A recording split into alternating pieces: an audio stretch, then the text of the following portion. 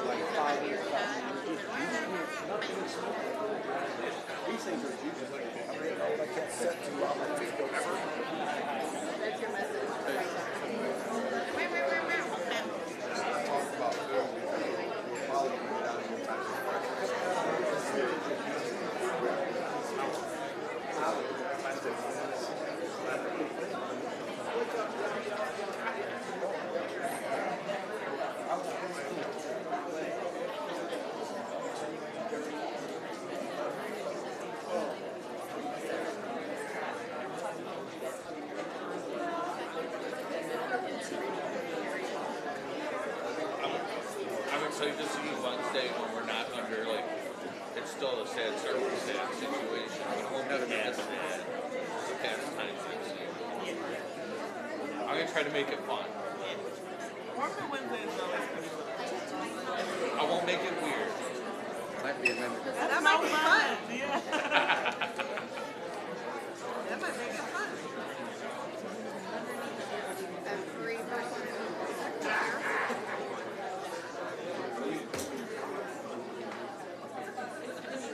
When you're ready, clerk.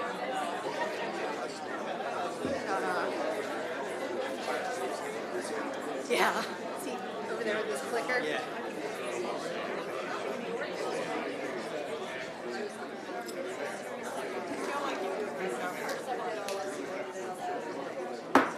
The September 3rd, 2024 meeting of the City Council is called to order. Please rise for the Pledge of Allegiance.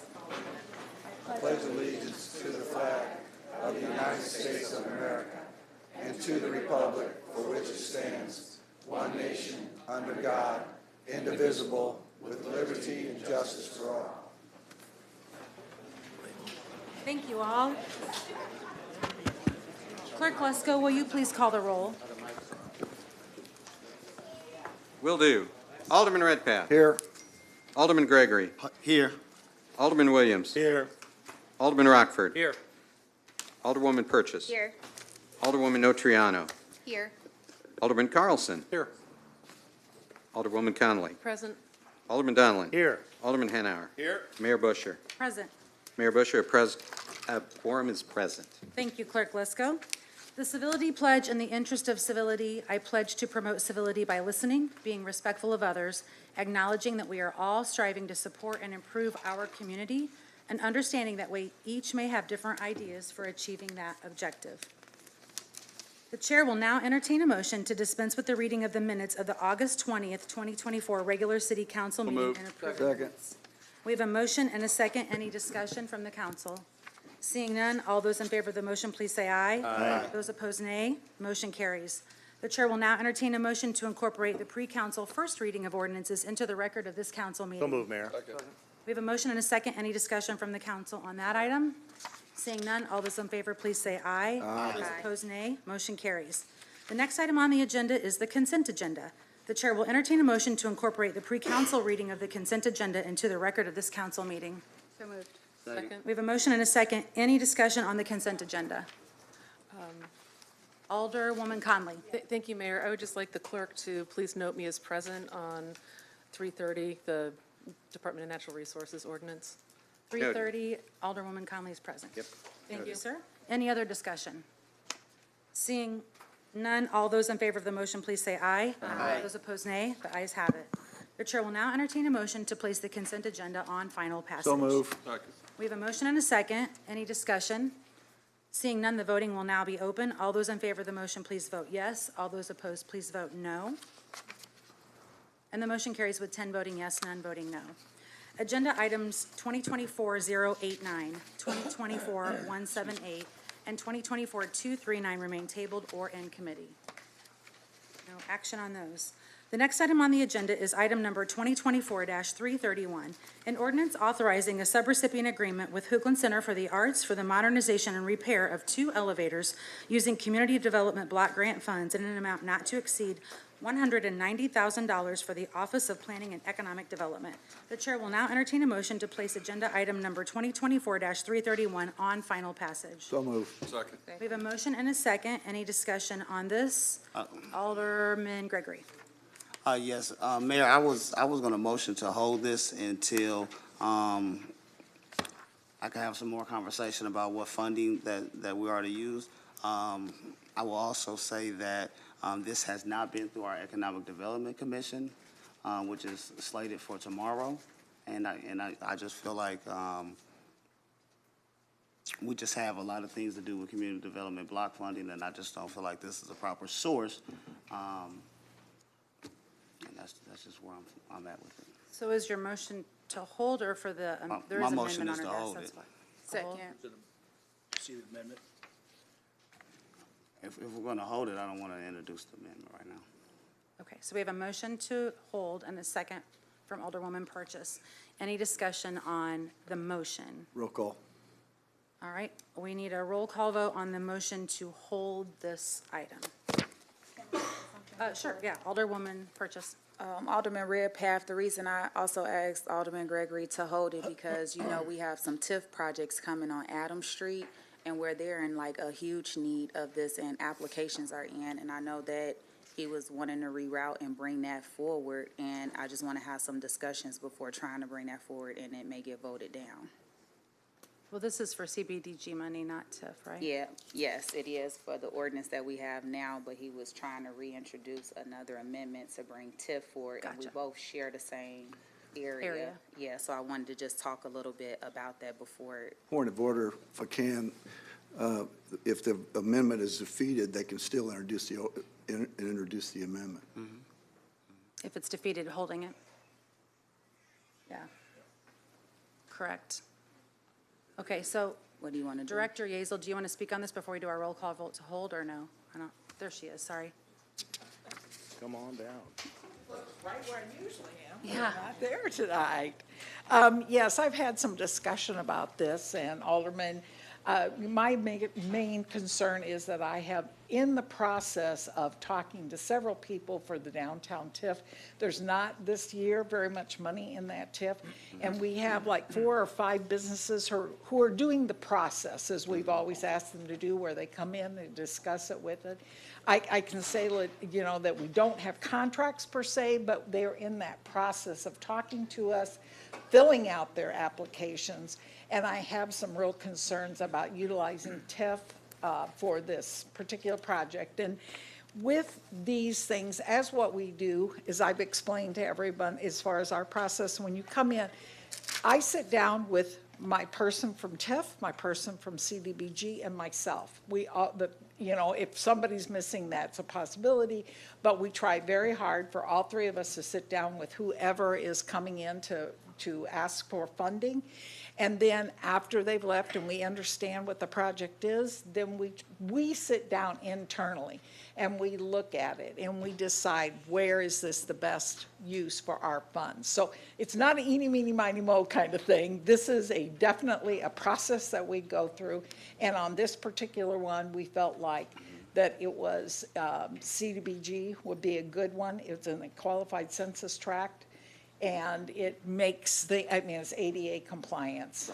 So let me ask you this, Ms. Val. So, I was sent some information on the 990s. Does this organization have $6 million? Pardon me? Does this organization have $6 million? I have no idea. Well, according to the information that I pulled, and unless it's wrong, they have plenty enough money to pay for those elevators. And this community development block funding is used and needed for critical projects like housing, fixing housing, workforce development, and on and on and on. And even with that, right, I totally respect you making the decision for that. But then I got to vote on it, so I should know. Sure. And I didn't know until last week. And I think not only this, but there's a couple of them. Per your process that you presented, this is supposed to go through the Economic Development Commission. It has not. So for CDBG, they have stopped doing CDBG. We just had a long conversation in January about Dominic's project and what it needed to go through, and the EDC was part of it. Even before when he came, right. Even before when he came and we bought it with CBDG funding, Alderman Donlin said, hey, if I would have known there was 300-page document, we wouldn't be asking all these questions. So it had to go through that process. This should have to go through that process. So if I have to vote on this, I'm gonna have to be a no. Against an organization I support in our community. I've approved great things before for them. But in this purpose, you put me in a tough spot. It's just not fair for us to do that. It's just not the most economical thing for us to do with these critical CBDG funds that we only get so much of. And that's where I'm coming from, and that's And I'm looking at it with, we only have 6 more years of TIF for the downtown too, and that's going to be a huge thing that we need to watch. So those are things, I'm not just thinking about tomorrow or today, whereas, we get these funding each year. And so I'm looking ahead. I'm trying to plan ahead too, thinking in terms of TIF. So. I totally understand that, but it's not my fault or the people's fault that we make decisions like on things and say we're going to spend $4 million of the downtown TIF on the Y. Get it, love it, but it doesn't pay taxes. Right. Economic development throws a fit about it. People from the opposite side of the party of me fussed at us about that. We fought long and hard to expand economic development just to get TIFs, just to expand the Enos Park TIF, just to expand the SHA Pillsbury TIF. We had to make deals to put other people on that. So if we had that process, I don't understand why projects like this are not going through it. So we can do what we want to do. I can try to move it to TIF, and we can vote it up or down. But I can't vote for it and look past the serious problems that we have in our community that this critical funding is for. I mean, just saying, and that's where I'm at with it. I respect your opinion. I bring it forward, and it is. Alderman, your decision to vote it up or down. I appreciate you. Mm-hmm. Alderman Williams. Yes, thank you, Mayor. So, Director, is there a representative from the Hoogland here? Yes. That can come and speak to the $6 million or whatever's on their tax records that their organization has, please?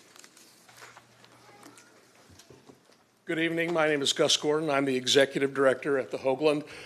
With the 990, you're seeing our total assets. That doesn't mean the cash that we have on hand. We're a 20-year-old building into the renovation. We're a 100-year-old building in the section we're talking about.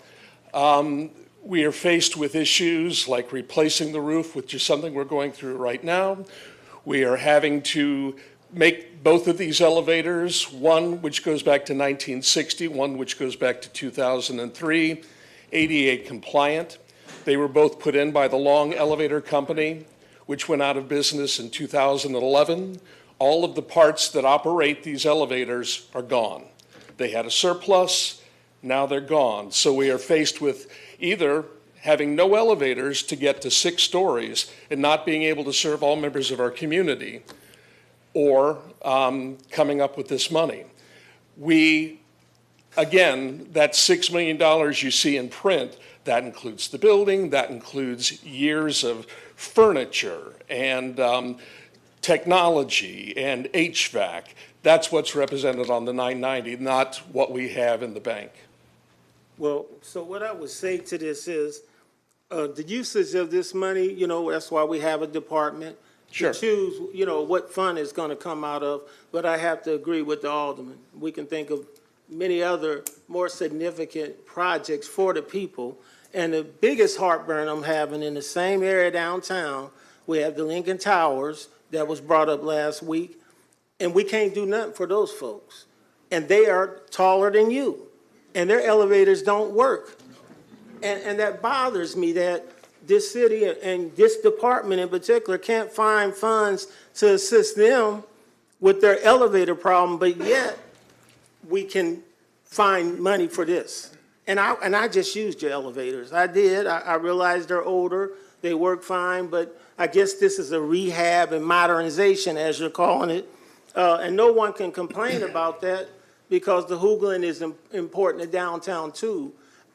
If it was different funds, I could support it, but I can't support it knowing that we're sitting here watching all those older people happen to choose to be on the lobby level or be stuck up in their elevators upstairs, but it's impossible to find anything to do with them, even though they're not non-for-profit and it's for private.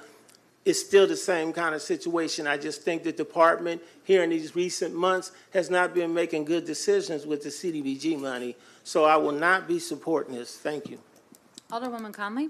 Thank you, Mayor.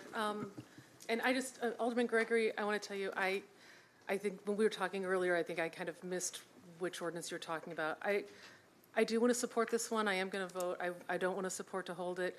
And for me, and I understand the fix that you're in. I do.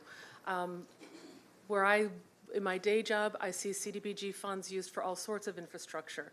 And I realize that we have a lot of need to get those funds moving into especially new housing. That is an enormous need in our community. We know that. And so we definitely need to be making as many strides as we can in that. But I think we also have to recognize that the Hoogland Center brings something else that's very critical to infrastructure in our community, which is arts and culture. And making sure that there's smooth access and there's consistent access to that is really important too.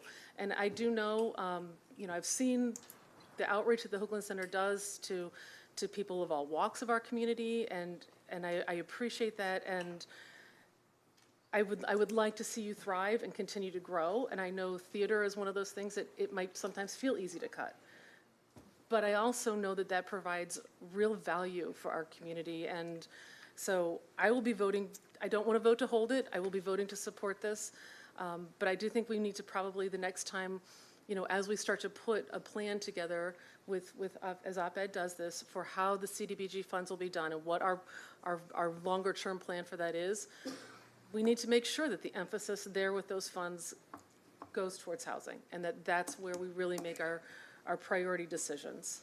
So I just wanted to explain to you, because I do respect very much where you're coming from with this, and it's not, I don't intend to be disrespectful of what you're asking. I just wanted you to know where I'm coming from too. Thank you, Mayor. Alderman Gregory. Thank you. And Aaron, Alderwoman Conley, excuse me. You can call me whatever you want. Alderwoman. I'm all right. I always respect thoughts, but this is a Ward 2 business. This is, and all I ask is to be respected in our ward for what the things that we need to do. We talked about looking at the CBDG project. We just talked about that. We just fussed about that. We just had a whole presentation, and now we're going outside of it because he has the privilege not to call. Nobody has, Nothing. I don't get a call. I don't get a notification from our department or him. I rode up in the elevator. He didn't say two words to me. At least you can say, hey, man, let me talk to you about this project. Like everybody else get the respect. But so I'm supposed to just vote for something. This is all the funds that we're going to have for this. So for the rest of the year until next 2025 in July, we won't have any funding to do houses and roofs and all of those things. We talk about infrastructure. 1,800 lead water pipes in my ward alone. That's the infrastructure that I want to try to use funding like this for, if we just got it to throw away. How many houses? 3,500 complaints on 605 parcels in my ward alone. So when we talk about infrastructure and sewers and all of that, broadband access, we don't have that in my community. That's what we're trying to fix. And this funding, the only reason we get it is because of communities like mine. I wish we didn't have it. I've said this before. I wish we didn't, but we do. And I have to at least speak up and say, hey, this is what we need, because the need is so great. And I keep saying it over and over and over, and then we get pushed around in our own wards about what we don't want to do. At least have the respect to call and tell me weeks before this is happening. That's what is more frustrating than anyway, so I can think and try to work this thing out, because I do respect the Hoogland. I've helped them before. I like going there. But then this puts me in a position of telling my community, no, we don't have no money for help out with this very situation and all these people here. Or no, we ain't got no money to help out on your roof, or da-da-da, and all of this. It's frustrating. So, all right, thank you. Alderman Redpath. Just want to make a clarification, because I was the one that brought up the Lincoln Towers last week. Mr. Douglas comes here on a regular basis. You got to remember that the funding sources are all specific, and CDBG money is not allowed to be used for private entities. This is a not-for-profit, one of the better not-for-profits that we have in the city, and it does serve the community well. I think it's important that we pass this ordinance, and I ask for its support. So we have a motion and a second to hold, and we had a request for a roll call vote. I don't see any other alders signed up to speak. Oh, Alderwoman Purchase. Thank you. And because of that reason, I agree with Sean when he asked to hold it, because it's in his ward, so that we could speak about it, because we share downtown together. So I'm going to have to be a present vote on this. And I also spoke to Director Yazon. She understood where I was coming from and was in agreement to let me and Sean talk to work it out. So I would appreciate if some of our colleagues that can vote to hold this so we can work it out with it being in his ward and being respectful to his ward. Thank you. Alderwoman Conley. Thank you. Real quickly, well, two things. I know where it's located, but this is also something that impacts our entire community. That's all of our wards. And I mean, I get, and I understand that, and I appreciate that you want to talk about this.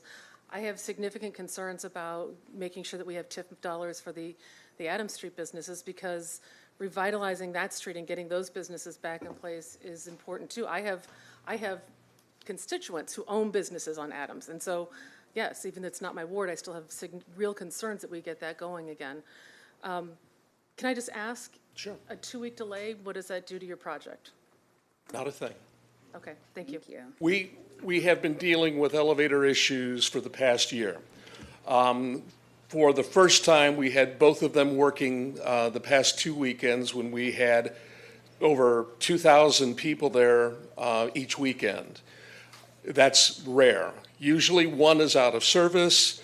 We have had people get stuck in these elevators. Again, the technology is old, and it is failing. It is working at the moment, and Alderman Gregory, if you were one of the fortunate ones who made it up and down safely, I'm very pleased about that. We are 501c3. We pay property tax each year, even though we are a nonprofit. And again, this is for ADA compliance.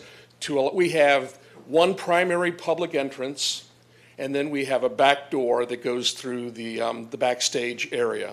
So if someone in a wheelchair, someone with a walker, can't get in the front door because the elevator's not working, we have to try to get them around to the back of the building where there is no doorbell. We have to try to get them in, help them through the hallway to where they're going to the other working elevator, if that other elevator is working. I know there was a time when Mayor Busher was there and both elevators were not operating, and that happens on occasion just because of the age of these machines. We want to stay ADA compliant. We give a lot back to the community, the people who come to our building. We have thousands of people who come there each week. We have 30,000 ticketed events, 30,000 ticket buyers each year. We have an additional 15,000 who come there for mayoral debates, gubernatorial debates, civic events, the Citizens Club. We do more than just put on shows. We do embrace the community and try to attract and provide opportunities for all members of the community, including those who need help getting into the building. Thank you. And then, Director Yeasel, is there an impact on the funding flow if this is held for 2 weeks? No. Okay, thank you very much. Alderman Carlson. Thank you, Mayor. Val, might be a question for you. Now, I've heard, Gus said you pay property taxes, but I know it's a not-for-profit. I mean, I think oftentimes we lose sight of the fact of how these TIF funds work. To me, it's private business, homes, private companies to build increment. To me, this would be the perfect use for CDGB funds, not TIF. I mean, this is a maintenance project, essentially. I'm not sure we're building increment, the pie getting bigger with TIF funds. I mean, is this a legal use of TIF funds, Val, I should ask? It would be a legal use of TIF funds. Had I not had so many projects in the works, like I said, I want to be able to help them, so yes, it would be. So Alderman Gregory, question to you. I mean, so if you're wanting to hold this for 2 weeks just to sort of nail down what funding, either TIF or CDGB, is that? That's all I would like to do. I support the Hoogland. I've always supported the Hoogland, but I think, this has put me in a tough position of doing for people and doing for elevators, and it's my belief that they could handle it if they needed to. But, I would rather use TIF, but, it's just something that I would rather hold and have a conversation about. Thanks, Mayor. Alderman Donlin. Yeah, thank you, Mayor. Director, we had a conversation on another project a few months ago about the need to follow the process and the rules, and you've gone over those with the council and the public since that time. Yes. And one of the big bones of contention that came up was how important it was to have the blessing of HUD when you're proposing to spend community development block grant funds. Do we have that blessing from HUD? Yes. So we've gone through that process, had the public hearings and all that necessary? Well, didn't need to be a public hearing. It's an allowable expense in our plan. Okay. So, if you'll allow me just a second to address some of I think it was maybe you, Alderwoman, who mentioned about planning. We have a 5-year plan for CDBG funding, and then we have an annual plan, which we called Ward 2, Ward 3, and Ward 5 in, to discuss this, because CDBG is mostly used in those wards. So we had gone over that plan with them. This is an allowable expense under CDBG funding. So, yes. So, yeah. Okay, that's one of my questions. The other question is, you alluded to but did not get into specifics, and I'm sure there's reasons why, because the projects are in the works, but that there are projects in the pipeline for tax increment financing funds in the downtown area. Correct. One of those projects is the Adams Street, we'll say projects, plural. Actually, almost every one of them is Adams Street. So, knowing that those are in the pipeline, and obviously those are important, I don't think anybody argue with for the community, and we've had obviously some setbacks there. Is there enough money, this $190,000 available in the TIF fund this year? We have money that's been appropriated. If none of those other projects went forward, then we would have enough money, yes. But these projects, the amount is anywhere between $2 and $4.5 million. For the other projects? For the other projects. Because people are guesstimating at this point what it is. And which would exhaust the funds for this Which would exhaust the fiscal year. funds for this year, yes. I'd just like to understand the numbers, thank you. Right.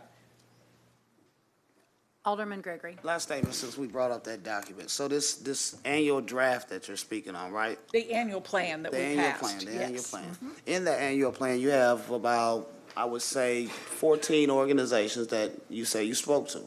And I've spoken to a few of those organizations, and they said they have not spoken to your office to give their opinion on how their public input would be on how we should be using these CBDG funds. So this is a federal document that we're sending up. We're just copying and pasting the template from the old days and then putting in what we would want. We haven't talked to, I'll call one of the organizations. We haven't talked to Better Life, Better Living. They're on that plan. Because I guarantee you, if you had talked to them, they would have said, we want some money. They sitting on $215,000 from another grant they can't spend right now. So had you talked to them, they would have for sure let you know they want some money for their summer youth employment or whatever they're doing. So you have not talked to them.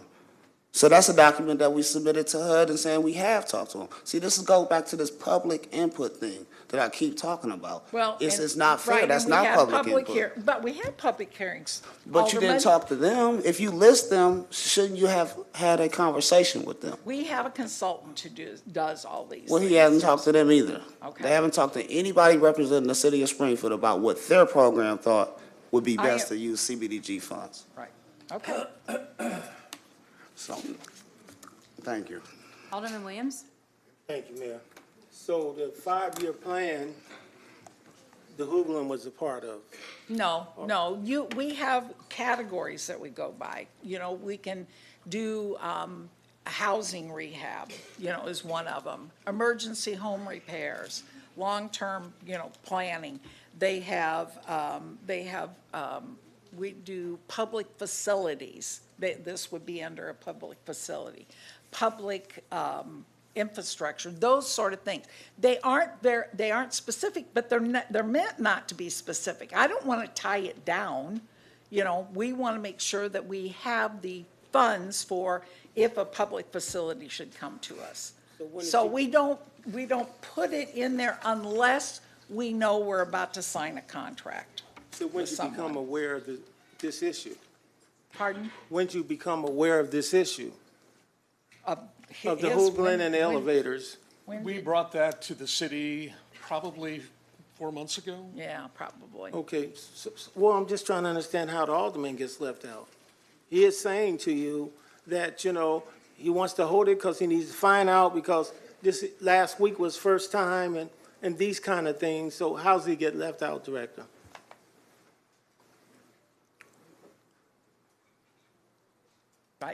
I can't answer that. Well, see, and that's the problem. And this is my problem with your department. If it's in one of our wards, I think the starting point is to engage the alderman or alderwoman whose ward it is. That's all I'm saying. Okay. So that we don't go through this kind of stuff and try to have to hold nothing. It's a legit emergency, maybe not. He says he can go 2 weeks and be just fine. You say 2 weeks and be just fine. Alderwoman over there says, no, we don't want to hold it. We want to go for it. But if you two don't have a problem with it and this alderman don't have a problem with it, it should be held. He gets his answers and then we pass it. Thank you. Thank you, Alderman. So I don't see anyone else signed up to speak. So we have a motion to hold in a second, and we add a request for a roll call vote. Yeah, point of clarification, Council, a yes vote is to hold, correct? That's correct. Thank you. Alderman Redpath? No. Alderman Gregory? Yes. Alderman Williams? Yes. Alderman Rockford? Yes. Alderwoman Purchase? Yes. Alderwoman Notoriano? Yes. Alderman Carlson? No. Alderwoman Connolly? Yes. Alderman Donlin? No. Alderman Hanauer? No.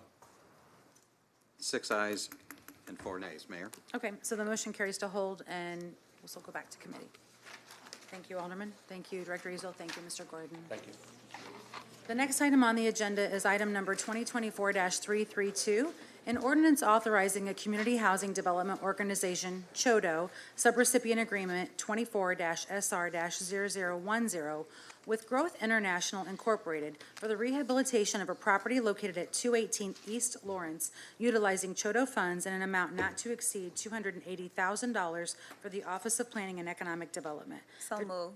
Chair, thank you, Alderwoman. The chair will entertain a motion to place agenda number 2024-332 on final message. We have a motion. Second. I have a second. Any discussion on this particular ordinance? Alderman Williams. Yes. Can you come up, please, sir? So, you know, as you know, I felt last week that $280,000 was a lot of money for one house in that area. I went and drove the area and looked, you know, kind of looked at it. I see the importance in the proximity to the Dana Thomas house, and I can kind of see what's going there. But my questions are to you that with this grant, a low-income family is going to move into that house, or you can just rent to whoever you want? No, it will be low-income Okay. tenants. Yes. Are there any other low-income homes on that block? I'm not sure. Medium to income. So, you know, I'm for rehabs, like I said. And in this case, you got me, because if you're the only shoulder, and again, this department and the way they operate can leave folks out of the loop. I'll say that because in these emergencies that we're dealing with tonight, I would just say we have to do better in communicating. Me and you and Growth International, in all the projects that are in Ward 3, we communicate. And I would hope that would be true with any of them, so that we have a better understanding of what's going on, because I have lots of questions now, like, why are you the only shoulder, this kind of thing. But I'll work with the department on that, and perhaps I'm gonna learn a lot of things that I don't know. I think it's good work. I think the rehab is a good idea. I just don't like spending $280,000 on one home, again, when I can get 3 homes done in my ward for that price. So thank you, Mayor. Alderman Hanauer. Thank you, and Alderman Williams, you're right. What I was going to say, I would much rather see us look at even 2 or 3 houses that you don't have to put as much money. You know, take the same amount, and then you got 3 instead of 1.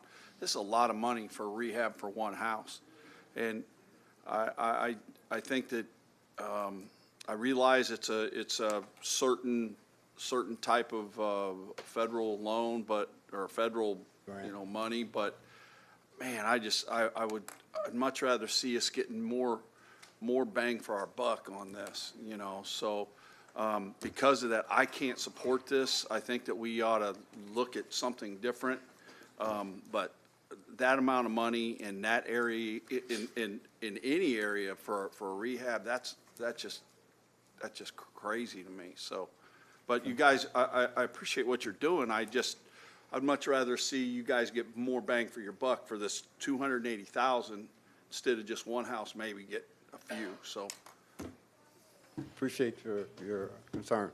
But let me Alderman- just, I'm sorry. Go ahead, sir. Let me just say this, though.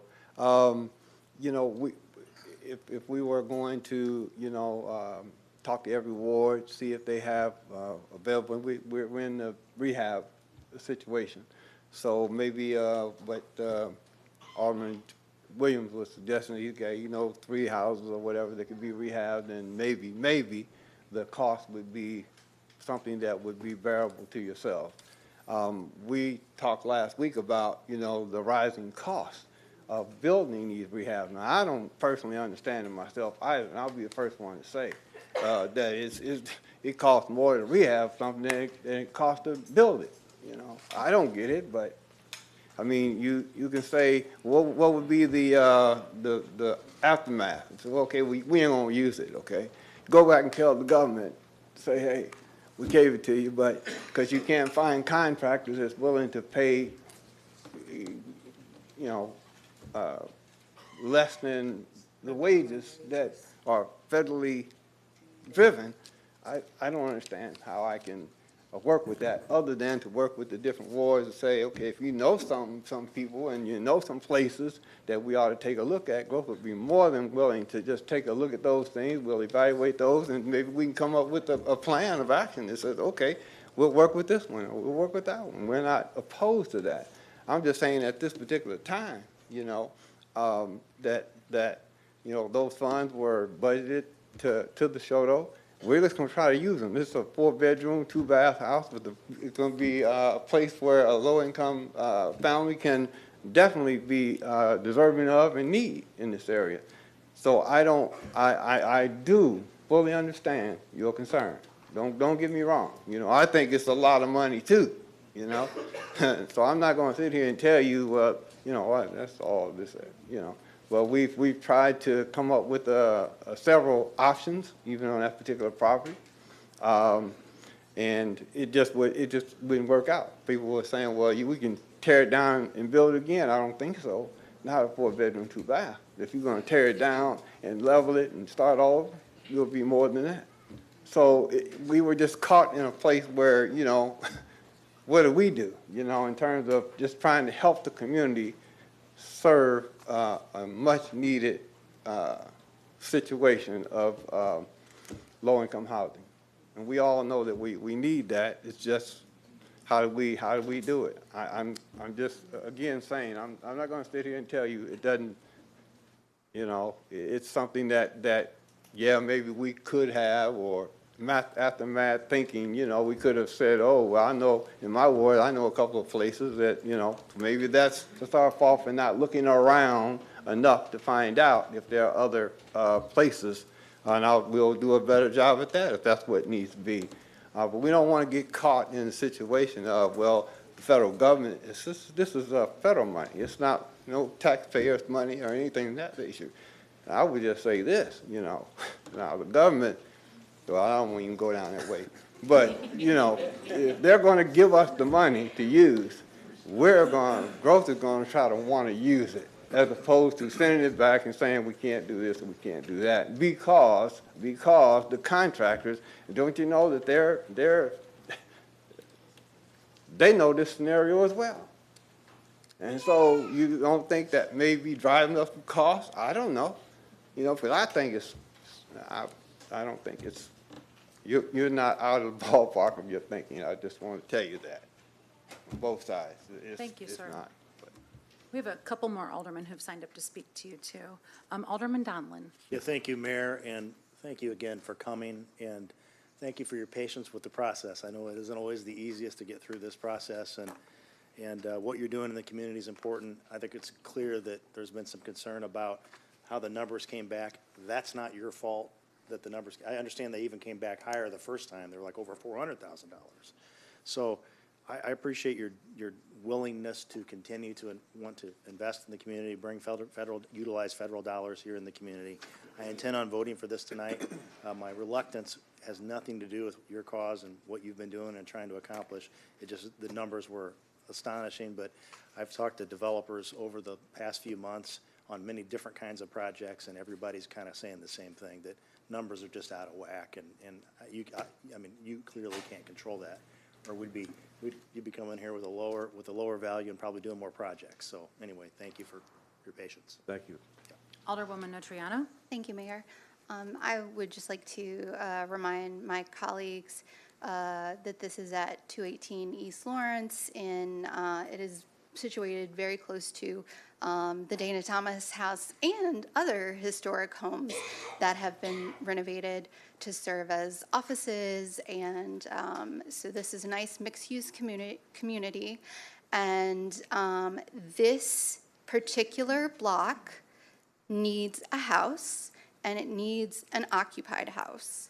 So if this is what it takes for us to create housing on this block, it would serve the entire community to have a nice-looking downtown, a nice-looking first view for people who are coming to visit Dana Thomas and other capital sites. So we really should pay the money that we have to get this house back to being a home. Thank you. Alderwoman Purchase. Thank you, Madam Mayor. And I would just say, of course, you know I'm supporting this in my ward, and you guys have done an amazing job with other housing projects throughout my ward, too. Maybe can you put a presentation together to come in and show us, too? This is something we always run into where we have a lot of questions when we're approving funding for a project. And because some of my colleagues may not have heard that it was only just you as one for Chodo, and then how the process works, I think it was a lot of education last week when you came up and spoke. So moving forward, can you kind of show how you scatter these houses throughout the entire city of Springfield? And I think that's really good too, to have it scattered and not just in one particular area. Yes, ma'am, So absolutely. I look forward to Absolutely. supporting it, and also look forward to you bringing a presentation back too, to show all of the great work you all are doing. We'd love to. Thank you. Alderman Redpath. Yes, sir. How much money did you put into this project? 10%, the Shoto, the. 2,800? Yes, $28,000 then? yes. So this is really not a $280,000 project, it's $308,000, right? Yeah, Way of thinking. land for math. So the home that you're talking about rehabilitating is on the demolition list, you're aware of that? It is, The yes. foundation is pretty bad shape, and that's one of the reasons it's on there. These guys on this side of the aisle are always wanting to hear about taking care of multiple houses that they have.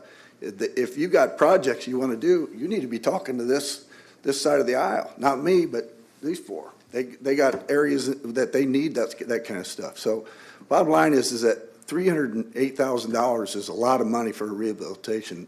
I don't think it's worth it. I think we can use that money for a better project, like over on the east side of Springfield where they need help. So there you are. Thank you, sir. Alderman Williams. Yes, real quick. So the justification, well, we're going to use this fund for low income because we're going to put low income. And then at the same time, we're saying, well, we got the historic Dana Thomas house and other historic houses. I looked at the block. It's not making sense to me. So I don't know if Val needs to come back up. I'm trying to understand who's going to hold you to the fact that a low-income family is going in this area that kind of fits, maybe it don't, maybe it's the start of fitting or whatever. Is there something in writing? Can he change and say, Yes. oh, no, we decided we're going to? Yes, his contract states that, and then we follow up every year for 15 years. We have to follow up. Is this the first one you've done in this area? No, we've done several like this. For low income Yes, over there? yes. Because I didn't really Yes, see we that. do, I yeah, did through see the the historic years, yes. homes. A lot of the Chodo that's part of one of the reasons, like a lot of communities have quit using Chodos, because the reporting period is so lengthy. And so, yes, we have homes that we have to follow up with every year to ensure that they are housing low to moderate income individuals. Yes. Thank you, Director. Thank you. Just want to let you Alderman know. Gregory. Oh, sorry. Yeah, I'm going to support it. You guys are the only Chodo, only people can use the money. We don't want to lose the money. However, in the future, we definitely want to spread this money out. I think you guys have done well in the past, and unfortunately, when we go across the tracks, sometimes it gets a little higher. My war ends there, but we can get some things done with $280,000 in Ward 2 for sure. Thank you. Thank you. Okay, so we have a motion and a second. Any other discussion from the alders? Sir, did you have anything you wanted to add? No, I'm fine. Thank All you. right. Then the voting will now be open. All those in favor of the motion, please vote yes. All those opposed, please vote no. And the motion passes with 5 voting yes, 4 voting no, and 1 voting present. Oh, that's that's a not tie, passing. sorry. Just now watching it, aren't I? My apologies. 6 voting yes, the motion passes, 6 voting yes, 4 voting no, 1 voting present. The next item on the agenda, thank you, sir, for your time. The next item on the agenda is item number 2024-333, an ordinance authorizing a subrecipient agreement with B Neighbors Affordable Housing for Veterans, Incorporated, for the construction of a learning, technology, and resource center located at 2835 Stanton Street for an amount not to exceed $400,000 for the Office of Planning and Economic Development. The chair will entertain a motion to place agenda number 2024-333 on final passage. Motion to hold this into the city council meeting after September 10th, which is the neighborhood association of the area affected. I have a motion to hold. Is there a second? Second. So we have a motion from Alderman Gregory and a second from Alderman Notriano to hold until after September 10th. Do you have a calendar handy, Clerk Lesko? When is the next committee meeting after that? After September 10th, the next committee meeting would be the Council meeting. 24th.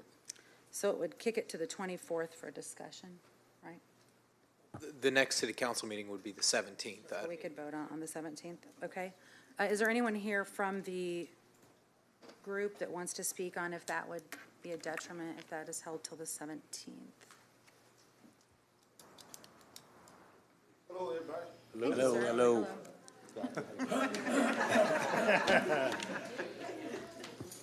I just want to say a little bit more about Be Neighbors that I didn't get a chance to mention last time I was here. As you guys know, we are a nonprofit also, designated 501c3 by the Internal Revenue Code. Okay? Our service that the center, let me say this to the city council, I want to say last time I was here. The center that we asking the $400,000 for is we doing it as a city a favor to be a part of this great project for our veterans. We already been funded for the houses. Springfield Housing Authority already guaranteed me 18 vouchers for each house. So with the $400,000, you'll be saying to your veterans, hey, we support our veterans here in Springfield also. So that basically, that's what it is in a nutshell. Because $400,000, if you see my application that I put in, Sean, for this, on there, they ask you how you plan getting the money. I put first, if I have to, no, I said for the city to meet me halfway, and I'll fund the rest of the money. And the last thing I said, I'll fund the whole $400,000. So it's not like we need the $400,000 from the city like that. But we could use it to build a center, but there's other avenues for us to get the funding to get this done. The main purpose of me to my team, I explain to my team, there's nothing like a feeling of a veteran that know that his community support him too, and it's something they're trying to do. And this center here is on the property with the houses. I'm taking away barriers just by putting it on the property. They don't have to catch a bus to get support or get psychiatric treatment. They don't have to, all the treatment in the building is right at their doorstep. Literally, they walk outside their house, they can walk over to the center to get the treatment. Because like we said last time, what is housing without support system? You'll just be housing. That's only temporary. So that's why this center is very important. The first time we had the money to do everything, the center wasn't involved, and I told my team, no, that's not my vision. My vision is not just to house veterans, it's to make our veterans better. The most resilient people in the world are veterans. And that's what this is going to be. I'm telling you, this is going to be the second great thing in this city next to Abraham Lincoln Tomb. I got that vision. That veterans from all over the United States, they're going to want to take this model and do this for the veterans. And one thing I can promise you, I can promise everybody to the city council, homeless people, we just don't disappear.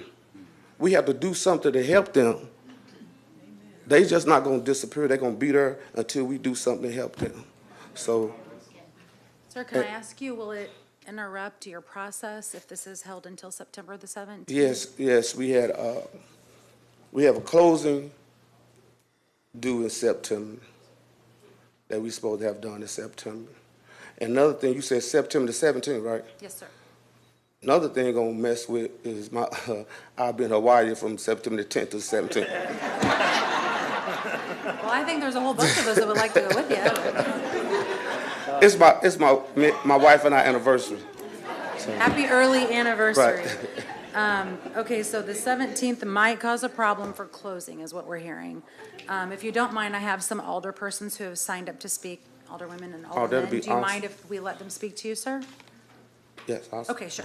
Alderman Gregory. So, Harvey, I really have to hold this because it has not went through our economic development process, just like I spoke up before. We have not talked to the communities. I have some letters that I need to turn into the clerk, as well as some information. Do you have your petitions? My petitions are. Okay. I just want to say, Sean Gregory. No.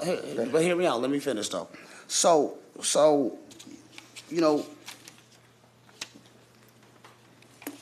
in my letter that I wrote to you when you first asked me about this, I clearly stated what I will support, and veterans is one of them.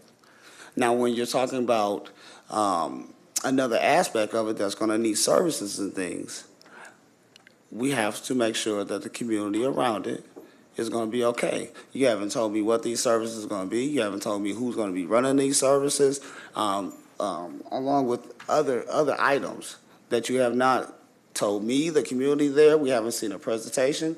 Normally we have these things. When you sent me the request to help you way back in 2020, I sent it immediately to Val Yezel.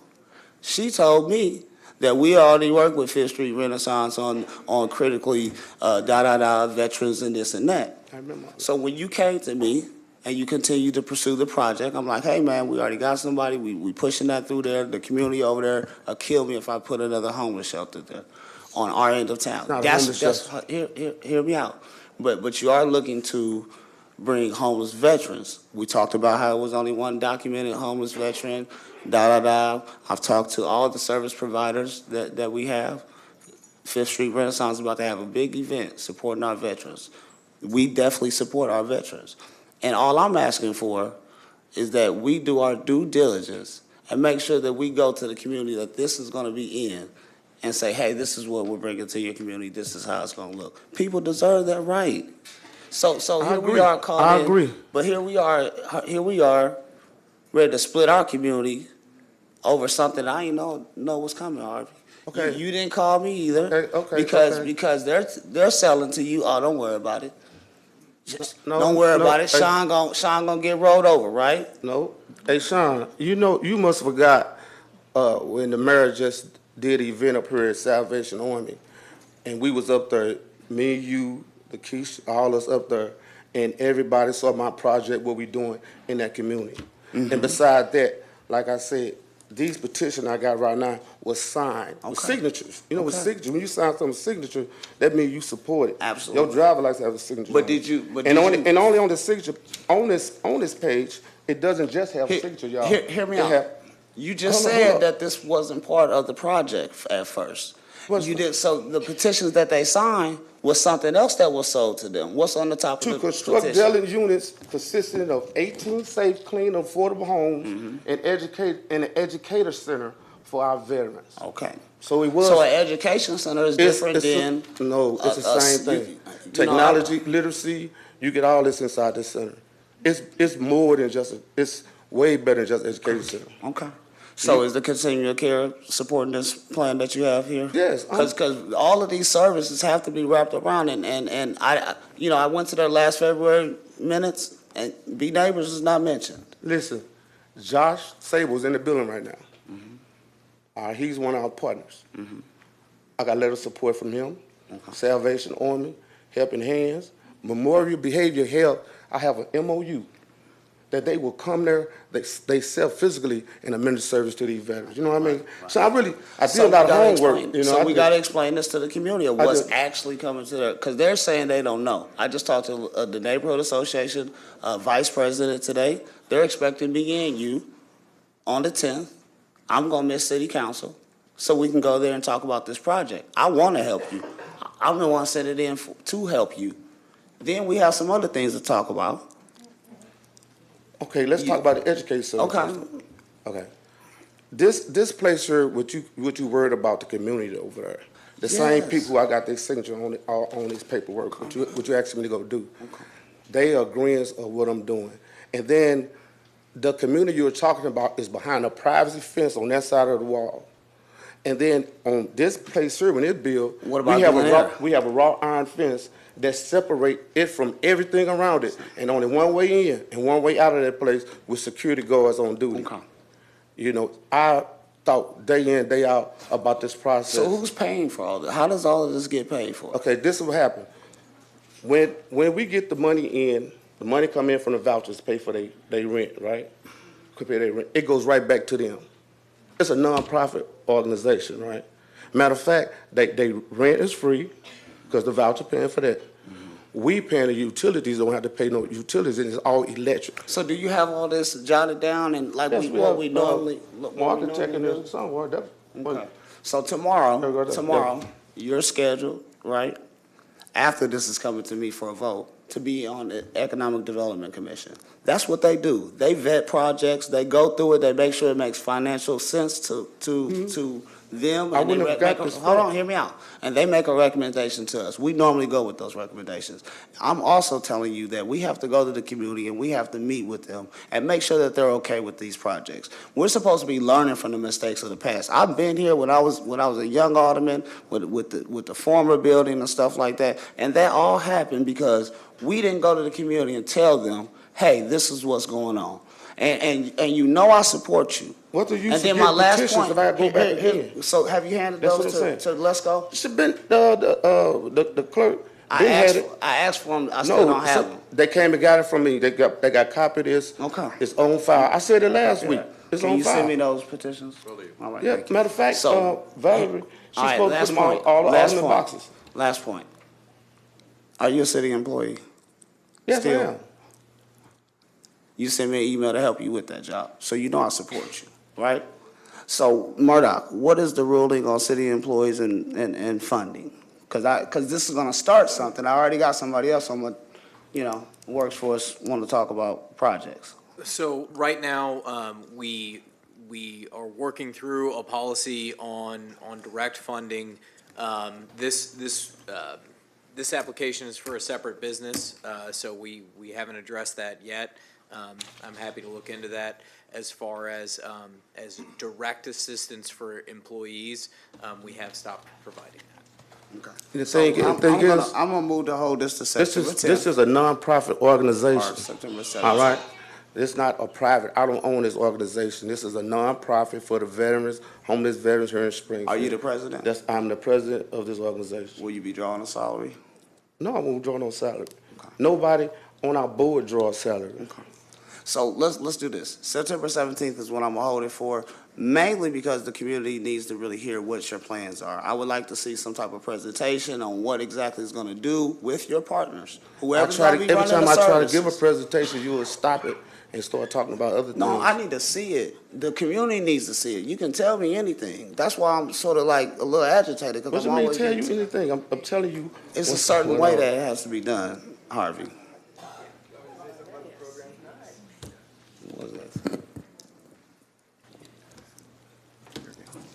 So I just wanted to say a little bit about the program. It's the Illinois Housing Development Authority has a program called Permanent Supportive Housing. It's a very, very extensive process to get approved to do this. We fill out an application, we're awarded points for various things. We have to engage with service providers, we have to engage with funders, we have to engage with all of these entities, including market studies. We went through the Heartland Continuum of Care to develop our population. I mean, all this stuff happened, so over the past 3 years, we have been vetted and vetted and vetted and vetted and vetted for, is this a viable project? The state agency gave us 90% of the money because they think it's a viable project. They've looked at our team, they've looked at our project, they've looked at our plan, and they say, this is a good thing, we're gonna fund you. That's a lot of money that the state has invested in this already, right? So to sort of think that it hasn't been thought out or we haven't done all this stuff just doesn't exist. That's not a thing, you know? This is a process that, I've been involved with this since 2001. I mean, we did a lot of zoning changes to make it even happen, which were all voted on by this body. This is not a surprise. This project is not a surprise. Can I ask you a question? Yeah. Where do you live? I live out west, somewhere, right? So this is about a community on the east side who has questions about this project. That's what this is about. It ain't about nothing else, and I have an obligation to make sure that these people know exactly what's coming to their neighborhood. And that's all I'm gonna say. And they do. No, they were told about it. Okay, well, send it in. No, but what they was told is that they're gonna have a veterans-only situation over there. Now, we're gonna do something else, and if they're okay with it, then I'll vote for it. But we have to tell them, We're not doing anything else. They know, But we have to tell them, no, everybody don't know. There's several people. 100-some people Teresa, on this list right you here. said 300. 300, I got 300 signatures, but 100 of them live in the part you talked about. There's other people live in that area. It is Glen Air. And across, and on the east side of Taylor Street, all of those people. That's too. Glen Air and everything I told else. everybody, I told them, and I went further down. With their neighborhood association where president. that private gate at down there. I went in their neighborhood and got their signatures also. Because I was trying to impress you by getting a lot of signatures. You're not impressing me. You're just doing what the due diligence is what is supposed to be done on projects like this. And like So let me just say this. This is what you passed on. You voted yes on us build our zoning and planning. Absolutely, I did. And I just Because talked it to you was 2 one months thing ago and now it's in something different. Salvation Army, and you were so excited about this project, you had me I'm fascinated, just seeing you, how excited you was. I wrote you a letter of But now you support. said you don't know anything about the project. That's I'm the part I don't saying understand. that was 3 years ago. 2 months wasn't 3 years ago. 3 years ago. I talked to you 2 months ago. And at you said, Salvation I got Army. the project. I said, okay, I'll see it when it comes No, through. you did. You was like, Economic oh, man, development. you say this is a good Harvey. project, however. So this is the You went all situation. through this So this whole is the spiel. situation, man. The community wants to know. I've talked to Glen Air Neighborhood Association president, who was on that board, and he said no then. And I've talked to Stratford Place Neighborhood Association. Both of them want to know about the project. I'm holding. Do he live over there? Who? Who you talking about? Do he live over there? Yes, he lives over He there. must was his wife that said no. Everybody that said yes, but one lady on somebody who said no. When I knocked on all them doors over there. Well, I moved. You to know, hold you this just to- dragging this along and it don't need to be. No, I'm just Two doing other- my job. Alders doing who my have job. signed up to speak. Alderman Williams? Yeah, so Harvey, this situation, and you know, Sean and Harvey both, I'm gonna cut through the chase. I know him so good.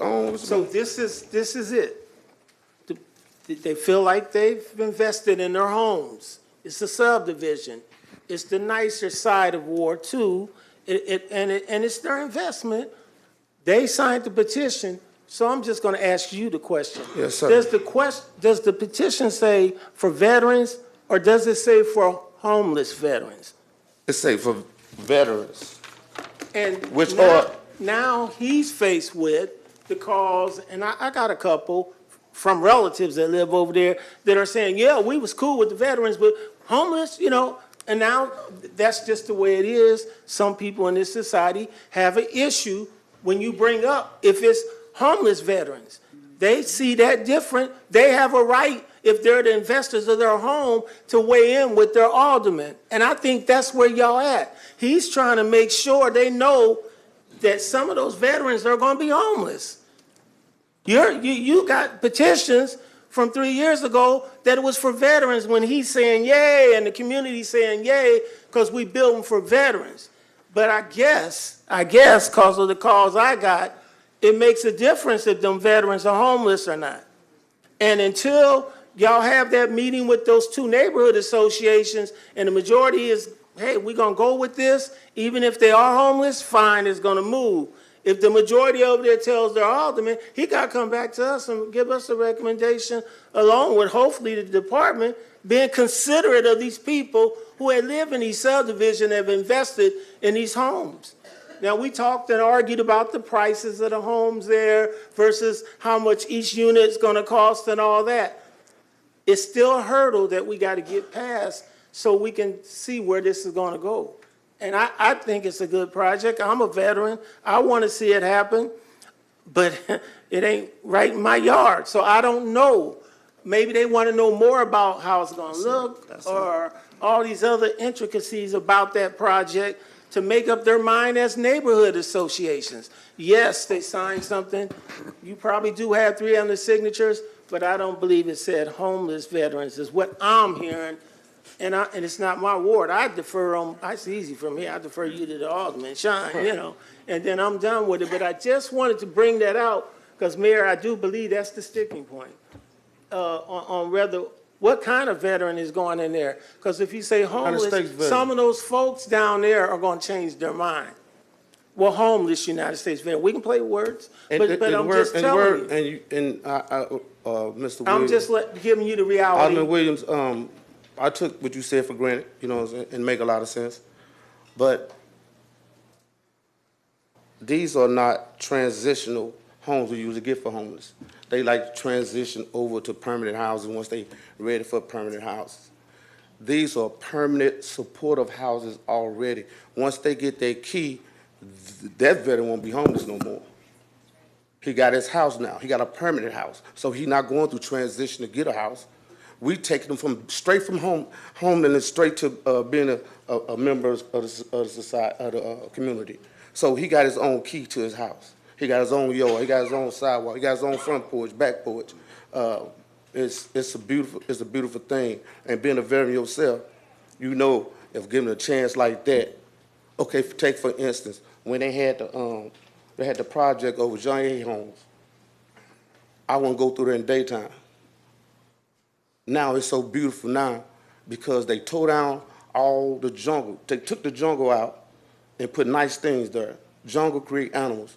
Them nice houses over there now got nice people living in that community.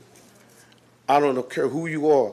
If I get you up off that street, give you a permanent home. These are not transit. Every time you think of homelessness, people get to looking down. It's crazy. For the sake of time, I want you to know, I don't think the argument's about the merits of the project. I think it's a great project, a good project. I think the argument's about, do those folks in those two neighborhood associations get the right to weigh in to their alderman?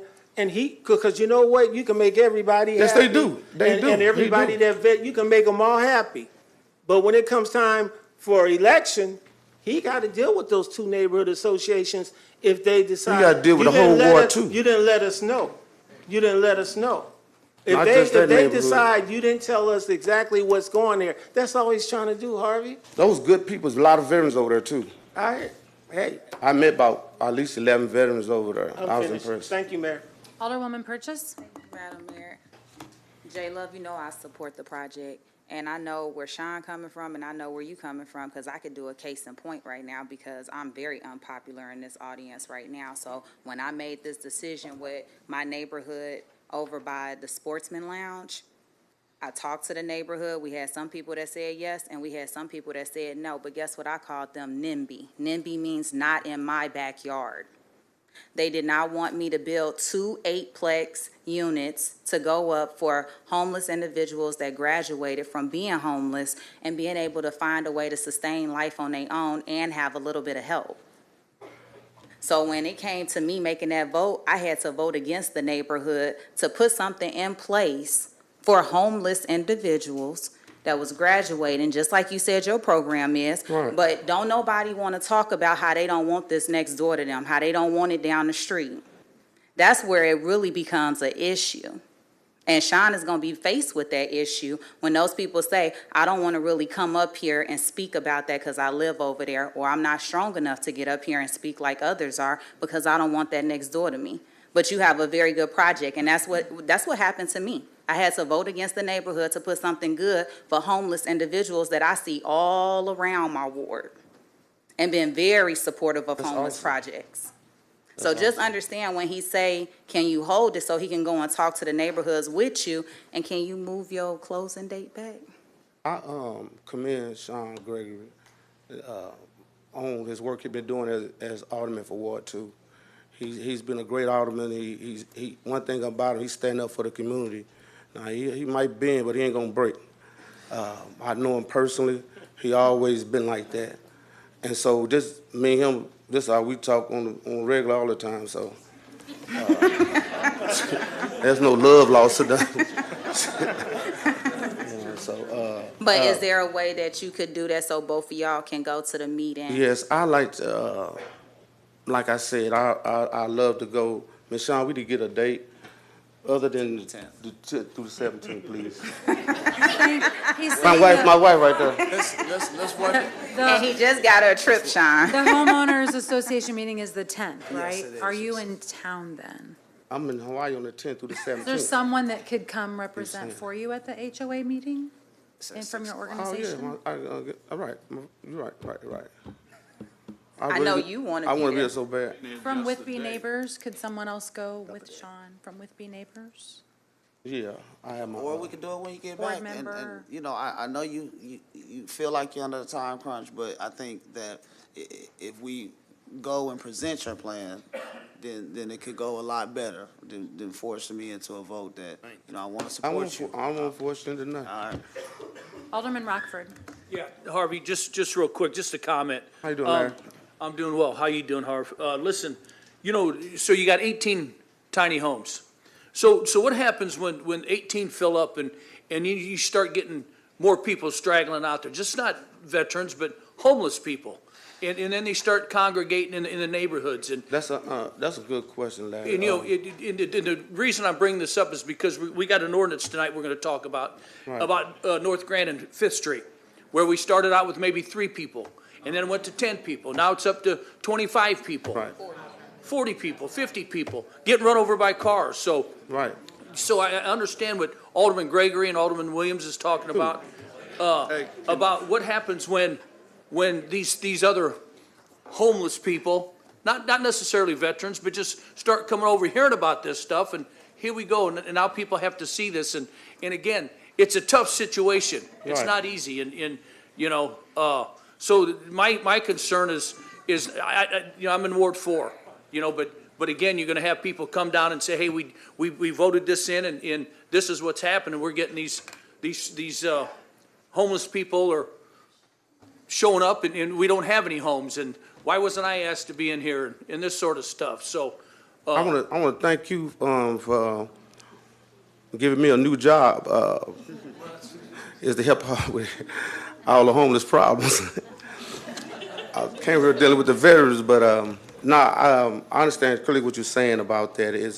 I talked to, when I first came to this project, the first about I went to was Josh Sabo. And his exact words to me was, man, this is a nice project. I hope when you get done with this, you can start helping us out with the other homeless, you know what I mean? So it's going to continue going.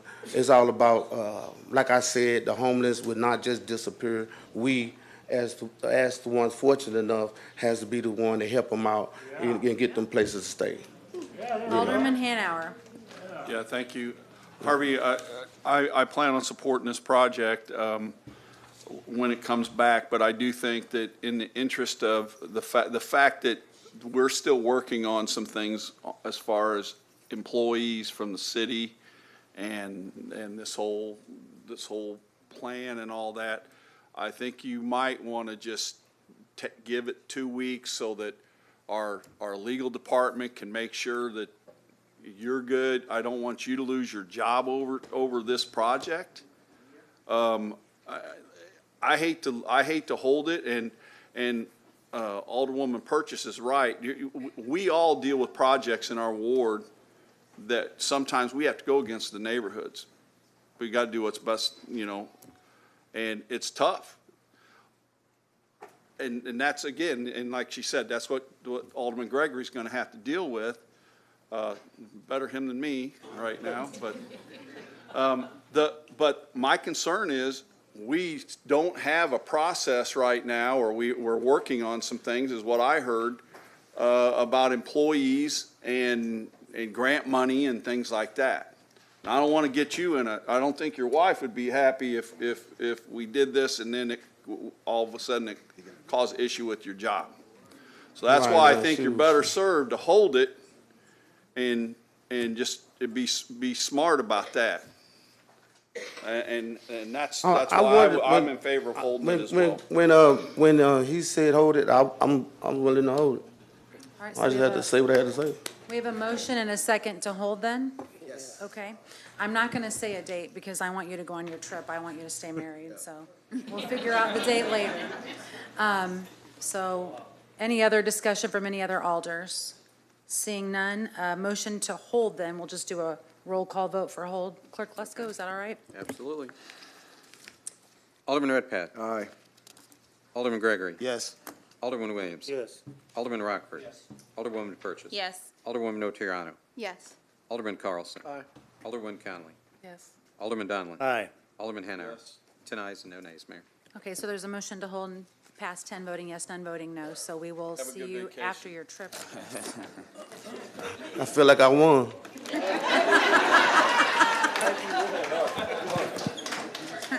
The next item on the agenda is item number 2024-374, an ordinance authorizing execution of an agreement with Moody's Investors Service and S&P Global Ratings for a total amount not to exceed $250,000 to perform a credit ratings review for the upcoming refunding of the 2015 Senior Lien Electric Revenue Refunding Bonds for the Office of Public Utilities for emergency passage. So move. Second.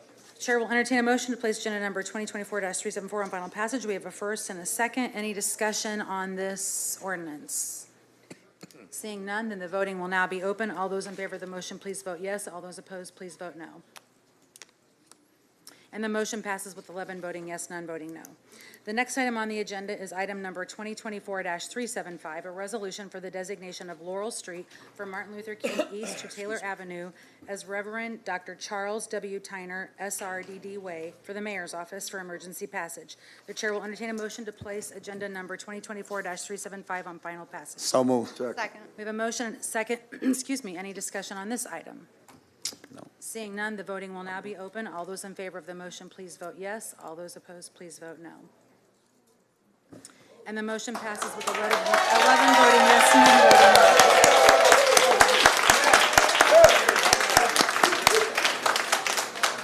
no. Thank you all very much. The next item on the agenda is item number 2024-376, an ordinance regulating public camping within corporate boundaries and other actions in connection therewith for the city of Springfield for emergency passage. The chair will now entertain a motion to take this ordinance off emergency passage and assign it back to the committee of the whole. Madam Mayor, I move to make a motion to remove 2024-376 off of emergency passage. Second. Second. So we have a motion and a second to take off emergency passage and move this to committee. With that being said, we will have discussion on the item, but I wanted to say a few things first, and I know the Chief of Police and Corporation Counsel Mordock would also speak to this. So the first thing I would like to say is the reason the chair asked with Alderwoman Purchase and all the other alders to take this off of emergency passages, I understand that it created angst within the community of having it on emergency passage. And we listened, and that's why it's being taken off of emergency passage and put in back to committee, and then we'll go through council like a normal ordinance. I do want to explain why it was put on emergency passage. 2 weeks ago, we had a camper overdose in a campsite and pass away. She overdosed and died. Last week, we had a camper get ran over in a campsite. The Springfield Police Department was concerned about the safety of the campers, which is why it was put on emergency passage. So contrary to what you're hearing in the community, campers' lives are being in danger. So it was about that. The structure of the ordinance does show that if campers are going to be asked to be moved, there has to be a 24-hour notice posted and given to the campers. So there's a 24-hour notice. Then, if the campers are still there after the 24 hours, the agencies that would serve those campers have to be alerted by the police department, and then the campers' belongings, personal belongings that would not include drug paraphernalia or weapons, but their personal belongings, anything like that would be held for 30 days if they had nowhere to put them or nowhere to take them. So it's an assistance to help people who are in danger. That was the germane part of the ordinance, and I want to explain that. I also want to explain that prior to this ordinance, I had asked Deputy Chief Stunkel at the police department, who is in charge of the budget for the police department. We have a community outreach coordinator that rides with our homeless outreach officer at the police department, not all day, every day, because I think she works about 60 hours a week, which is a lot that we ask her to do. But I asked him to put money in the budget for additional outreach people to go with our officers. I think that we all know, not just with our unhoused citizens, but we have citizens within our community who are dealing with mental health issues, and we have citizens in our community who are dealing with substance abuse issues as well, and a combination of things. And that additional person in the car to help talk to the people is what we need. We do have Memorial Behavioral Health as well. I asked Deputy Chief Stunkel to put money in the budget for additional people, and I would work with my council members to get that because it's needed for our community. So you need to hear what the police department is doing for that. With that being said, this was something to give them a tool they needed to help people. So I'm going to let Corporation Counsel Mordock speak to how the ordinance was drafted, because that I'm not an attorney. And he's going to speak to that, and then we are going to bring the chief of police up. Then the alders will have an opportunity to talk, and then those of you that signed up, if you still want to speak, would have your opportunity to speak, okay? Mayor, Yes, Alderman Hanauer? I'm sorry, does this have to be read in first? Or was it, Well, or I was it read what read the in for ordinance first reading? was when I read it. It was read in, and I believe there's a motion pending to move Okay, it to. I just wanted to make It was sure. kind of loud. To the committee. Yeah, it was loud. You probably didn't hear it when I read it. Corporation Counsel Mourdock. Yeah, so this ordinance was drafted using the Supreme Court's recent decision in Grants Pass v. Johnson, the Bill of Rights for the Homeless Act, and that act's legislative history, Illinois court cases, and the Illinois Municipal League's model ordinance on public camping. The ordinance does not punish the status of being homeless. Rather, it prohibits public camping throughout the city. Order It's in the equally council chambers. It's equally applicable to individuals without regard of their housing status. That is my analysis. That is also the analysis of the Supreme Court of the United States. The ordinance contains provisions for notice. It also protects the individual's personal property. Public camping ordinances such as this are not intended to be deployed as a frontline response to homelessness. Rather, it's intended to provide the city staff, my office, and the police department with the legal authority to address encampments that pose significant health and safety risks, and to encourage inhabitants to accept other alternatives like shelters, drug treatment programs, and mental health facilities. And now I'm going to ask the chief of police to come to the podium. Chief Scarlett?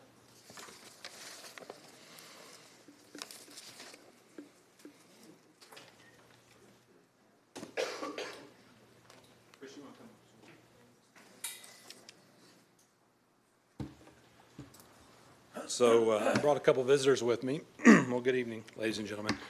With me this evening is Shannon Allen. Shannon is the Community Care Coordinator for the Springfield Police Department, and alongside her is Chris Jones. And Chris is one of the original homeless outreach team members. Mike Newman is out of the country currently, so we brought Chris along, and Chris can speak to how the homeless outreach team program really got up and running. But Mary, you bring up a good point, and I just want to speak on it real quick. And law enforcement is in the business of helping people. Sometimes that means that people have to go to jail for the crimes that they commit. More often than not, that means that we get sent to people's houses to deal with major issues at the time. And sometimes those issues involve homelessness. And that's exactly why we brought Shannon Allen on board. Shannon's main responsibility is to seek out homeless individuals. She's got an office at the library, provide them the services that they need so they can get a job, so they can get housing. And what type of services is that? Bus tickets on occasion. That's getting a driver's license. That's getting a social security card. All the things that we take for granted as normal course of our business, homeless people need help with. That's exactly why we brought Shannon Allen on board. And Shannon has many success stories, one of which was featured on our social media here recently, about how she spent 25 months helping an individual who had mental health issues to ensure that he was receiving regular medical treatment, regular medicine, and she in fact helped him get a house, get a residence. And I think that's extremely important to recognize that law enforcement in the Springfield Police Department is so much more than putting handcuffs on individuals. And I heard a lot about the criminalization of homelessness, and that's exactly the opposite of what we're trying to do. You know, the Springfield Police Department was fortunate enough to receive 2 separate $3 million allocated fundings from the state of Illinois.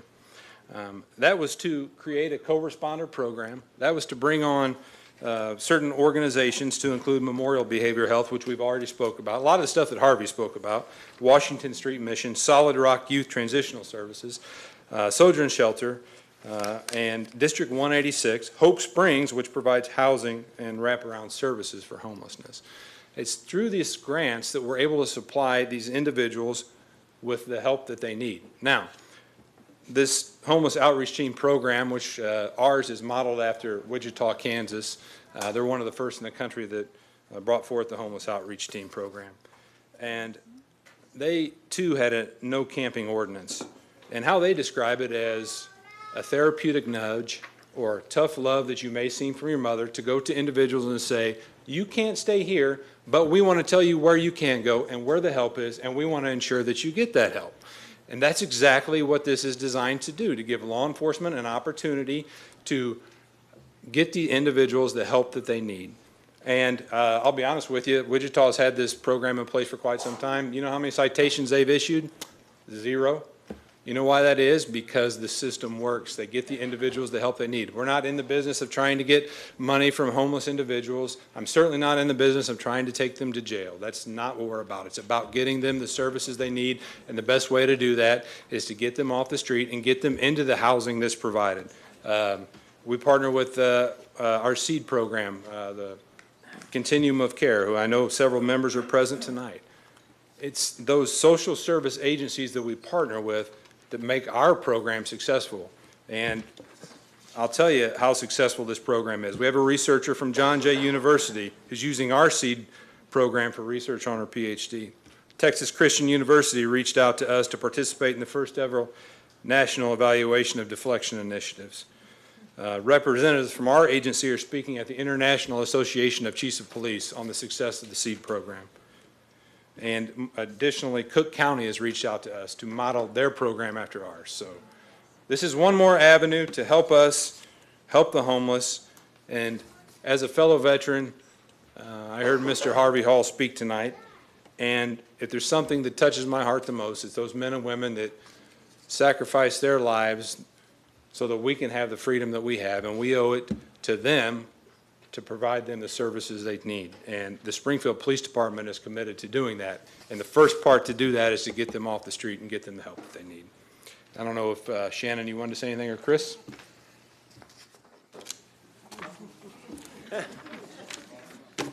I told him instead to come and smile, so. That's all I was supposed to do. He pretty much wrapped it all up. Like he said, with the SEED initiative, it's brought a lot of people, a lot of organizations together. Task, Solid Rock, the Mission is doing more than they used to do. They're doing outreach now. They're doing intake. They're helping individuals with IDs and phones. So it's really a community effort to help these individuals get the resources that they need. Do we want them arrested? Absolutely not. Do we want them on the streets? Absolutely not. But we have to come together, put a plan together, including everyone, not just one organization, to get this done, because no one person can do it by themselves, no one organization can do it by themselves. But we're all doing it because we have the same goal in mind, to get the homeless housed. And I want to say, if anyone in this room has had interaction with Shannon, she does amazing work. I just want to say thank you for all you do. That's why we need more of you. We talked about this. And I actually have asked Shannon to sit down with Senator Durbin. I had a conversation with him weeks ago, and he's going to be in town to talk to him about how this is needed on a federal level, funding for outreach folks to be with law enforcement to help with people who might be experiencing homelessness, mental health issues, or addiction issues, or any combination of the above. It is a nationwide issue, not just a Springfield issue, but thank you for what you do, Shannon. I'll let Chris Jones come talk to us for a minute. Good evening. I just want to add, when we started this, to be honest, we're police officers, so the only thing we had was to arrest somebody or to cite somebody to solve this, and I think we looked at that and knew that that wasn't the answer. So we went to Wichita, we researched this place, or this police department. HUD, the DOJ, the White House even was recognizing their approach as best practice. And they acknowledged that it was a decriminalization of their approach towards homelessness. So we brought it back here, and we've implemented little pieces at a time. So I think that's where we all come from. I'm like Shannon, like before this really got going, sorry, it's emotional for me for some reason. You spent many years working on this. Yeah. So. I talked to many people on the street and even in Alderwoman Purchase's ward, they were in abandoned buildings, and their approach was just keep engaging with them. And that's what this ordinance, Wichita uses this ordinance for, but you know, if, hey, look, it's time to move out of this abandoned building now. You know, and we got them housing and stuff, and it's like she's done countless hours of just manpower, you know, and really relating and connecting and, you know, to meet them where they're at. And so I'm passionate, obviously, about this. I wouldn't do anything to jeopardize our homeless citizens here in town at all. So I think it comes from a place of care and compassion for sure. Thank you, Chris. I want to thank And- Chris too. And Alderwoman Purchase wants to thank you, but then I need to. Yes. I Not just want doing- to say, Madam Mayor, I worked with Chris. At the time, I had just got appointed, and I used to go, and I did not showcase this on Facebook. I used to go and sit over from 11 to 1 with Chris and sit in our old Salvation Army building. I witnessed somebody actually utilizing drugs right in front of us, and no, he did not try to take them to jail. We let them do what they needed to do, watch them calm down, and then ask them to come in. I would pop up maybe around 2 o'clock in the morning just to see how things was going when they was ready to release them. But some of the things that we have seen on 5th and North Grand have really became a safety issue. Sometimes. Can I clarify what's going on, then I'll call on you to speak. So just so everyone in the audience knows, the ordinance has been put back to the committee. So it will be discussed at committee next week and the council after that, just so you, I just want you to know the actual process. So it can be discussed 2 more times as well. Everyone has an opportunity to discuss tonight also, so 3 times. I just need you to hear. And the reason I want to cover that is we heard you and your concerns, and no one in this room was trying to criminalize homelessness or camping, or we could have intoxicated individuals at bars that are also sleeping outside. I mean, it's all kinds of different people. But we just want you to hear the process of what's going on because we hear you, and that's why we're doing this. So anything else, Shannon, Chris, or Chief? I'll just finish up by saying there's a lot of passion in this room. I know there's a lot of passionate folks that have signed up to spoke.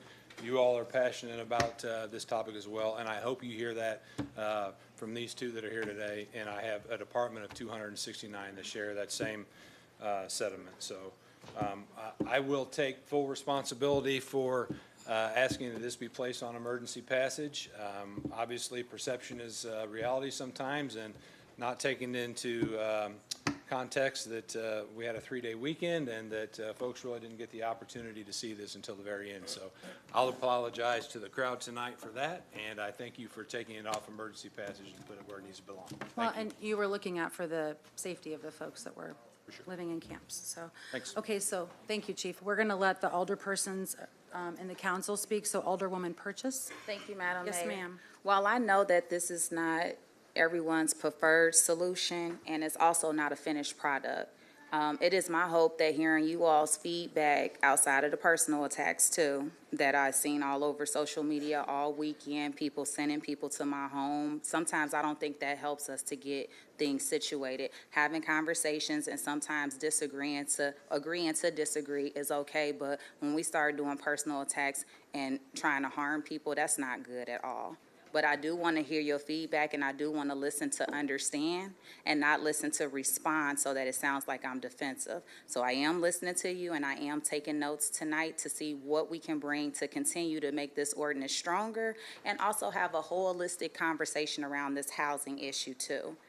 Thank you for each and every one of you taking your time out to come here tonight to speak to us about this too. We've been talking about it though over the last several months as situations continue to happen on the corner of 5th and North Grand. We have now students that are traveling to school. I'm not for sure if everybody is familiar with the area, but McClernand Elementary School is 4 blocks away. And we have kids who have to go either on 4th Street or 6th Street because they can't walk through that.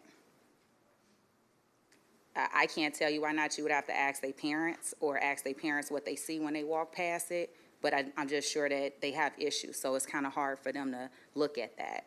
And so we want to try to fix the situation as well, and we want to make sure people are safe too and they're not getting struck by vehicles, as you all have read. We want to make sure people are breathing. I have to ask our police officers, can you just check even if you see someone that's pushing 2 wheelchairs together and they're sleeping, just to make sure that we don't have another OD out there. We don't want to assume that they're sleeping and they might not even be breathing. So there's a lot that has went into bringing everyone together. My zoning manager goes out there 3 times a day. So we're looking to fix the ordinance too as well, and I'm looking forward to hearing from you all. Thank you. Thank you, Alderwoman. Alderwoman Notriano. Thank you, Mayor.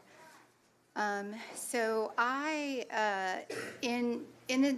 this ordinance in its current version, I cannot support.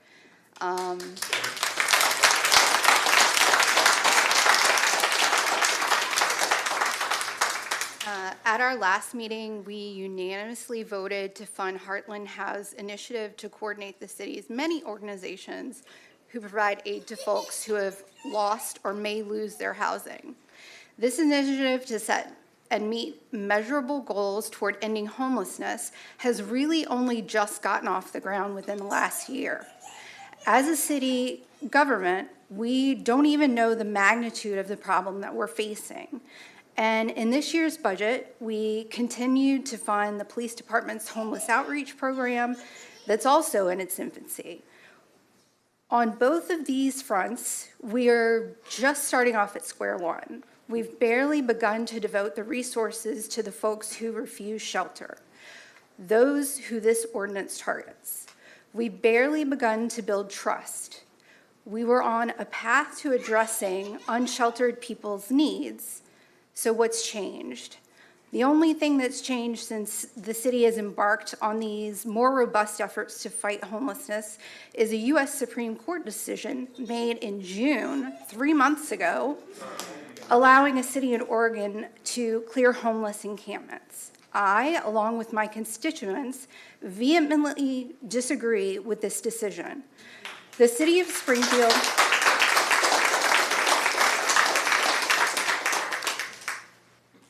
Springfield is rushing to add this tool to our toolbox without an understanding of how it will affect our city. Every week, we hear how our police are understaffed and stretched thin. It's a dangerous idea to add the duties of social worker and attorney to their job description.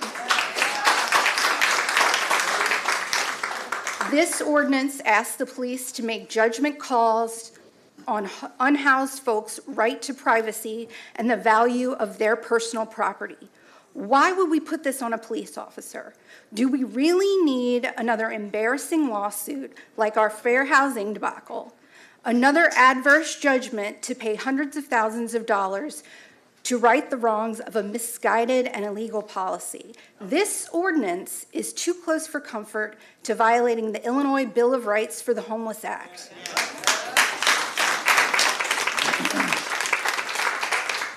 Which guarantees people without housing the right to privacy in their personal property to the same extent as personal property in a permanent residence.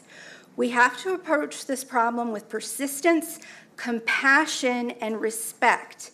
This is a shortcut that will further erode the precious little trust that exists between authorities and our unhoused population.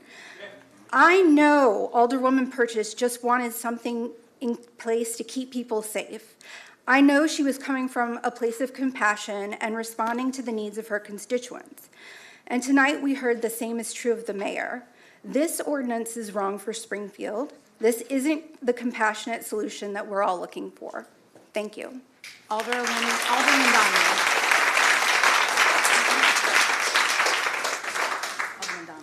Thank Sorry, you, I don't know Mayor. if you heard me. No, I did not hear you. Thank you. Mayor, first of all, I just want to say thank you for allowing this to go through the normal process where we have a couple of hearings and plenty of opportunity for the public to speak. And Chief, I don't think you need to apologize. It's one of those things that happens. But thanks for the work of the department. And, you know, things have dramatically changed in the last 10 years. I've been involved in many capacities over the years with city government. But things are dramatically different in the way we as a city municipality address these types of issues in the community. And I think we've improved things. We've been compassionate. We've added individuals to get direct services to the people on the streets. I've walked neighborhoods and downtown in particular before and helped with the counts. It's been a while since I've actually helped with the count. But we had conversations with people back in those days and I remember specifically asking a gentleman on the east side of the library, you know, why are you here? There's space available. We happen to know it that night. I don't like rules. And, you know, we can get into the reasons why people are unhoused, and I think we've touched upon some of those earlier. But one of the things to the ordinance specifically that's being proposed, I don't mean to get in the weeds, Mayor, this evening, because I know we'll have opportunities later, but there's a section on, violations in first, second, third, fourth, fifth, sixth. And the language in the sixth, if there's a sixth time in a 24-month period, that specifically talks about incarceration of individuals as an option. I would like us to entertain the possibility of taking that language out and having that discussion as a body. So, and that's all I have tonight, Mayor. Thank you. Thank you. Alderwoman Conley. Thank you, Mayor. And I echo both your and Alderwoman Purchase agreement to hold this and this is not an emergency passage kind of an issue. Obviously, I understand the police are concerned about safety. But I think we also heard a lot of talk about partnerships. And my request between now and when we do finally consider a modified ordinance, because I don't think that this is in any way, shape, or form a final product, is that we have our frontline service providers. We have Josh Sabo in the room tonight, but I think I do see Penny. I know I'm missing some people. They need to be at the table in crafting this language, and they need to be at the table. I think the other thing we need to be, and I understand, we're walking a very tight line, and we want to make sure that we're staying within, legal enforceability. I have a lot of concerns about this ordinance just in general, but that said, we also want to make sure, because we know that we're dealing with this targets are people who are more resistant to the shelter that we do have available, that we as a council and as a city have been investing in. Alderman Gregory, you know full well how difficult that investment can be. And that's why, again, I changed my mind and I, go with you to talk to that neighborhood association. Just real quick on that one, I will vote yes for that no matter what the neighborhood association. I mean, I know they might have problems. That housing is already approved. And we know we have the need for the housing. Back to this ordinance, though, I would like to see that amendments, modifications to this language comes in partnership and in cooperation with our frontline service providers and with some people with lived experience, so that we have that voice of what is it actually going to take to move the dial to get people who are resistant to going into our shelters. And we have low barrier shelters. I mean, if we're taking these barriers away, what else do we need to effectively move people from the streets into the supports that we have? I drive by the group on North Grand and Fifth a lot. I work, obviously that part of town. I notice a lot of times, if they're not on the sidewalk, there's a large group of people that hang out in that strip mall that's right there. And, I've asked, do we have, because the public, that line between the public property, which is what this ordinance addresses, that's all that this ordinance addresses. Alderman Williams, you bring up a lot of times you have people staying in, old Walgreens or buildings like that. That's private property. So I also think we really need to make sure that we are working very closely with our landlords to have that no trespassing on private property if that's what they want. I mean, I don't know who owns that strip mall, if it's an out-of-town landlord. Do we know who owns that? We do. Who is it? So Jim Zirkle owns that strip mall there. Are there no trespassing signs posted on it? He has timeframes of when he wants people to not be able to trespass. I believe it's, but Officer Newman will be here next week to speak of it. But I think after 5 o'clock, after 5 o'clock, it doesn't matter. That trespassing goes away. So that's a problem within itself. Yep, I agree. And I think we need to be very clear in our outreach to these property owners, because we're seeing buildings go empty. I've got them in my ward. We have them throughout the city. Private property needs to be handled in a different way too.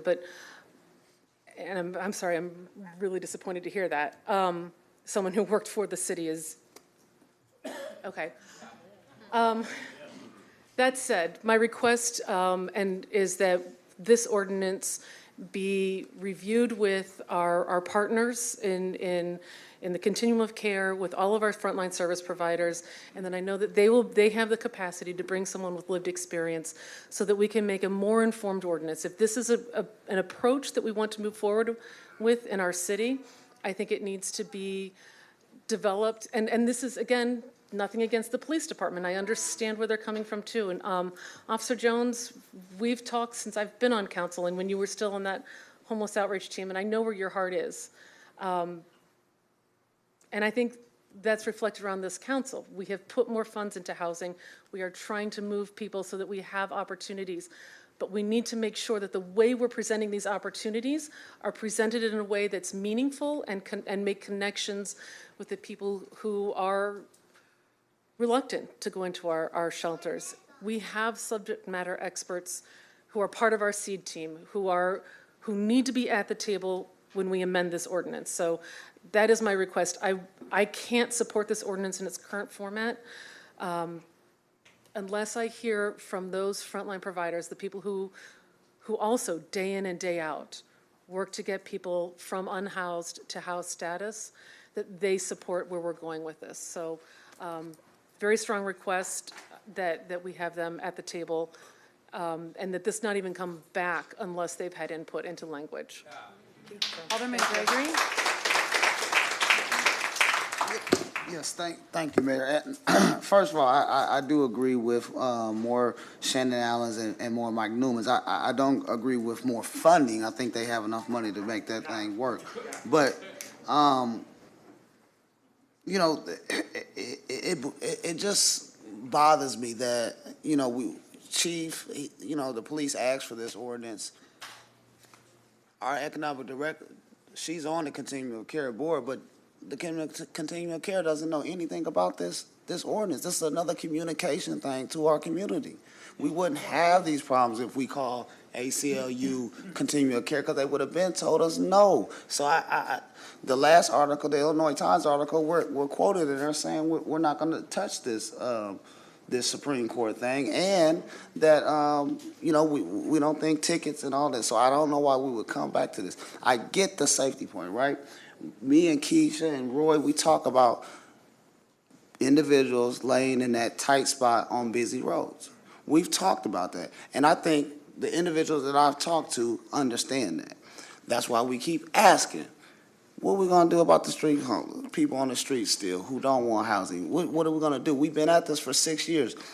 When I first came on, we had the Center for Health and Housing talk, which passed, by the way.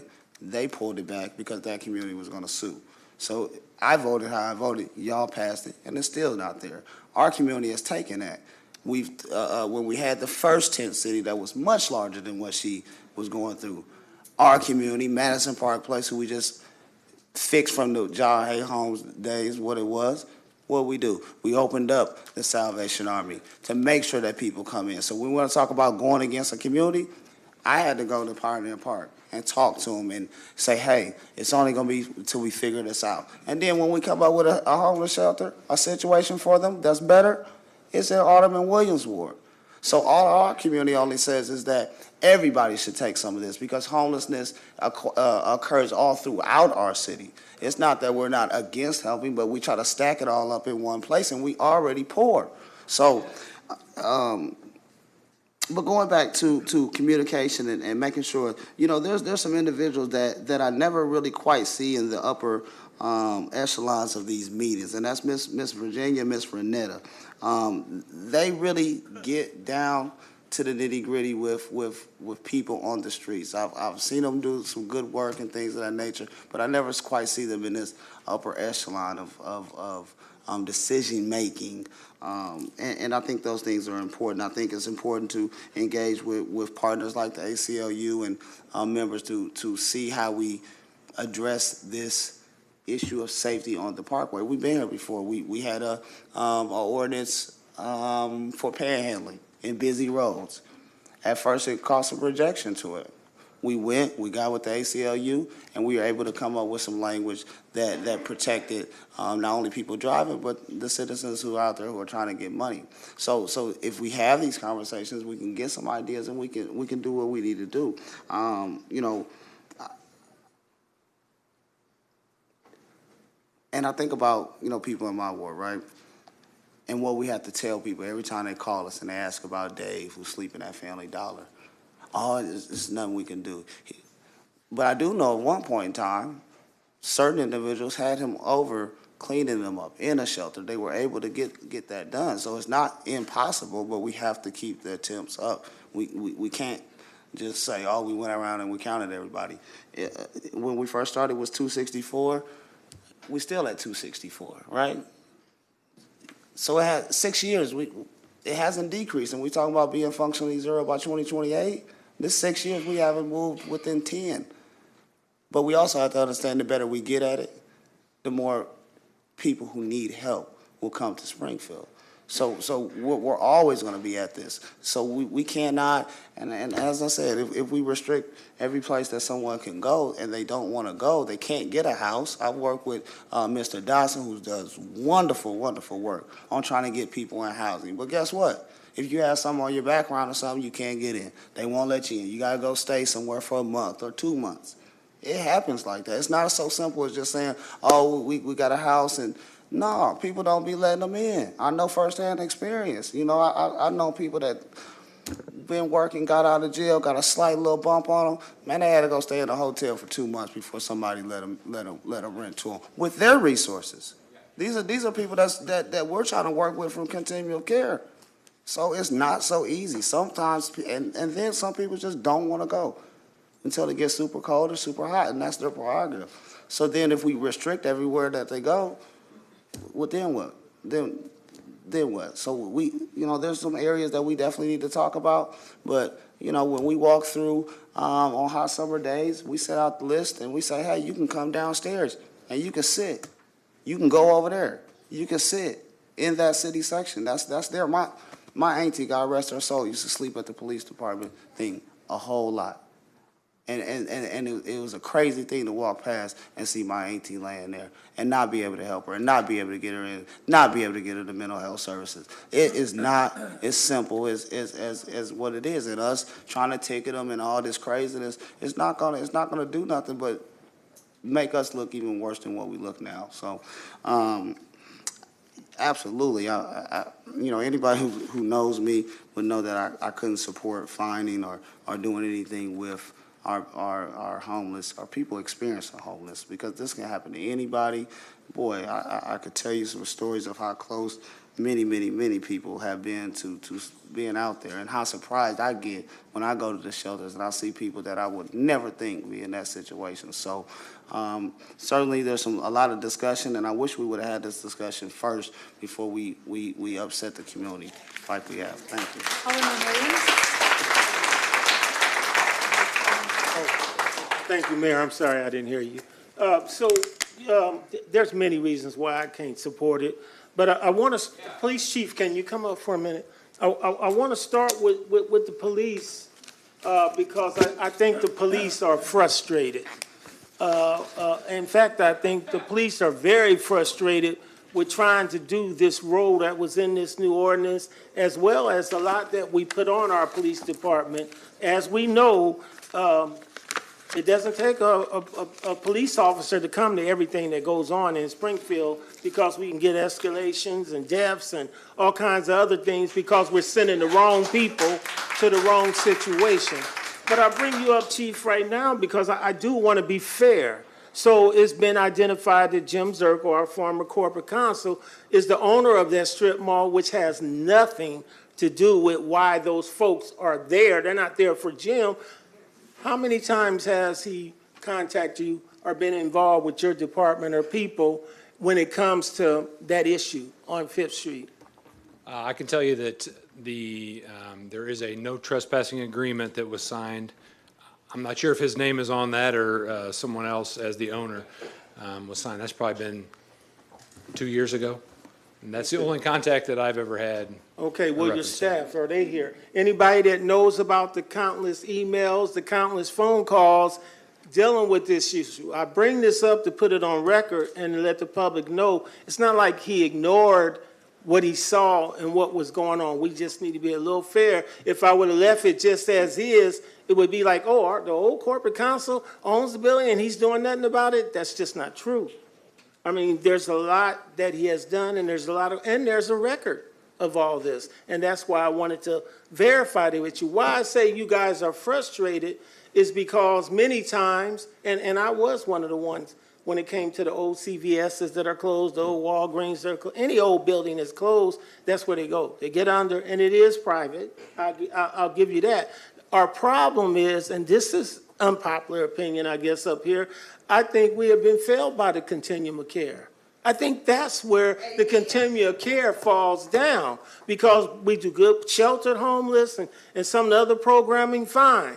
But the street homeless, the ones that are refusing to go in because they mentally ill or because they got other issues that don't allow them in the shelter, that's where the failure happened. And Mayor, we have to accept the fact that our little continuum care and our little program had no strategy or no plan for the street homeless, for those guys that just ain't gonna try to go in. I know, because in Ward 3, I'm talking to them every day, all the time, because the shelter came to Ward 3. So now all those businesses are, and these people are hungry. So that's why they go in Godfathers and grab off the buffet, beg you for $1 at the county market, at the Godfathers, at Abe's. All those old places, you know, once they wake up in the morning, boom. So now all the way to Capital City, I try to tell the council and can't think of Brian McFadden and his great idea to sell the building and we're gonna do this, and that's not a good location. So now all that is suffering. Along with hourly rated hotels, it's just turning into a disaster. I can throw game, I can just go on and on. But I'll just say this, until this, and thank you, Mayor, and thank you, Keisha, for backing up, because that's what we're doing. We're taking a step back now, and everybody's going to get it out of them and let it happen, because until the punitive side of it, you know, gets out of that language has got to go. You know, I looked at the progressive of the fines, and I couldn't find nowhere else in the code where we do progressive of the fines to where we get to where you could possibly go to jail. You know, and I thought, wow, we kind of have to work that out and try to figure it out. I also want all city property to leave. But these are future discussions as we debate and work on this, because when you say all city properties, I think we got to start somewhere, but we should limit it to maybe the public parkways, or, you know, something more closer to those curbs where these people are, and where people, yes, I'm gonna pick up the boys and Boys Scouts and all these people who stand there and sell too, but that's just like a homeless guy asking you for $1. Hey, the fast food asks you for $1 when you pay your bill now. So my whole point is, let's start there maybe, and don't do all city property right away. And we can always come back and add on if it ain't working out, but we got to show improvement by having a strategy and having a plan to deal with them, because they're hungry, because they don't have no place to go. So that's how we end up with them, and then we expect the police department to do something. My neighbors, my constituents expect the police department to do something. The police come on the scene and they can't do nothing. I mean, they could, but then we got to hear from our corporate counsel, you're going to get sued, Alderman. You can't pick the stuff up. You can't. I don't want to touch nobody's stuff or move nobody's stuff, but I don't want to close my eyes to what the citizens are feeling, which is, when I was a little boy, we had stray cats, and I used to say, ooh, I want to play with the cat. You know, my grandmother used to say, no, that's a stray or a furrow. You know, you can't play with that kind. Now I'm a grown man, and we got stray people, I guess. You know, unhoused, because they're digging in the garbage like the cats used to do, and all that. That's how deteriorating society has become, and I really feel there's a cry for help. So that's what killed this ordinance for me. We can't be punitive about it. We got to face the fact that our continuum care missed this piece of it. I'm not saying continuum care didn't do no good work, but I am saying they failed it, and I have said it several times up here. Something needs to be done. Last week, Josh said, we ain't the police. That was his answer to Alderwoman Purchase. We ain't the police. Well, the police is saying they can't always do something about what we're reporting. So we have to face the fact we don't have a plan or a strategy on how to deal with it and learn to deal with it. I won't support this in its current form, so I'm glad we're starting over. I hope we come up with better language. Thank you, Mayor. Thank you, Alderman. Does any other alderperson want to speak before we do just a yay or nay vote to put it back in committee? Has everybody spoken so far? Yes. Okay. So to put it back in committee is an aye vote. All those in favor say aye. Aye. All opposed, nay. So it's back in committee. Now we will talk to those who have signed up in advance to address the situation. The first person who signed up was Joshua Linging. Is Joshua here? And you're gonna, they all know that they can come back next week and the following Yeah, week. I Okay. explained all that. Is Joshua here before I move on? Okay. The next, oh, sorry. Yep, it's okay. I'm gonna make sure I don't miss someone, so. Hi there. All right, so I'll start off with, sorry. All right. I experienced homelessness for 3 years across the country. My closest friends were homeless. These people aren't criminals. No one sought to cause harm to the world around them. On the contrary, they were some of the kindest people I've ever met. Even though they live in a constant state of having almost nothing, they always made sure others had what they needed. We dreamed of getting off the streets and owning property one day. We tried to find work under the table, places where they would be more understanding, or at least just not care about appearance and the lack of ID. I lost everything except for the clothes on me twice.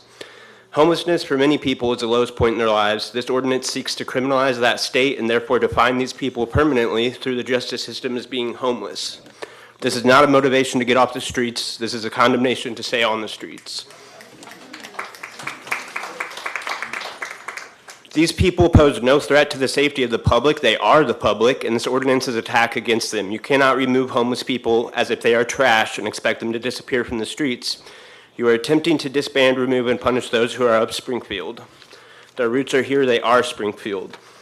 And furthermore, since this ordinance is quoted from the American Public Health Association, I will also quote from the American Public Health Association about a policy from 2023, policy number 20234. And here's a quote. Quote, encampment displacements have not been found to result in housing for encampment inhabitants, unquote. Quote, forcible removal of encampments does not end homelessness. Displacements cause further psychological stress and anxiety, both of which may exacerbate existing physical or mental health problems that often co-occur in individuals who own house, unquote. Quote, encampment displacements destroy autonomy, safety, and security and stability for people experiencing homelessness in a system that has already failed them, end quote. Quote, displacements undermine paths to housing and financial stability, end quote. Quote, displacements disproportionately harm people of color, racial minorities, and increasingly women, end quote. Quote, healthcare workers also report displacement-related disruptions to the management of infectious diseases such as HIV and hepatitis C, resulting in the potential for increased disease transmission and health-related costs, end quote. And quote, emerging evidence suggests that displacement results in increased costs to the healthcare system in the form of increased emergency room visits, increased hospital stays, and lapses in early interventions, and preventive care leading to more complex needs at present. So this is, the ordinance quotes from this same exact organization about all of these issues, and the same exact organization says that all of these issues quoted in the ordinance will be made worse by this ordinance. Just being clear with that there. Yeah, thank you. Thank you, sir.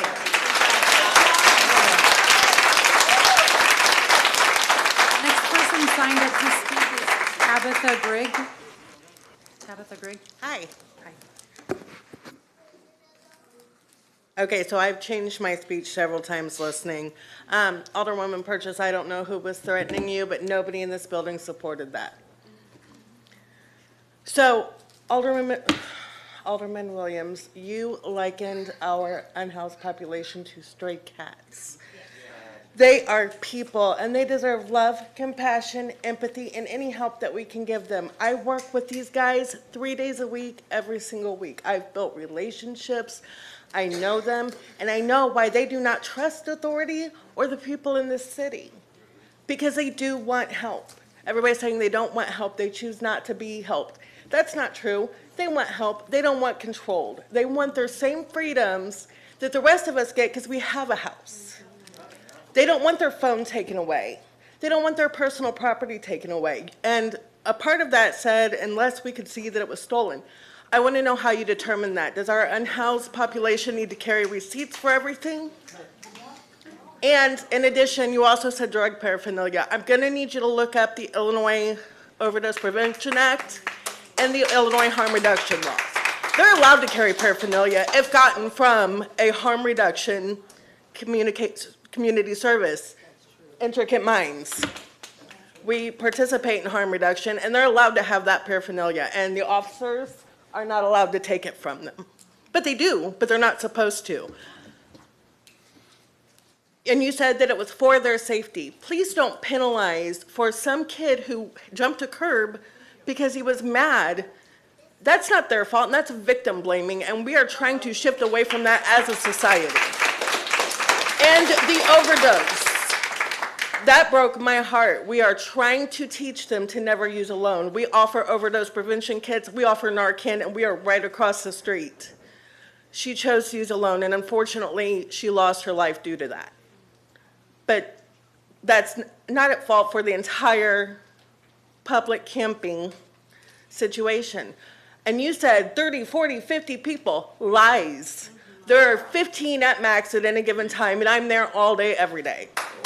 And if you would like, I will jot down how many cross the street. I will send you hourly pictures, Alderwoman Purchase, because that's not true. I see them all day, every day. I know them. I drove past them 3, 4, 5 times today. It's not true.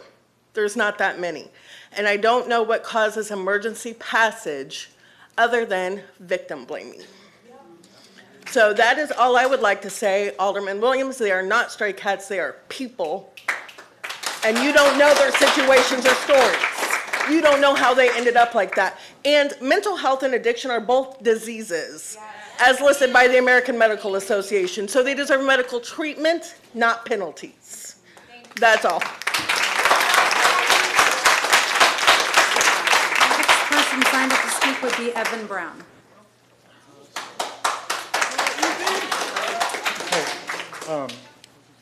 How's it going, everyone? Alderman Donilon, if that language is changed, will you support this? I have to see what the final product is, my friend. Well, what if that was the final product? We're not going to what if tonight. Okay, Yeah, sure, It's just a citizen's time to address. It's not a Oh, Q&A. well, they don't have to answer, but can we encourage some back and forth, or is that discouraged? That's not what this is about, sir. tonight. No, okay. Can I get a show of hands for any of you that know anyone, loved ones affected by homelessness? 3, 4, about half of you? Okay, so how about property owners? Any of you landlords? Just one? No one else? Yeah, I understand. Well, given that it's just one of you, I guess I won't go off on a tangent about the landlord thing, but I do think that that is a conflict of interest when we're talking about what buying a house does that you don't need, living above your means or looking for passive income. That is taking a house off the market that, and inflating the housing price on the market for people that don't have houses. So that is a little economic thing there that, often isn't discussed, but I think should be. And the only other things I want to say are, could we introduce an ordinance? Would you guys consider introducing an ordinance that would say that no one on city council could be a landlord or own rental property or be in real estate? Because I think that's also a conflict of interest when it comes to depending on solving these issues. And the Corporation Council smirked at me when I made the remark about the corrupt Supreme Court. Have you checked out the ProPublica reporting on Justice Alito and Justice Thomas and their brazen corruption and selling out to corporations? Have you checked any of that out? Just gonna ignore it? Okay. Okay, well, why seek power if these are your guys' best ideas? I mean, honestly, I don't want to be confrontational, but when we talk about, this is a complex issue, absolutely, and we all recognize that, and we all want safety. So deferring to the police, who doesn't consult with the people that are actually doing this work on the ground is, I mean, did you write this? Who did? Sir, just to direct your Okay. comments to the chair. Okay, I'm sorry. Sir. Well, Thank you. I'm not sorry, but I agree. I see Mayor Busher, you're encouraging a lack of transparency. There's a big mistrust here. When we talk about mistrust, we talk about the Supreme Court. All of this society we live in, we all agree on the rules and try to abide by the rules. But when the public trust is evaporated, such as in the Supreme Court, For it to be leveraged as Supreme Court ruling of a corrupt Supreme Court with credible reporting on that, it feels dirty. It feels, evil almost. It's like this is a violent act against, and trusting the police to solve our homelessness issue is certainly not it. And I think I don't want to speak for Josh, I don't know Josh, but I did watch the meeting last week, and I think, his response was, well, we're not the police. He responded that way, in my opinion, I could be wrong, because it sounded like you guys wanted him to go in there and sweep the people off the curb. And, that does sound like something the police would do. And so for us to put our trust in the police to, they talked about one outreach officer who you said was working 60 hours a week. And like Sean said, $67 million budget. And there's money constantly being approved for new vehicles and all sorts of other police stuff. So if they want to take some of their budget to try to fix a solution, if the officer back there was emotional, if he could appeal to his, superiors and tell them, hey, I could use some more help here. Or Shannon wanted to appeal to her superiors. Hey, I shouldn't be working 60 hours a week. We need 5 people doing this or whatever. I just think solutions like that are more human-centered. And when you seek leadership, you should seek to find human-centered solutions and not, and Alderman Williams, I know Tabby already mentioned the cat thing, and I don't want to go hard on you for that because it's, you're right. No, you're totally fine. I just think, no, totally. And I think, I see that. Never call nobody a stray cat. I understand. I think and I understand. Can I, absolutely. I'm going to reclaim my time. Thank you. So I would like to say, I understand, but at the same time, you drew an analogy, and we have to be careful about the language we use with homeless people. We often use dehumanizing language. And so we need to... Say that again? Sir, can you just direct your comments to the chairman? That's how the rules are written. The chairman? That would be... Okay. I think that, we need to center humanity in this, and I'm disappointed in the lack of transparency and the fact that the police were involved in this bill. Thank you, sir. Time that the speakers go room. I think she saw me. Yeah. Right. Isn't that how the rules are written? It's to hear from the public, but not communicate. I'm here not only as a citizen of Springfield, but I'm also a board member at large for the Coalition of Rainbow Alliances, also known as CORAL.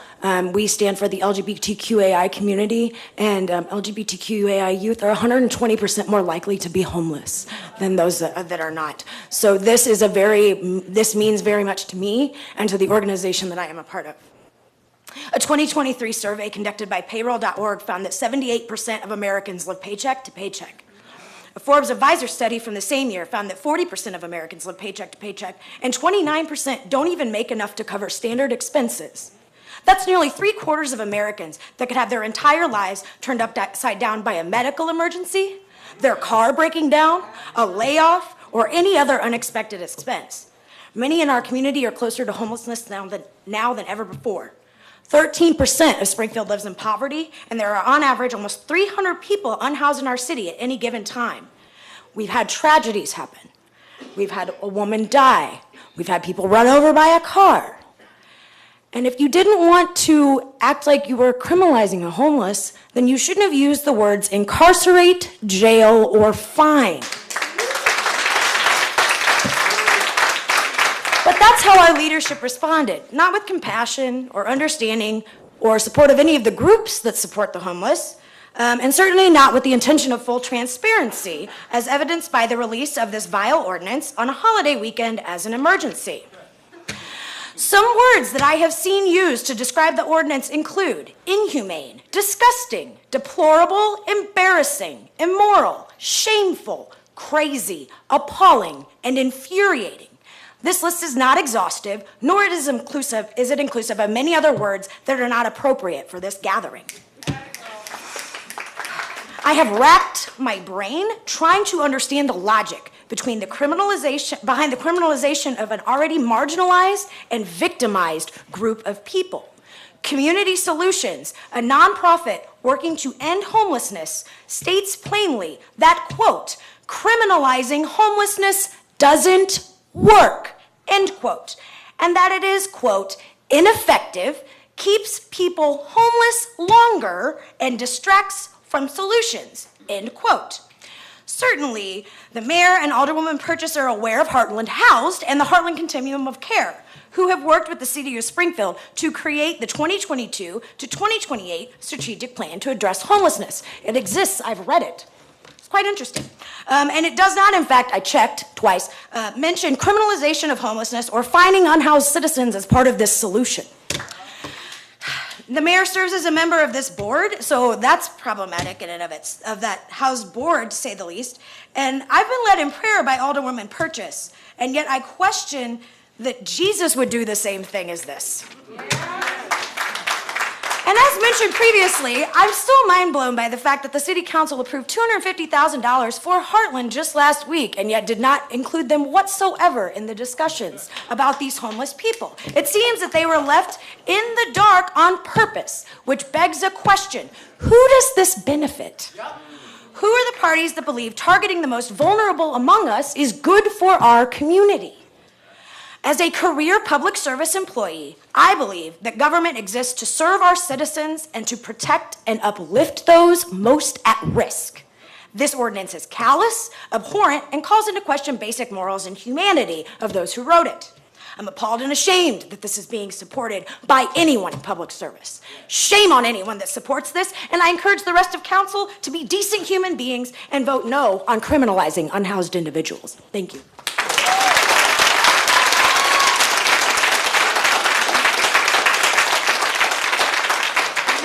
Signed up to speak is Brianna Roberts.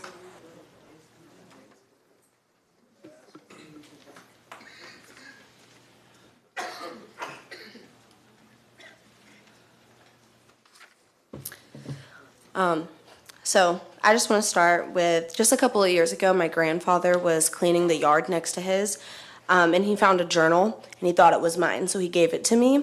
And this journal actually belonged to a homeless person that was probably just traveling through and lost it, trying to carry all of their things.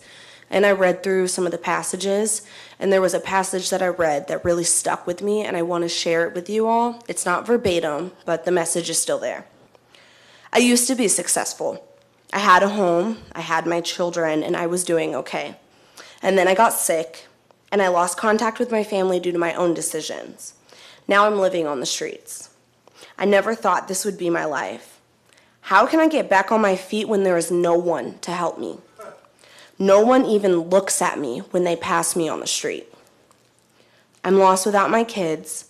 I'm lost without my home, and I just want my life back.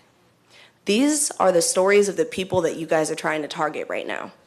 This person got sick, and their entire life changed in front of their eyes. They lost their children in their house, and now we're trying to criminalize them for just trying to survive. Just like stated in the ordinance in 2022, Illinois had an estimated amount of 9,212 people experiencing homelessness, and a significant proportion of these individuals were Black or belonged to minority groups like everybody else has touched on. And I think that is something that we really need to pay attention to. Many of them have struggled with unresolved mental health issues compounded by drug addiction and lack of resources.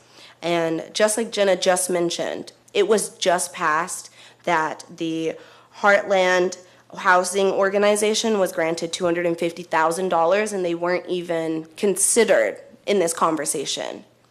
Again, who is this to benefit if the people who are supposed to be helping with housing are not involved in conversations involving those who have no house?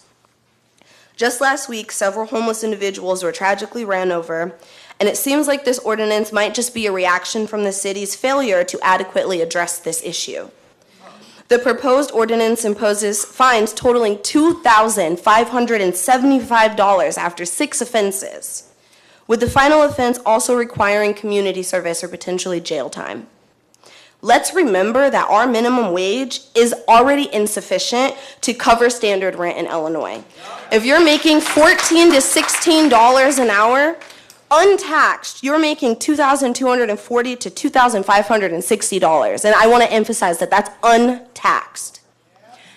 Anybody who is working a job, and again, these homeless people probably don't have a job, right? Because they need employment history and housing to get a job. If you're making minimum wage, you can't even afford these fines. People who don't have jobs are not going to be able to afford these fines. So who are we expecting this money to come from? Nobody. So y'all just want to put them somewhere. You want to fine them. Oh, you can't pay it because you don't have a job. That's unfortunate. Here's another fine. Oh, you can't pay this fine that we just increased. Oh, that sucks. Here's another fine. Oh, and you can't pay that one. Guess what? You're going to jail. You want to emphasize that we are trying to help them and give them resources. And your idea of helping them is taking their belongings and holding them for 30 days. Where are they supposed to take those belongings if they were to come and say, hey, you know, I got my life back together? You really think somebody's going to be able to get their life back together in 30 days to be able to come get their belongings? No. I, myself, am fortunate enough to get paid over minimum wage, and I still would not be able to get my life back together in 30 days if I missed one paycheck. And that's somebody who has a job and has housing. What do you expect these people to do? I have a couple of questions. What is the real purpose of this ordinance? And who is it truly benefiting? Because it's not the homeless, and it's not us, the community. I don't think it's the community's responsibility to continuously suggest solutions to the people who are put in a position to have the solutions figured out in the first place. I'm tired of having to tell you guys how to do your job, and I'm sure everybody else is too. This is another topic that we shouldn't even have to address. We shouldn't have to have a meeting to remind you that homeless people are people too. But I will use the last 20 seconds to remind the people behind me that remember who votes yes on this. Because those are people whose seats will eventually run up for voting. And remember that those are people that you can vote out of these seats. Thank you.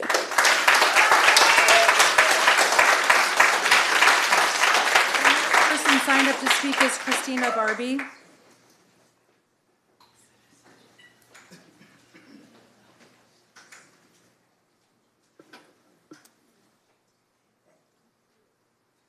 I would like to first say that I was terrified about going after Bree because I know how well she speaks. So I was a little sad I was next.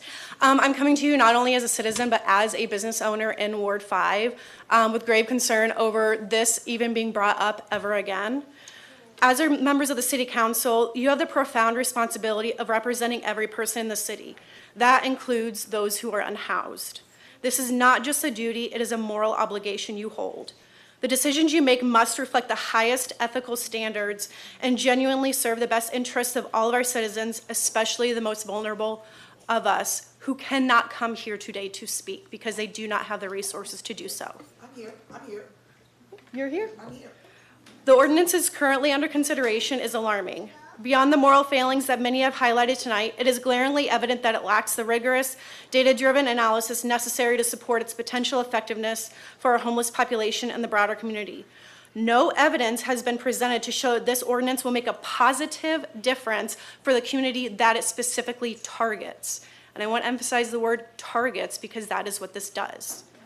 If this was about truly helping the homeless individuals, why does so much of the language include punishment for their existence?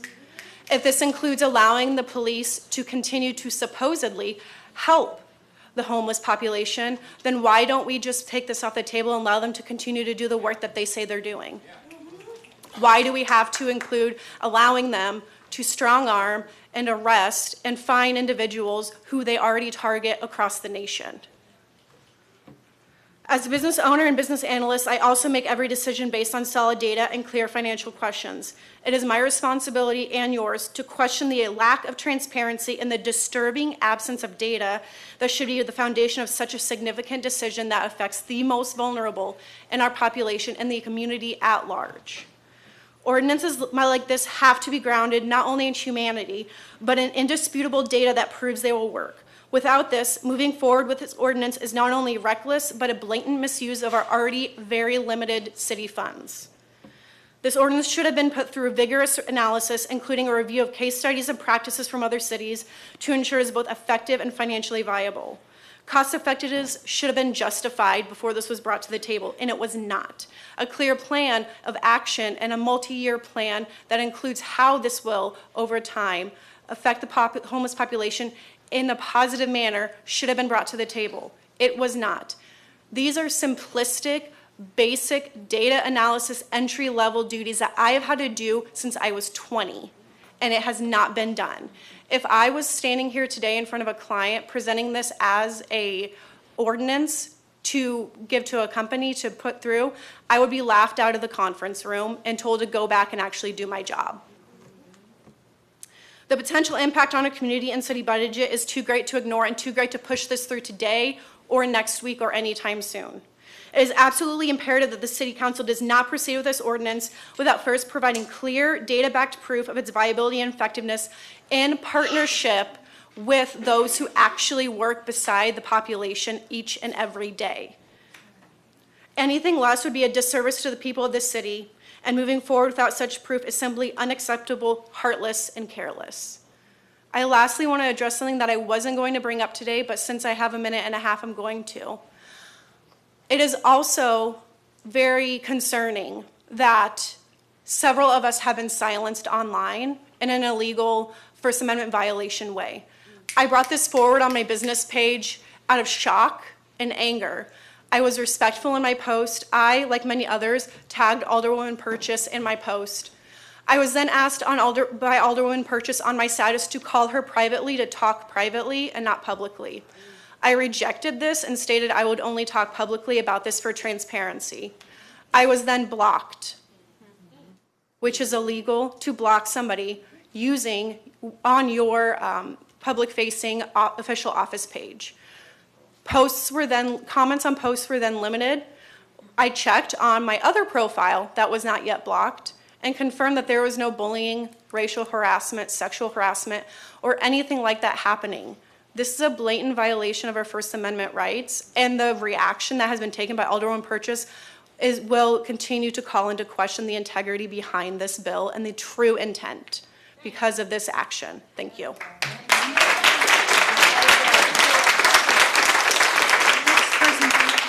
Donald Hanrahan.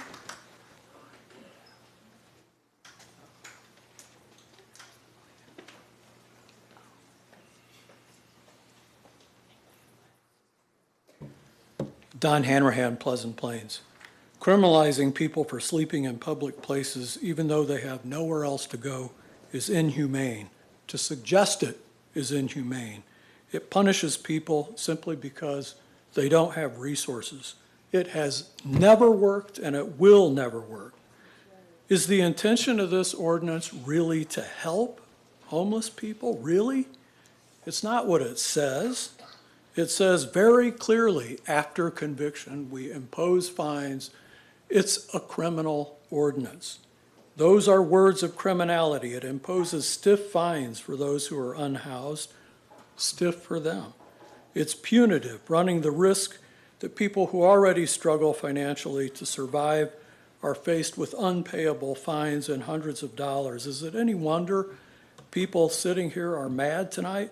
Now we hear, well, this precise language really isn't what's intended. We really intended to help. That's gaslighting.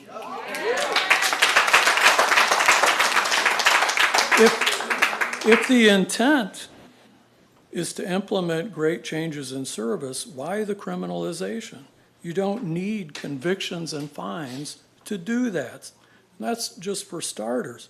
Convictions and fines are going to fall disproportionately on people of color and people with disabilities because they're overrepresented in the community of homeless people.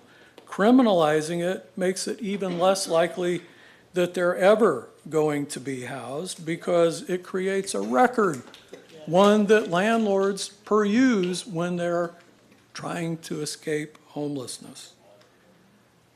And moreover, this ordinance, in what lawyers call overly broad language, creates a great potential to expand and escalate police interactions of precisely the wrong kind, and creates clear grounds for police to search through personal belongings of people who are unhoused without probable cause. I'm glad the chief is promising not to do that, but wow. The vague language used here makes this feature a guaranteed foregone conclusion. Escalation is not the solution. Some of the language is, I mean, a homeless person has to be able to prove that they own the property that's with them on demand. How? I can't prove the stuff in my car is mine. I can say it's mine, and you can look at it and say, well, it looks like it's his. I know what they're talking about, shopping carts or whatever, but that's not what it says. It's too vague. Rather than address complex issues, we're scapegoating the people who suffer from our inability to address these issues, and that's an abdication of our responsibility as a community. Experts in addressing the needs of those who are unhoused oppose efforts to criminalize it, and we should listen to those voices.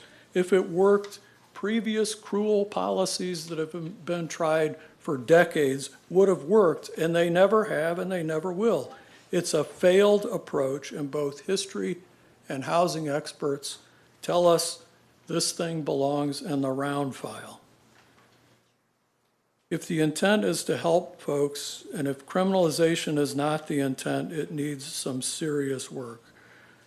Throw it away, start over, and listen to the experts. We've started to make progress on this issue. Let's not go back. And while you're listening to experts to draft something that can pass muster under Illinois law, not Kansas, not what the U.S. Supreme Court says, Illinois law, then you should involve civil libertarians, and there are some of us here. Look what this discussion tonight has produced, and look what would not have been produced had we tried to do this as an emergency. Thank you. Thank you, sir. The next person signed up to speak is Zakari Moore.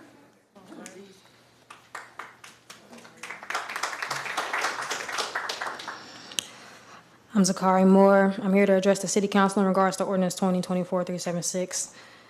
Just last Wednesday, my mother and I were unjustly and forcibly evicted from our home in Ward 3.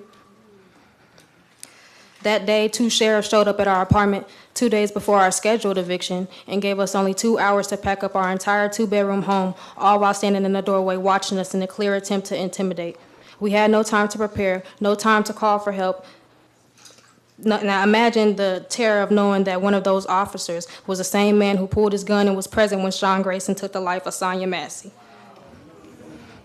This same officer is still patrolling our streets, continuing to wield unchecked power over our most vulnerable residents.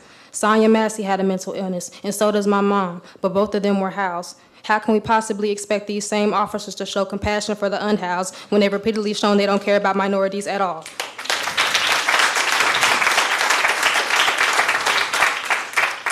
It's unacceptable that these rural, out-of-touch, insensitive thugs are being brought onto the force under the guise of law enforcement, all while your negligence continues to create and exacerbate these problems. Instead of creating more of these jobs and giving them unnecessary funds, you should be reallocating those funds to resources that actually help people, like expanding the services for the homeless and for the community. But what have y'all done? Y'all put the only shelter in the city on the outskirts of the town where there aren't even any sidewalks and push for emergency passages on ordinances that are in direct response to hate and inaction. This is not just an act of negligence. This proposal is a direct assault on the people who need your help the most. They don't deserve to be ignored simply just because you're uncomfortable with the daily reminder that you have more than they do. You have a responsibility to protect and serve all residents, not just the ones you deem worthy. It's time to stop hiding behind the popular vote and start addressing the real issues. The issue being that the city is constantly failing us. July 6th, Sheriff Sean Grayson executed Sonia Massey in her home after she called for help. August 29th, Evan Hudson drove his car into a group of homeless people. These horrific acts highlights the urgent need for better protection and support for our city's most vulnerable residents. However, instead of addressing these critical needs, y'all come up with an ordinance that only focuses on the look of Sangamon County and not the people. Such an approach is not only misguided but also inhumane, as it targets those who are already struggling rather than providing them with the necessary help and resources. Alderwoman Lakeisha Purchase's actions, or rather her inactions, reveal a deeply troubling pattern of betrayal, particularly towards the very community she proclaims to represent. Representation matters, especially when it's about standing up for the people you serve. Purchase has shown a shocking disregard for the most vulnerable among us, from the homeless to those struggling with mental illness, and even broader, the Black community. Her silence on the murder of Sonia Massey is unforgivable. Up until August 31st, she has remained silent as we call for the resignation of Sheriff Jack Campbell, the very man who whose department has shown a pattern of violence against our community. Her silence isn't just disappointing, it's complicit. It's as if she has chosen to align with the very systems that oppress her community rather than standing up against them. Stop succumbing to the pressures and expectations of those who seek to maintain the status quo, those who prioritize property over people, profit over humanity. It's challenging to stand here without resorting to sarcasm or passive language when we all know what it would take to solve this issue. In response to Ward 3 Alderman Roy Williams' comment about homelessness being a mental illness issue, let me remind you that homelessness can happen to anyone. A missed paycheck, a medical emergency, an unjust eviction, there's no checkbox or criteria for becoming homeless. Sangamon County has a prevalent log of predatory landlords and corporations of people being evicted from homes that haven't been renovated in years, living in conditions that are barely livable, all while paying outdated prices. People are working 3 or 4 minimum wage jobs just to keep their heads above water. You can hear these stories all day long, but they'll never truly reach some of you because in your mind, it could never be you. Yet instead of offering a hand up, you're content to push this community further down, criminalizing their very existence while turning a blind eye to what led them to this point. We need to focus on real solutions that address the root cause of these issues, not measures that further marginalize and harm the most vulnerable members of our community. Some of you have shown time and time again that your priorities lie with maintaining power and appeasing the very systems that oppress us. This isn't leadership, it's cowardice. It's a betrayal of the trust that we as your constituents placed in you. But most of all, it's a fundamental failure to recognize our shared humanity. Vote no on criminalizing homelessness.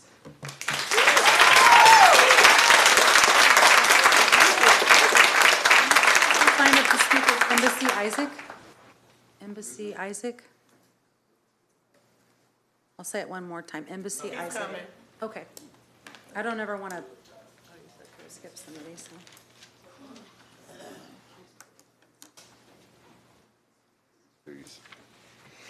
Excuse me. Peace and blessings to everyone. Happy Mother's Day, happy Dad's Day to everyone. It's a shame that we got to come here and do something like this. It's a shame I got to have my back to the community because I really would like to address the community. Because I feel like we really got fault for allowing you all to be in this position. I'm 52 years old. And I took my first time to vote for somebody out of all the people that done helped get elected. It's the first time I took the opportunity to vote, and I voted for you. After 24 years, they had me in prison, locked me up for blackmail, unknown, ski mask, homeless. I've been homeless since I've been home. But you would ever never know it. This is just knowledge. So we're going to read something. This is vital records. This is vital records. And many of us that when you're saying homeless, a lot of us are not homeless. When you speak about homeless, it's not homeless because anybody could be without a home, but we shouldn't be without shelter. That's in the compiled statutes. That's in the ordinance. That's in the Bill of Rights. Shelterless. Shelterless. This is in vital records, though.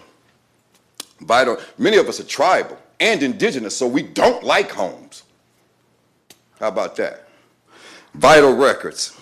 Homeless persons act means an individual who meets the definition of homeless under the section of 103 and the federal McKinney-Vento Homeless Assistance Act of 42 USC 11362, or an individual residing in any of the living situations described in 42 USC 11434A.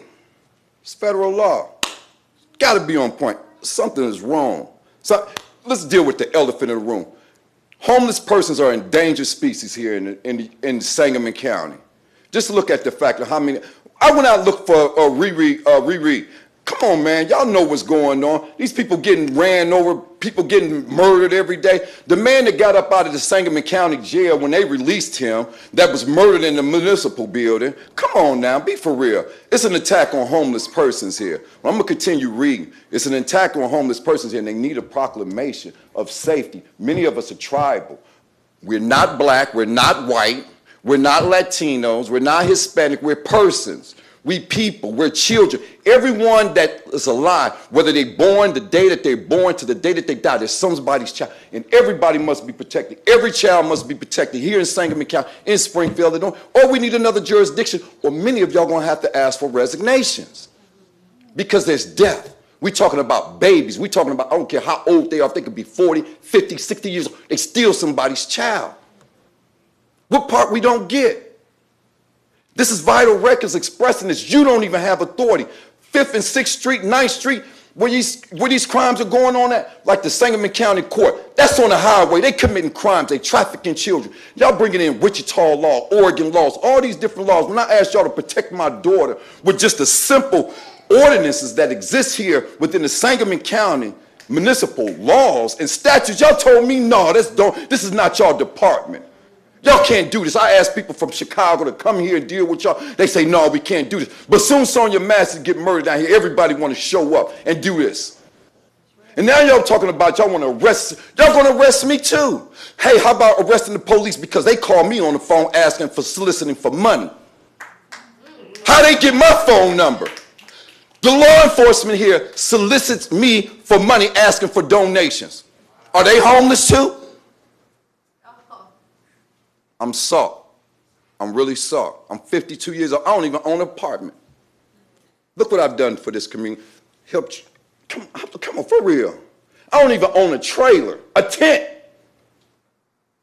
I just traveled 8,000 miles from December to January, from Florida to Minnesota, Wyoming, Washington, Idaho, South Dakota. You know those tribes out there, they ain't fighting for blocks. They ain't fighting for a corner.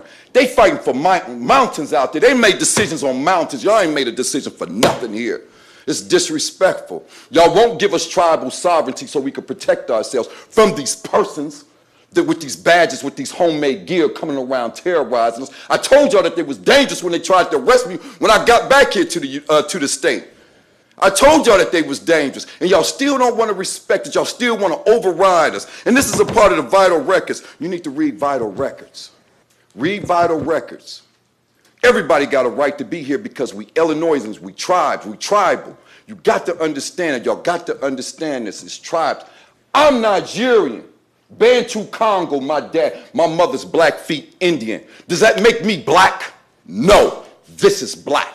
You can sell this. I don't have a black hat. I don't have a black belt. I don't have a black car. You can sell these things. I'm not black.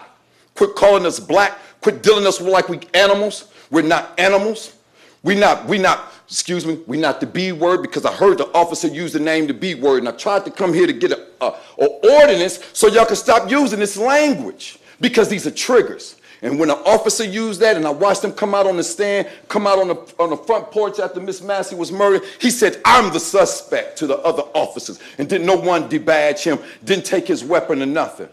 He come out and took that, he said, I'm the suspect. You know what makes me feel threatened and really feel like I'm in danger and really pains me? I watched this man go to his car and get the crime scene tape and take the crime scene. And still was asking, where's your partner? Oh, he's down there. He's dealing with himself. He all right. It was set up. You get it? How can a person commit a crime and go get the crime scene tape? I know it's a little bit over time. And go get the crime scene tape and outline the crime scene. What are we not viewing? That's beyond tort. That's terrorism. That's blatant terrorism. That's called in the 1987 Juvenile Court Order Act, blatant disregard. Thank you for your comments, sir. Oh, one more thing. Class A misdemeanor for anyone who willfully neglects or violates any of these provisions of this act, refuses to perform any of the duties or impede the progress of these persons under this act, is guilty of a Class A. And we can go on. Thank you, sir. Peace and blessings. Thank you, sir. The next person signed up to speak is Beth Rowe. Beth Rowe. I'm going to do it one more time. Beth Rowe. I'll take her time. The next person signed up to speak is Zach Long.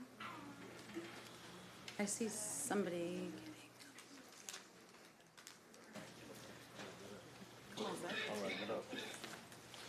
Good evening, good evening. Here we are talking about something, I've never dealt with any homelessness, but I see a lot of people here have. Most of the people on this board have. And I really didn't know what to say coming up here, but I just know when you don't have nothing to say, you got to go for the right thing. And I know the right thing is speaking out against this nonsense. And doing my research, all the women purchased. I don't know you from a can of paint, but to know that you as a landlord and you supporting some bill like this is wild to me and shows a lot about your character. Shows a lot about who you are as a landlord. Gives real slumlord characteristics, in my opinion. And the money that you have probably generated, I would hope that that money is generated back into your property so that your tenants don't have to go and live in a slum. But to have you support that, and what if one of your tenants can't pay their rent 1 month? You okay with criminalizing them? That's what that ordinance is about. And we sit here and talk about, well, we don't have money for this, we don't have money for that. I know everybody done been to the dispensary and seen that 20-30% cannabis tax that I don't know where that money going towards. I know that it's still funds that y'all can get from the governor that still came from that infrastructure bill that's getting used for things that ain't even it's supposed to be used for. I'm tired of seeing Springfield Clinic buy up the block. I'm tired of seeing dispensary after dispensary get opened up, and that money is not being used to the resources around this city like they said they were going to when they initially drafted that cannabis tax bill.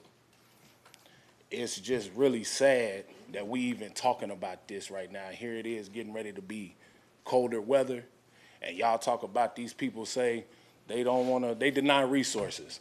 I guarantee you, you go around to any of the people that I saw sitting around on them steps last year, they gonna go ahead and take that shelter if you offer it to them. The fact is, ain't nobody on this board trying hard enough to reach out to those people to get those resources. Because just like the east side is being forgotten, now these homeless people are being forgotten.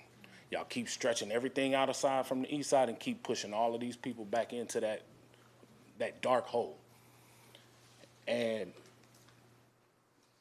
it's just funny that now that the outrage is out there, this is no longer an emergency ordinance. We gonna sit on this for a couple of weeks.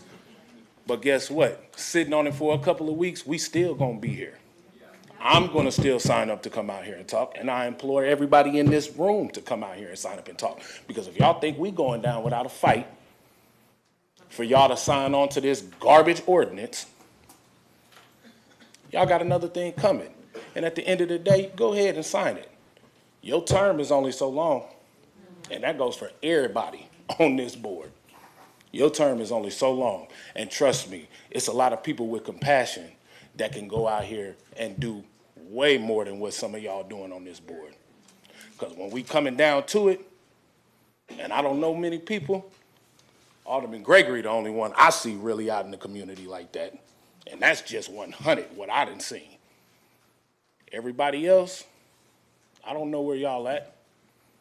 Y'all say y'all can call people. As everybody said, we all saw the post.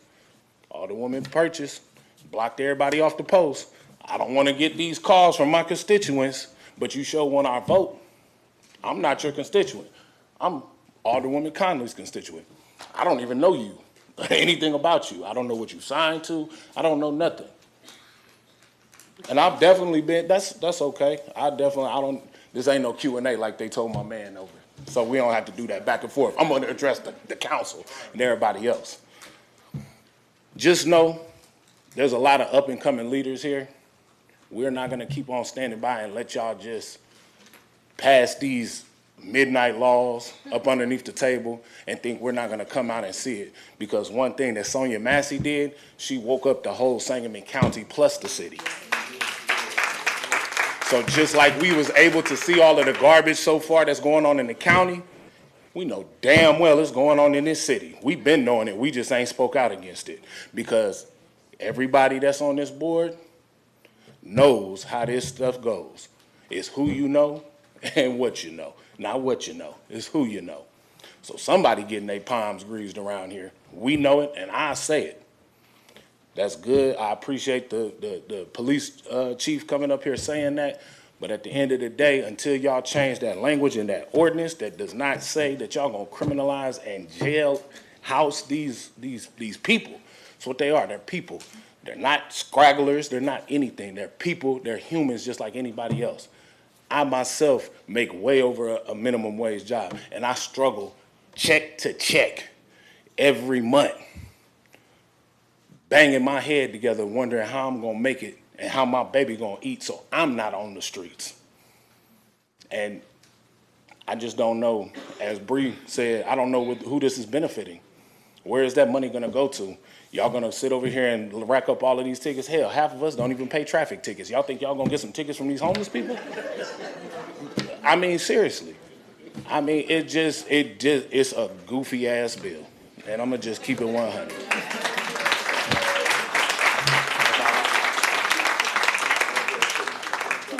I'm just gonna respond to one thing Zach said. Zach, could you come back up?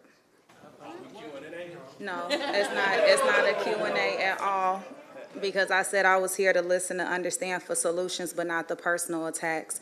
So I did sit on 2 of the boards. Ms. Penny Powell is in the back. Josh Sable is here. There's one thing that I can tell you that came from a solution with me being a landlord. I have housed multiple people that was in these situations where it was an infestation of bed bugs when they did come into my property. One that was intoxicated left their noodles on the stove in my apartment building, burnt up. So when we talk about bringing solutions to the table, hearing stories when we ask for additional landlords to take on more than high risk in their properties, you're saying put money back into the properties. These are things that we look at, and the solution that came from that is adding money in for maintenance costs. So when you're sitting here saying like somebody's benefiting from it, I don't think that the community understands the whole totality of it. And Then be transparent and tell us. it's some more education that needs Oh, to no, be no, done. no, So no. I agree. Y'all just be transparent and tell us, because we are very educated to understand. But Yeah. at the end of the day, my statement still stands. That's For you fine. to be a landlord and to sign on a crackpot bill like that is very, shows a lot about your character. And that's my personal opinion. I don't know you, like I said, from a can of I paint. don't know you neither, so But that's why I'm addressing but I'm just saying, you see ain't nobody else signing on to this, so that would be my red flag to be like, you know what, maybe I'm not doing the right thing. Maybe I need to listen to my constituents. Correct. And it just doesn't seem like anybody has until now. Because had nobody would have came out and blew your Facebook up, we wouldn't even be right here. Y'all would have passed that bill with nobody's knowledge, in the dark. So let's keep it real. So don't act like you got to change your heart all of a sudden, like, oh my God, let me clutch my pearls, because this is a change of heart. No, y'all just know that that fire is up under that butt, because when y'all come up for re-election, I promise you, anybody that signs on to this bill, I will work tirelessly to make sure you're not elected again. And that's on the real. I will make sure that you are a career landlord and not a politician. Believe that. Thank you. So we Thank have you.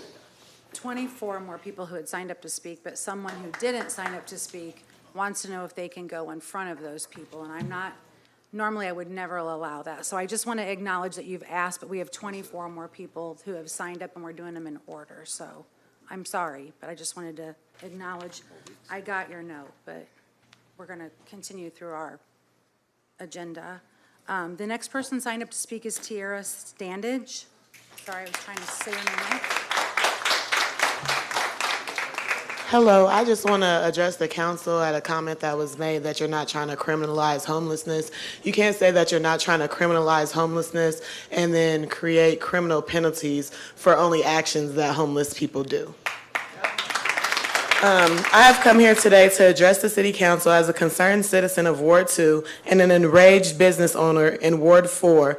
I am in Ward 4, but my business happens to be directly across the street from the homeless encampment on 5th and North Graham. My business, Intricate Minds, is a grassroots, non-for-profit community center, and most of our participants are experiencing homelessness. We provide direct services such as food, clothing, harm reduction supplies, and homeless outreach, which includes but is not limited to warm meals every Wednesday, free haircuts every Monday. We have free therapy every Thursday for anybody to come and join, free yoga classes. We do a lot of things there, free of charge for anybody in our community.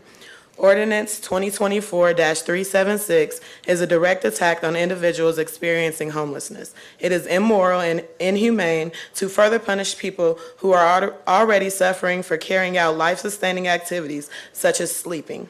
Creating criminal records and unpaid fines for these people adds to the difficulty that they already have when it comes to being employed, rehoused, or being able to obtain services. This is a slap in the face to service workers like myself and the Heartland Continuum of Care who are actively in the streets working to create and find resources to end homelessness in our community. This ordinance offers no real solutions, only attempts to fix what homelessness looks like, not the root causes of it or how to eradicate this epidemic. The timing of this proposed ordinance is foul and tone deaf. Right now, our community is experiencing a heightened sense of fear and tension with the local policing departments. This is largely due to the horrendous execution of Sonia Massey. We all watched how she was treated in her own home after calling for help and possibly experiencing a mental health crisis. Why would you send the same officers and deputies with no mental health crisis training or de-escalation skills into the most vulnerable part of our community to handle people experiencing homelessness and mental health crises? And just to break apart from my speech, I feel like there should be an emergency ordinance for that, to provide more training for these officers to de-escalate situations and to provide services for people experiencing mental health disorders, because most of the participants, which are the people on 5th and North Grand, are experiencing those things. Our community doesn't feel safe within our own homes. Imagine how our neighbors without homes feel. Why can the city afford motorcycles for the police department, but not expand on the resources available to people experiencing homelessness? This proposed ordinance cites a study done by the U.S. Department of Housing and Urban Development in 2022 that reported 9,212 people in Illinois are experiencing homelessness. However, this same source reported that 11,947 Illinoisans are experiencing homelessness as of last year in 2023. This means that despite the proposed solutions and shelters that are in place, homelessness has increased by almost 3,000 people in our state alone over the course of 1 year. This is proof that there are gaps in services that need to be filled. More and more people are falling through these cracks. Let's work together to fill these gaps instead of proposing unethical ordinances that directly attack the most vulnerable citizens in our community. Criminalization of homelessness is just an expensive way to make homelessness worse. Thank you.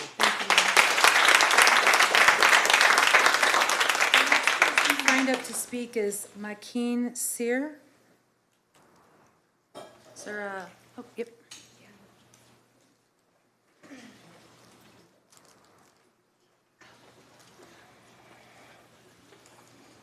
Hi, my name is McKayan. Hang on, let me just pull this up. I moved here in 2016. I actually ended up here because I had become homeless. I had been living in my car, and I had gotten a speeding ticket. Where I'm from, originally, we don't have to pay speeding tickets, and they won't arrest you, put out a warrant for your arrest for unpaid tickets or anything like that. I'm from Alaska. They take it from the oil money that they give us. Which is nice, but I wasn't aware that that was a thing that could happen to me. So when I got targeted unfairly for looking like I was living in my car and pulled over and subsequently arrested, I was very surprised. I say this to say that this can happen to anyone. I was relatively young and I had lots of issues, but becoming homeless wasn't a series of events that I could have easily avoided. From jail, I eventually ended up in treatment since I did have a lot of issues with drugs. That's how I ended up here in Springfield through the Gateway treatment program. When I finished, they helped me find housing. And a lot of people tonight have spoken about how a lot of people don't want housing, right? I'm here to share my experience on why that might be. I've been sexually assaulted numerous times in other housing facilities in other states. When I transitioned from Gateway to these other programs, I noticed a lot of issues. One was a privately run program. They had a lot of issues, we'll leave it at that. They are still in operation. They are still recommended if you Google, housing, halfway house, stuff like that. Another house was like a nationally run chain, but it's run here a little bit differently. And that man, it's considered rape if you are in a position of authority over a person and you are coercing them to have sex with you, especially if you are offering housing as the thing that would, if you sleep with me, I'll give you a house. If you sleep with me, I'll put you in this house even though you might not be sober, on people who are trying to be sober, people who might have their kids there. The whole thing was such a mess.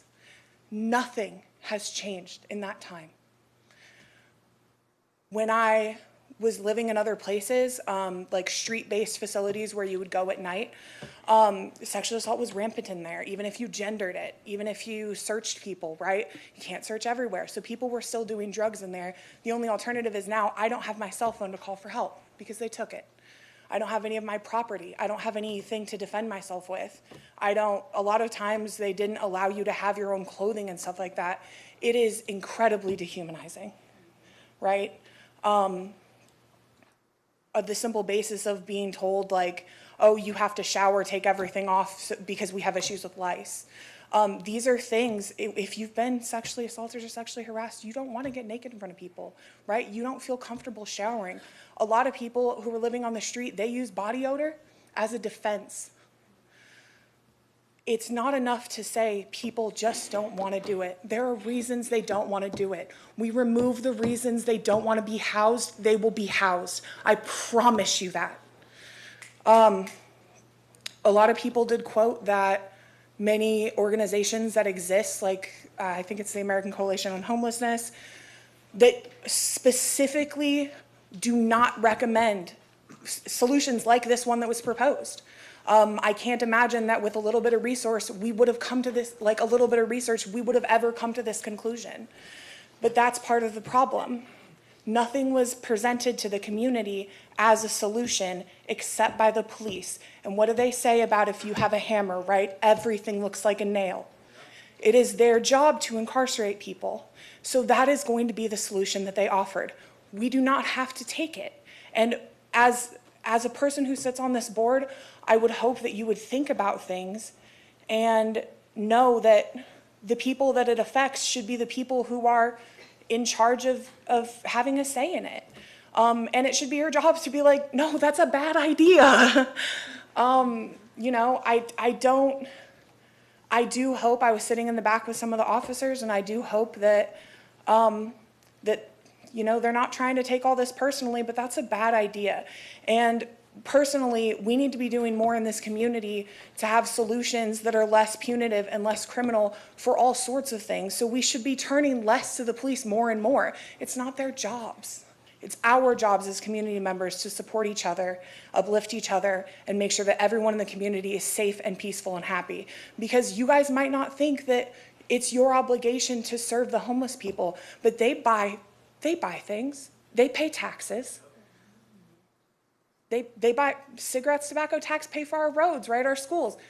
There's not a single person who's living on the street who doesn't benefit this community, and we just need to revert how we're thinking about them to see those values. I personally have been through the system here. It is very, very hard to navigate. It is even more hard to navigate if you are going through stress or mental health issues. And one of the biggest proponents of people who are going through these punitive damages of officers evicting people from homeless camps, all it does is shuffle them. If you evict someone from South Grand, right, and they move to Duncan Park, they're still a homeless person in Springfield. You didn't solve a problem. You just put the onus on that person to move all of their stuff, right? The stress of knowing that anytime an officer walks by now, right, I'm secure in the fact that he has to have a reason to come talk to me. Not anymore. You put rules like this on and they can just come up and talk to you. That's unnecessary stress, right? My brother's currently homeless right now in Portland because he is severely schizophrenic. the pressure that it puts on our family because his camps keep getting raided and we keep having to buy him sleeping bags, I cannot express to you, all right? This is so more farther reaching than anyone could understand. And I really appreciate that people gave us the opportunity to come speak with you guys. I appreciate that you guys are going back and reorganizing this. And I wish that the first thought when we had lost people in such a tragic way to overdose or almost to violence with no cause who were in the homeless community, the first response should have been, we're drafting a board to see how we can deal with this. What do your constituents want you to do? No one brought that up. It was just the police. And again, all they got is a hammer, right? So I really hope that this shows you that we need longer than a week, we need longer thought, and we need more proven solutions, right? And yeah, that's all I have. Thank you for your time. The next person signed up to speak is Avla McDonald.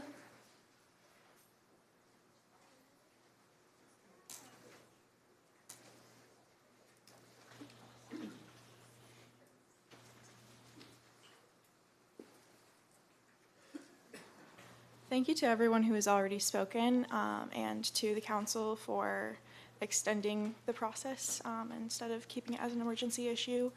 I feel underprepared to speak tonight. I just felt that I had to sign up. But I am against the encampment being removed, especially without proper resources being in place for people who are living in the encampment, who are in community in the encampment, to go and to be safe in. I also recognize that in a broader way, I think that removing the homeless population from the downtown area has been an ongoing project in the city over the past year. I have been a pedestrian in Springfield since March of 2023. I only recently acquired a vehicle, and so I was doing a lot of walking around town, a lot of biking around town. It's become very, very, very strikingly apparent the absence of the homeless community in the downtown area this year versus last year. And that's been of concern to me, and that when you do not have access to a vehicle, when you do not have access to reliable public transportation, which I haven't taken public transportation in Springfield, but I wouldn't be surprised if it's not terribly consistent and reliable, and if frequency of public transportation could be improved upon. It was very concerning to me that the homeless shelter was moved to a greater distance from key community resources that the homeless population was reliant upon and had greater access to and ease to access to in the downtown area, such as the library facility. And a broader scale as well, you know, the Supreme Court ruling, the proximity of that ruling to the student encampments protesting the genocide in Palestine is not lost on me. And I would caution everyone to keep that in mind as homelessness and homelessness encampments are now being criminalized across the country. And I'm happy to hear that the police department and that other organizations in town have been implemented in the past year to assist with outreach to the homeless community. And I would encourage improvement of those resources. Cunningham Township is a program in Champaign-Urbana that does an exceptional job at homeless outreach. And just sharing that as a resource for further research for anyone who's interested. Something else I was going to say?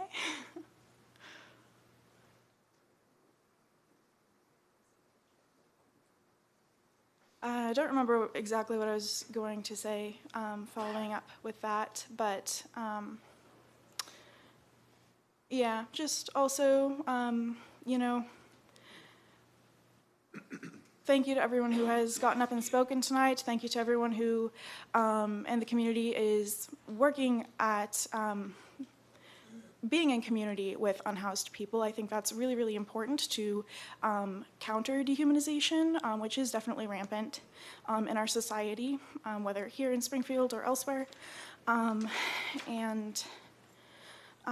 Yeah, speaking, you know, to the challenge of establishing and maintaining security in material society, as someone with a degree from the you know, the best public university in the state, I have not been able to find professional work since I graduated.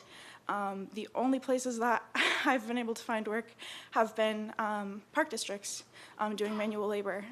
So if I can't find a job that speaks to my qualifications, I can't imagine how amplified that challenge is to anyone who's out on the streets, anyone who is struggling, you know, with mental health without the supports that I have in place, to anyone who is facing constant stigmatization.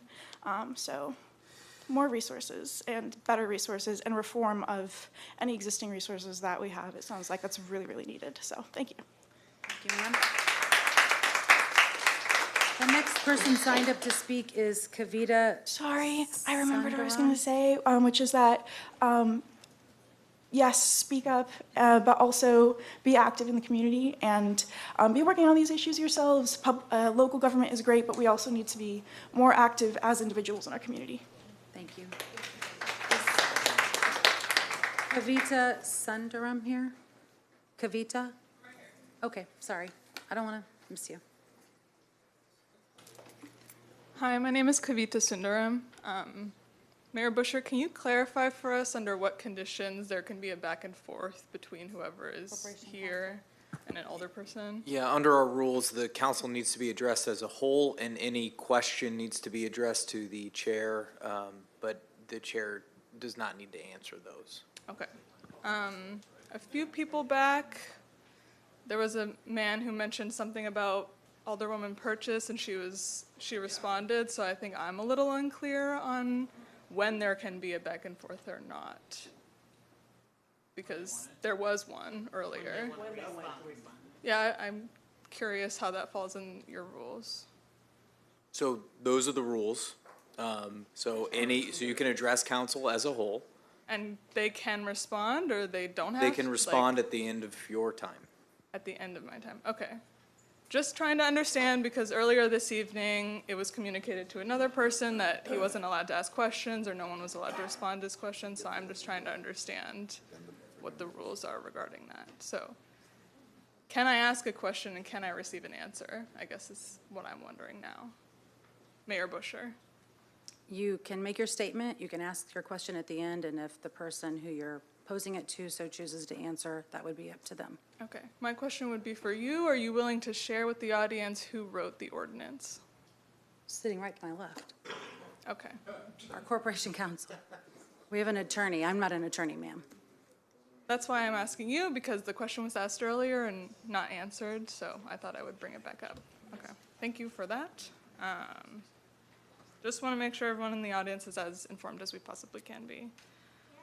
Just so you know, our attorneys prepare all of our ordinances unless an alderperson chooses to prepare their own, but otherwise. Understood. So it was prepared by Corporation Counsel and sponsored by you and Alderwoman Purchase, is that correct? Okay. Can you share with us the research or studies that any of you consulted when drafting this ordinance? I'm done with the Q&A part. Is the chairperson, I don't engage. Okay, I have just one final question then, since you're done. When will the public of the city have the opportunity to ask questions and receive answers from the council, if not tonight? They're done with the Q&A part, sorry. That isn't how the rules of the council or the committee are set up, ma'am. Yeah, so I'm asking, is there an opportunity for us in the future to ask questions I would on say an we would have to ordinance? change our rules. Okay, so no. Okay.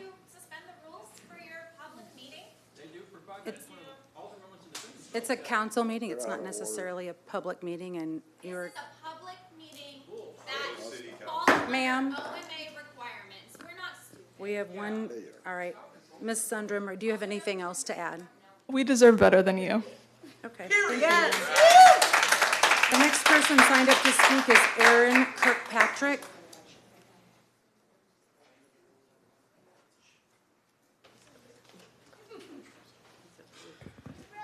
Mayor, Alders, thank you for returning this to committee. How a society treats its most vulnerable is always the measure of its humanity. U.S. Ambassador Matthew Rycroft. You're aware of the U.S. Interagency Council on Homelessness, as you quoted them in this ordinance, as saying that people who experience homelessness die nearly 30 years earlier than the average American. On that council's homepage, under Values, we may also see that they believe homelessness is a failure of systems, not the people who are failed by those systems. They believe it is not a crime to be homeless, and they believe, quote, people who have experienced homelessness must be in positions of power to shape federal, state, and local policy, end quote. I've had many patients over the years who are experiencing homelessness, from those sleeping in hotels or couch surfing, to those driving out of the city to camp, and others who had a domestic dispute and nowhere safe to stay for the night. I have seen shelters be immense sources of relief for some, but shelters are not for everyone. Homeless people often make others feel uncomfortable. Wait, no, people make themselves feel uncomfortable when confronted with homelessness. We are faced with realities of society we do not want to confront: income inequality, mental illness, the fragility of our own comfort and sense of security, or the failures of our systems. It is neither kind nor wise to blame our feelings on those who cast the light and hold the mirror. I keep thinking that this ordinance works to hide homelessness, and even if not intended, caters to not in my backyard sentiments. If we don't want people to overdose, are we distributing Narcan, educating and supporting harm reduction? I presume this ordinance as written would implicate almost everyone in this room, past or future. When I drive cross country, I sleep in my car overnight when I'm tired. On one road trip, I frequently slept in Walmart parking lots. When I moved out of state, I lived out of my vehicle for 2 months while I landed jobs and then knew which city I wanted to live in and then secured housing there. I've seen plenty of parked camper vans and RVs. And what if someone goes out drinking and has the wherewithal to sleep it off in their car rather than drive home? It seems these scenarios would be subjectively illegal in the city of Springfield, Illinois. Please do not make me tell my patients they cannot sleep in their own cars. Do not tell any of us that we do not have the freedom to sleep in our own vehicles. Would you rather sleep at Helping Hands over the privacy and security of your own car? All land is public or private. Please do not make the options trespass or be ticketed. More personally, I believe my mother bought the vehicle I currently drive expecting to live out of it. She lost her home in the 2008 financial crash and then lived with family. She struggled with her mental health despite not believing she had mental illness and died exactly 30 years younger than her grandmother. For years, my brother and I wondered if we would be among the nearly 80% of those for which schizophrenia is genetic. Be grateful you do not suffer the condition, and I implore you, do not add to the burden of those who do. If my mother, I, or anyone else were living out of that SUV right now, I would not want the government to charge $1,825 total for the first 5 offenses, which could occur consecutively, and then potentially incarcerate or continue charging $750 per day or offense for the crime of choosing to sleep for more than 2 consecutive hours between the hours of midnight and 6 a.m., as it is currently written. Does this cost not perpetuate poverty and the misdemeanor further disenfranchise? If you don't want to incarcerate people, please remove it from the ordinance. And yes, there is the option to impose community service in place of a monetary penalty. Then is this ordinance not forcing those of us most vulnerable into a form of slavery? Really, Is it not forced labor due to poverty when those impoverished do not conform? We all know we don't choose our family. Remember, the people camping in public are people's families and members of our community, our neighbors.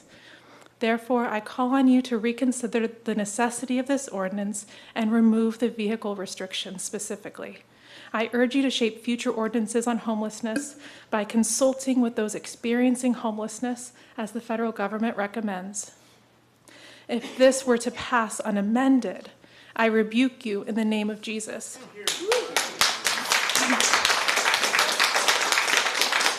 For, as Jesus said, as you did it to one of the least of these, my brothers, you did it to me. And before committee, please practically envision what community service as punishment would look like, and who would be holding what to do the forcing. Legality is not morality. Thank you. Signed up to speak is Erin Jones. She's not here. No? Okay. The next person signed up to speak is Justin Courtney. Thank you for helping us with Erin.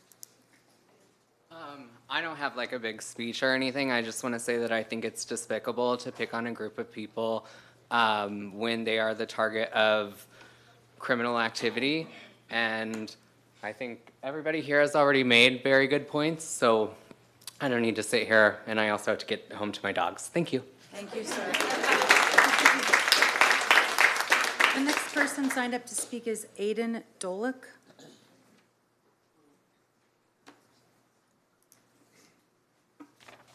I don't have too much extra to add. I'll start by saying that I saw that there's almost $70,000 allocated towards community relations training for the police that was put on the consent agenda. There was also a little over $1 million allocated for some new police cruisers and SUVs that were also on the consent agenda that passed without any kind of debate.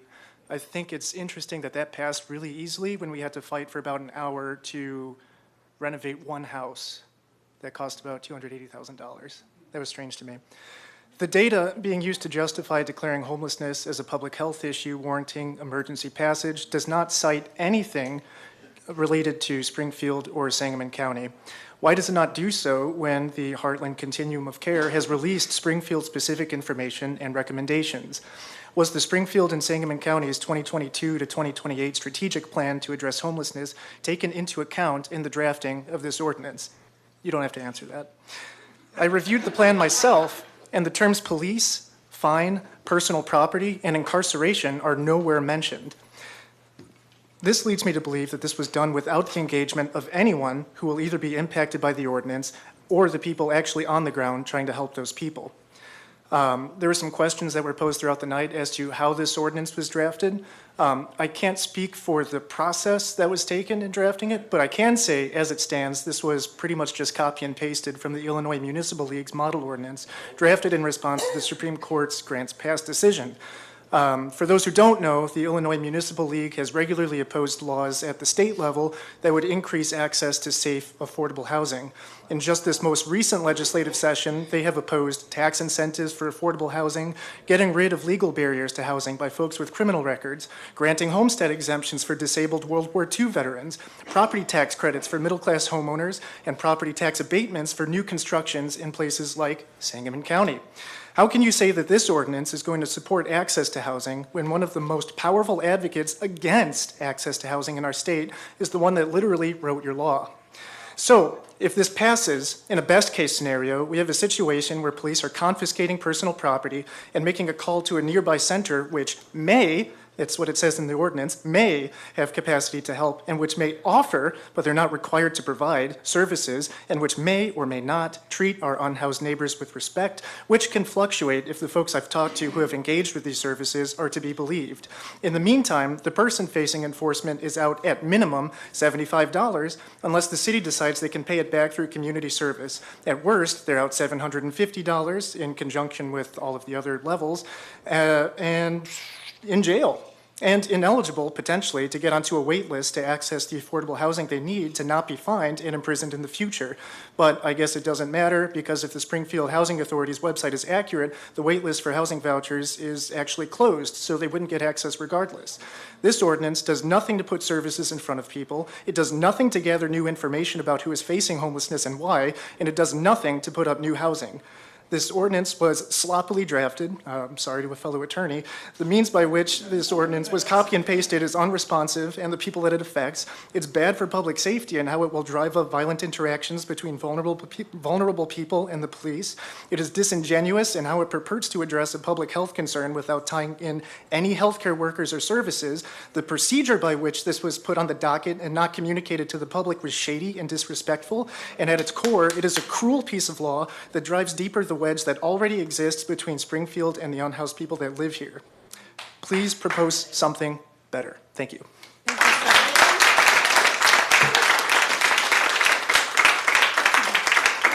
next person signed up to speak is Precious Warrantby. I hope I'm saying that right. Is Precious here? Precious Warrantby. We'll move on. The next person signed up to speak is Jack Pasiola.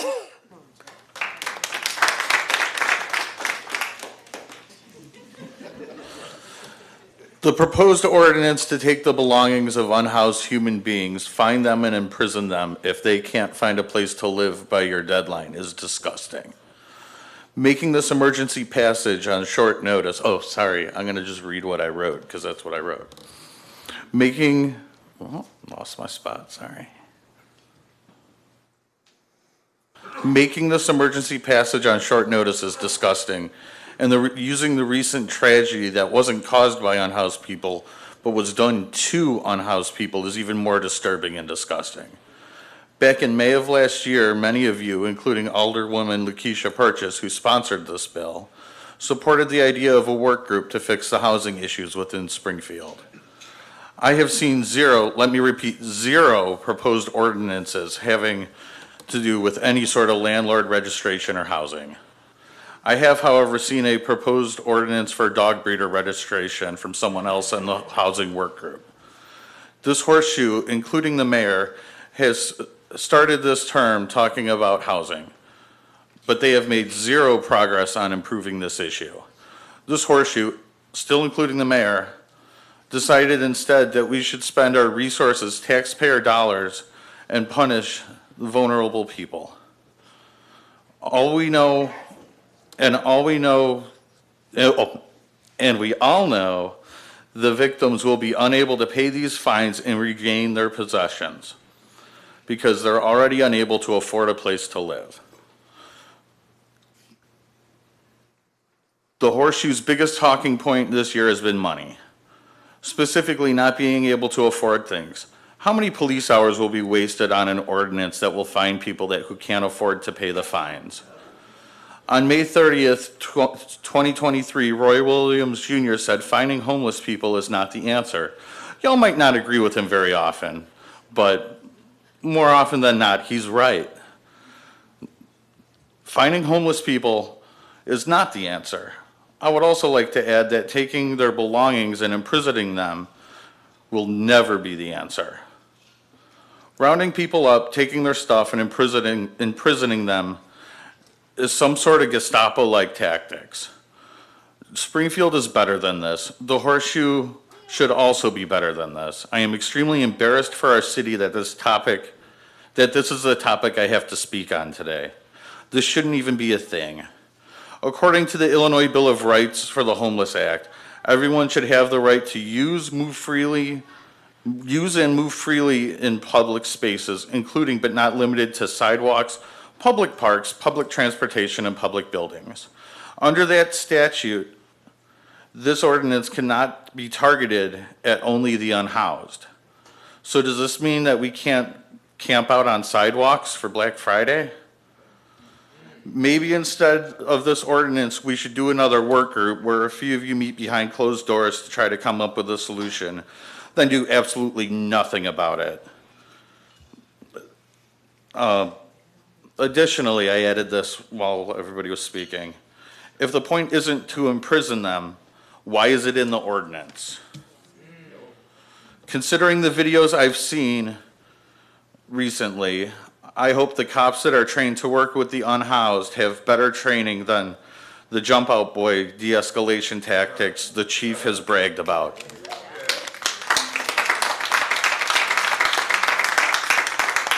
Next person signed up to speak would be Leroy Majors.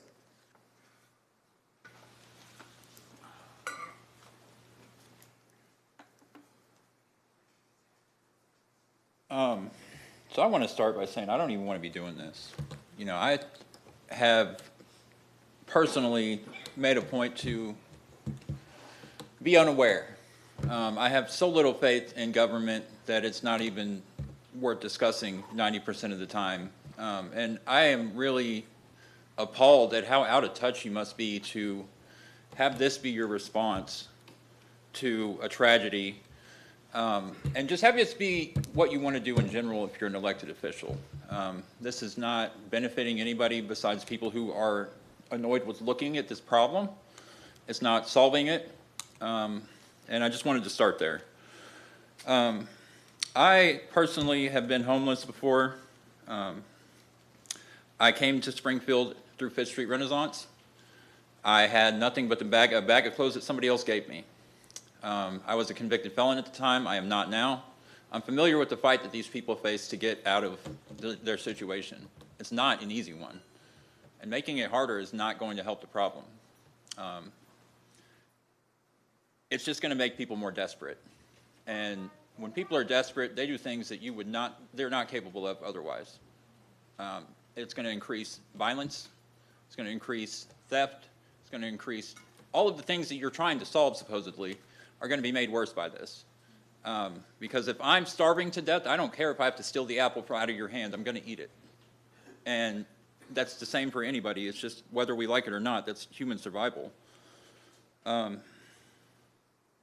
Sorry, this is a very near and dear topic to me. I've been lucky enough to work my way out of, continuous homelessness in different places. I spent the last 8 years mainly running businesses in town. I decided that's not what I wanted to do anymore, and I spent the last year serving through AmeriCorps at Family Guidance Center here in town. My whole job was to connect people to resources that they needed for whatever it was they wanted to work on. So having said that, I want to point out there's a severe communication issue here. I spent a year where my entire job was to connect people to resources, and I didn't even know about, what is it, Heartland? Heartland? Yeah. I haven't seen a pamphlet. I haven't seen anything. Nothing. So there's an issue there. These people are just trying to have somewhere to exist, to just exist. They're not looking to cause you problems. They know that you don't like the way they look. They don't like the way they look. And to penalize existence is just, the community doesn't trust you. And you've done nothing to earn that trust, especially tonight. I'm sorry, this has been pathetic. If these resources are so available to these people, why do we need ordinances like this? And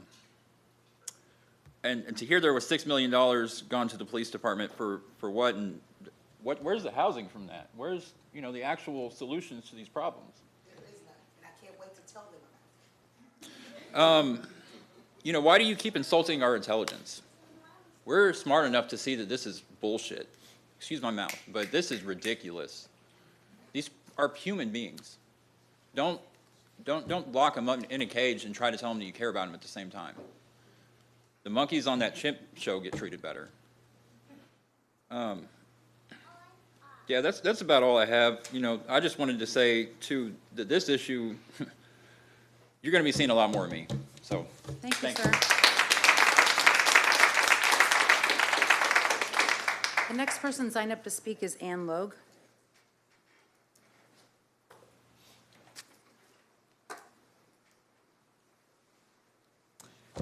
Kind of old, it's really tiring, but I'm here. The rent is too damn high. That is one thing that we all know, and that's one of the causes that I've heard so much tonight.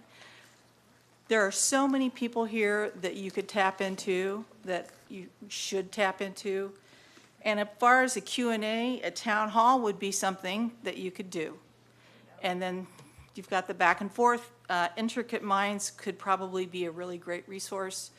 People who deal with the unhoused every day, and they have their heart in this job. I agree with everybody that says, do not criminalize this. When I first saw the bill, I thought, wow, that's just like, I didn't realize how many things were listed, and the penalties were incredible. So I apologize for not taking it more seriously in the beginning. So understand the people who are refusing to shelter. That would help. The Intricate Minds could help with that. All I can say is that we have a housing crisis, and that's a big problem, and we need to work on that. But the town hall, I think, would be a good step. There's so many good speakers here tonight. There were some that were not so good, but for the most part, I think we've all had a different face. For me to understand what homelessness is about, I certainly didn't have a greater understanding of it, but tonight I had a face to put onto that. And I feel like this was a good thing to happen in spite of all the fear and the anger that came from this. It really educated all of us, I hope. Okay, that's it. Thank you, ma'am. The next person signed up to speak is Hannah Smith. Hannah Smith. I'll do it one more time. Is Hannah Smith here? Okay. We'll move on to Salem King.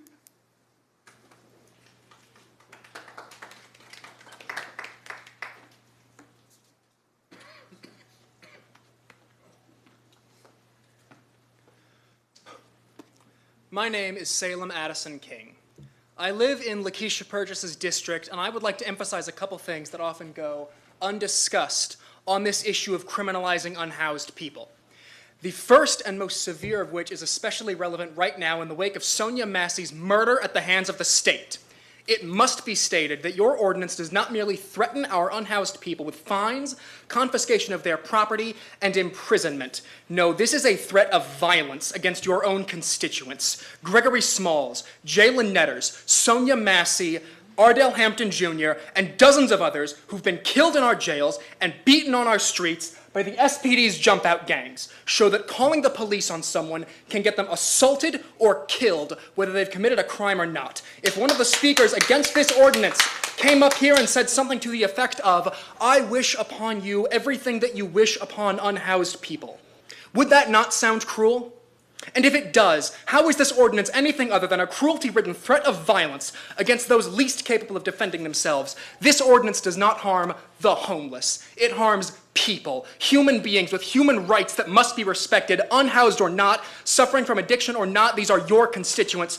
Furthermore, I'd like to ask a question that would certainly be asked of any program which sought to actually help these people, which is, how are you going to pay for it? Criminalizing homelessness has been shown to be orders of magnitude more expensive for cities and therefore us taxpayers than programs that actually provide support services, which makes perfect sense if you think about it for more than 7 seconds. So answer me this: how are you going to pay to house them in jails? How are you going to pay for their medical care in jails? How are you going to pay to feed them in jails? How would you pay for the extra time lawyers, judges, and officers will need to work on enforcing this ordinance? I say if the taxpayers of Springfield are going to be paying to house, feed, and care for the unhoused in our jails, why don't we save the money on the officers, lawyers, and judges and just take care of our own damn people for once instead of punishing them for suffering? Even I, as someone working a part-time job for minimum wage and attending college full-time, will regularly pay for food and drinks for unhoused people who come into the grocery store that I work at. And I'm not going to accuse any of you on this council or any members of our police department of lacking compassion or empathy for the unhoused people of our city, because I can't prove what your motivations are or are not. But it quite simply does not matter if you have compassion. The only thing that matters is whether or not you are acting compassionately. The beginning of your ordinance briefly discusses the public health issues associated with homelessness, like addiction and disease, and Mayor Busher mentioned the recent tragedies that afflicted our community. but neither the mayor or any section of the ordinance explains how incarceration and fines of up to $700 are going to help these people or solve any of these problems. And if, as Chief Scarlett said, you don't want to take money from unhoused people, then why is it included in the ordinance?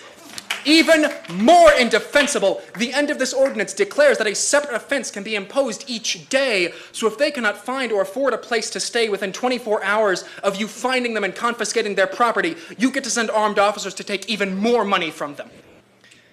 Maybe stealing the money and property of our poorest citizens was how you planned to pay for all of this.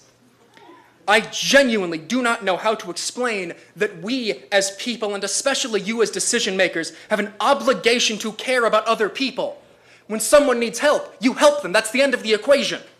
The store I work at is close to an area where unhoused people gather regularly, and I get it.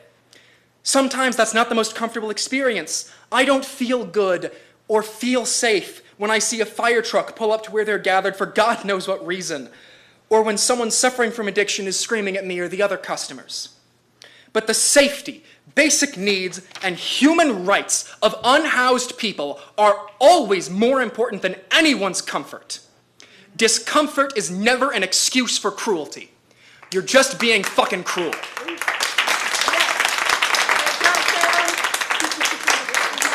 Signed up to speak is Aaron Cahill. Aaron Cahill. Aaron Cahill. We still have other people to go through. Cheryl Thompson. Is Cheryl Thompson here? Was that Cheryl saying yes? Sorry. No? Move on. Okay. Dawn Davis. Is there a Dawn Davis? Yes.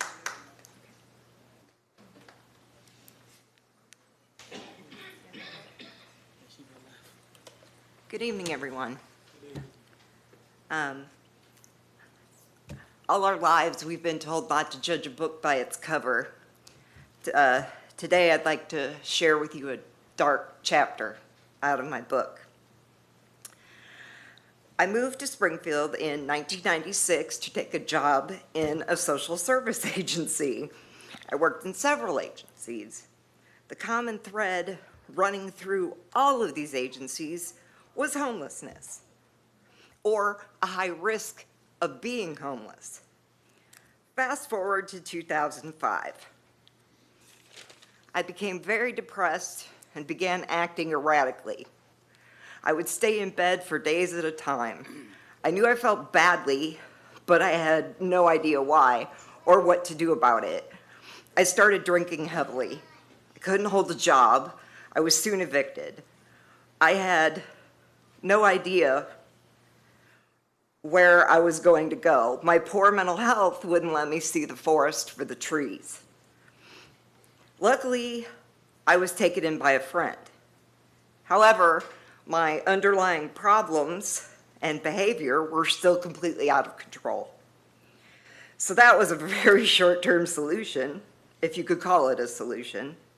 My body was safe, but my mind was not. Once again, homelessness loomed large on the horizon. This time I was snatched back from the brink by my friends and family. The reason I'm sharing this with you is because homelessness has a reason. Homelessness has no face and it knows no bounds. Until the issues underlying the homeless people are remedied, there will always be homelessness. I realize we will probably never see utopia, but everybody deserves a safe place to live. However, shuffling people around is not going to solve anything. If a person has no place to go and you chase them off, they will go to another place where they think that they could possibly eke out an existence. Our overworked police force will transport the offender to the overcrowded jail where they will be booked and released.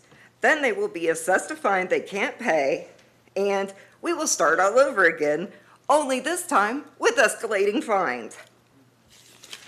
The premise of this ordinance is quite interesting. It begs the obvious question of, where are we supposed to go? What are we supposed to do with these people?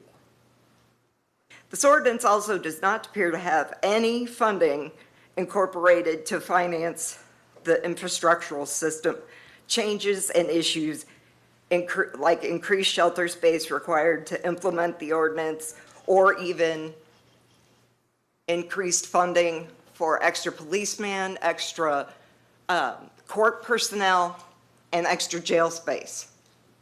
If you're going to arrest somebody, you got to take them somewhere. I'm glad to know that this ordinance will be given more thought and taken back to committee. It's not workable, and it is cruel in its current incarnation. I'd like to leave you with a final thought. Thomas Jefferson, Mahatma Gandhi, Pope John Paul, and former President Truman have all been quoted as having shared various phrasing of the same sentiment. The worth of a society can only be judged by how it treats its most vulnerable members. Thank you.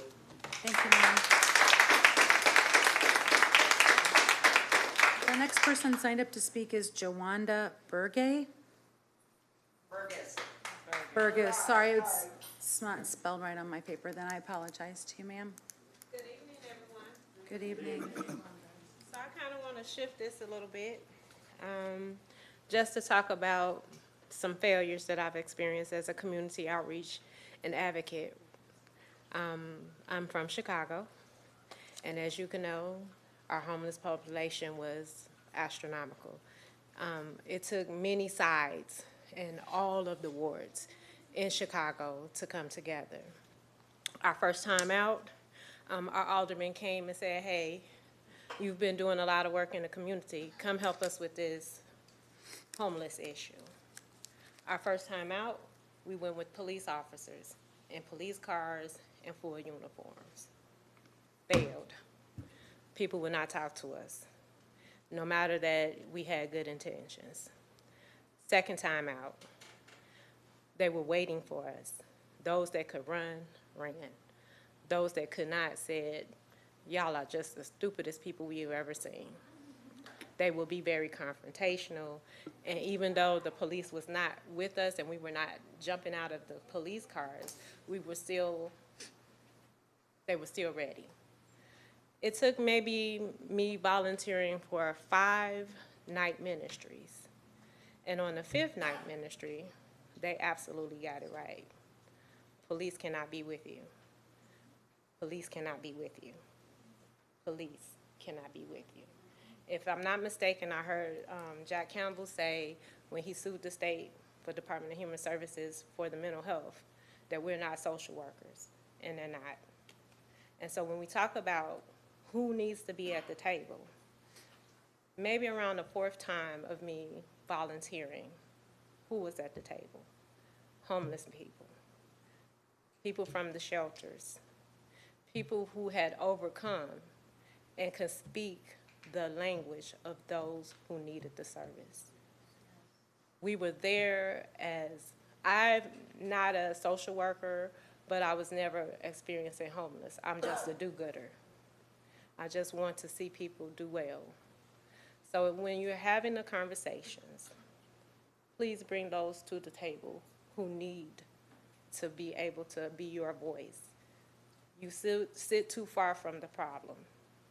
You're not able to solve it, and people will be empowered when you allow them to solve their own problems.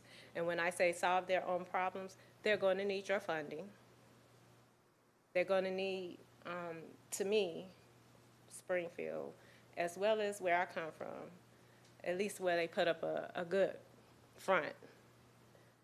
You have more corporate welfare going on in Springfield than you do social welfare. And I don't know if you, Mayor Busher, do your department have grant writers? Do you have a whole grant writing department? Because having that in place and having it actually flow down, transparency, and be able to give people like Tiara Standage her opportunity. She's close to the problem. Those people trust her, and they're relying upon her to be their voice when they don't want to speak up. But give her an opportunity. Once she empowers them, they could come and tell you their experiences, like my neighbor. Now, to tell you about me, when I moved to Springfield, I only had a weekend to figure out where I was going to live. I have a landlord. His name is Isaac Anderson. They run the River Birch Company. I lived in the home, in the building with people that was transitioning from being homeless to being sheltered, or unhoused to being sheltered. I had no experience, no problems. I currently feel like it's the landlords. And let me tell you about, as a human services caseworker, a career professional, one of my best experiences is with a place called Hoogland Alliance. Hoogland Alliance does not propose to come into Springfield or any community to build. What they ask is, well, can you tell us a roundabout number of how many people that's unhoused and how many landlords have housing?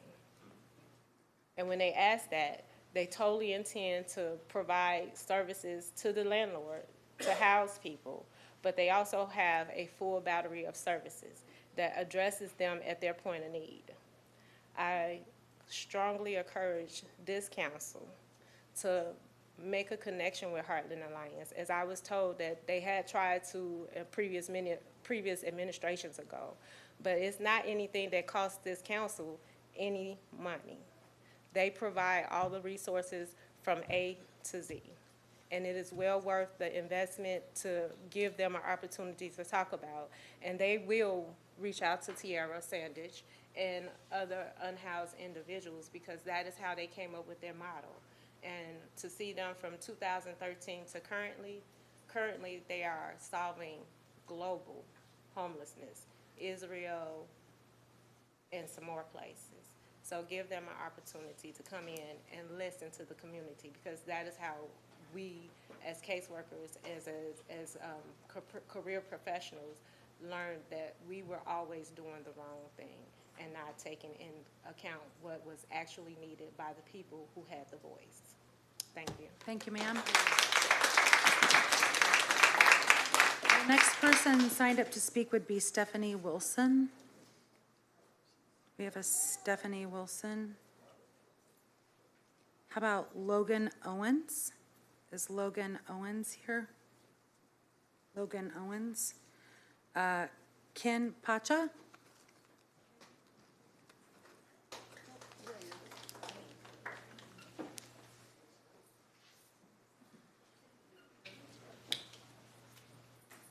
It's actually Pasha. Sorry about that, sir. That's just fine. My apologies. Nobody ever gets it right. It's okay.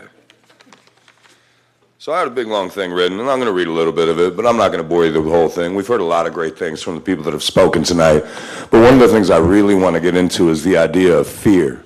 See, fear is how people tend to react to things. We see things, we don't know what to do, it scares us, so we tend to react instantly, fight or flight, right? So when we see homeless people get run over by a car, why would we pass an ordinance to punish homeless people? I mean, the unhoused are already suffering more than almost anyone in this room. I mean, quite frankly, they live on the streets. Have any of you ever slept on the street? How many of you have even had the handcuffs put on you? If the cops came to me while I was sleeping on the street, the first thing I'd do is leave. I wouldn't want to talk to them. Their entire job is to lock people up. And I don't mean that like derisively, but quite frankly, that's what they do.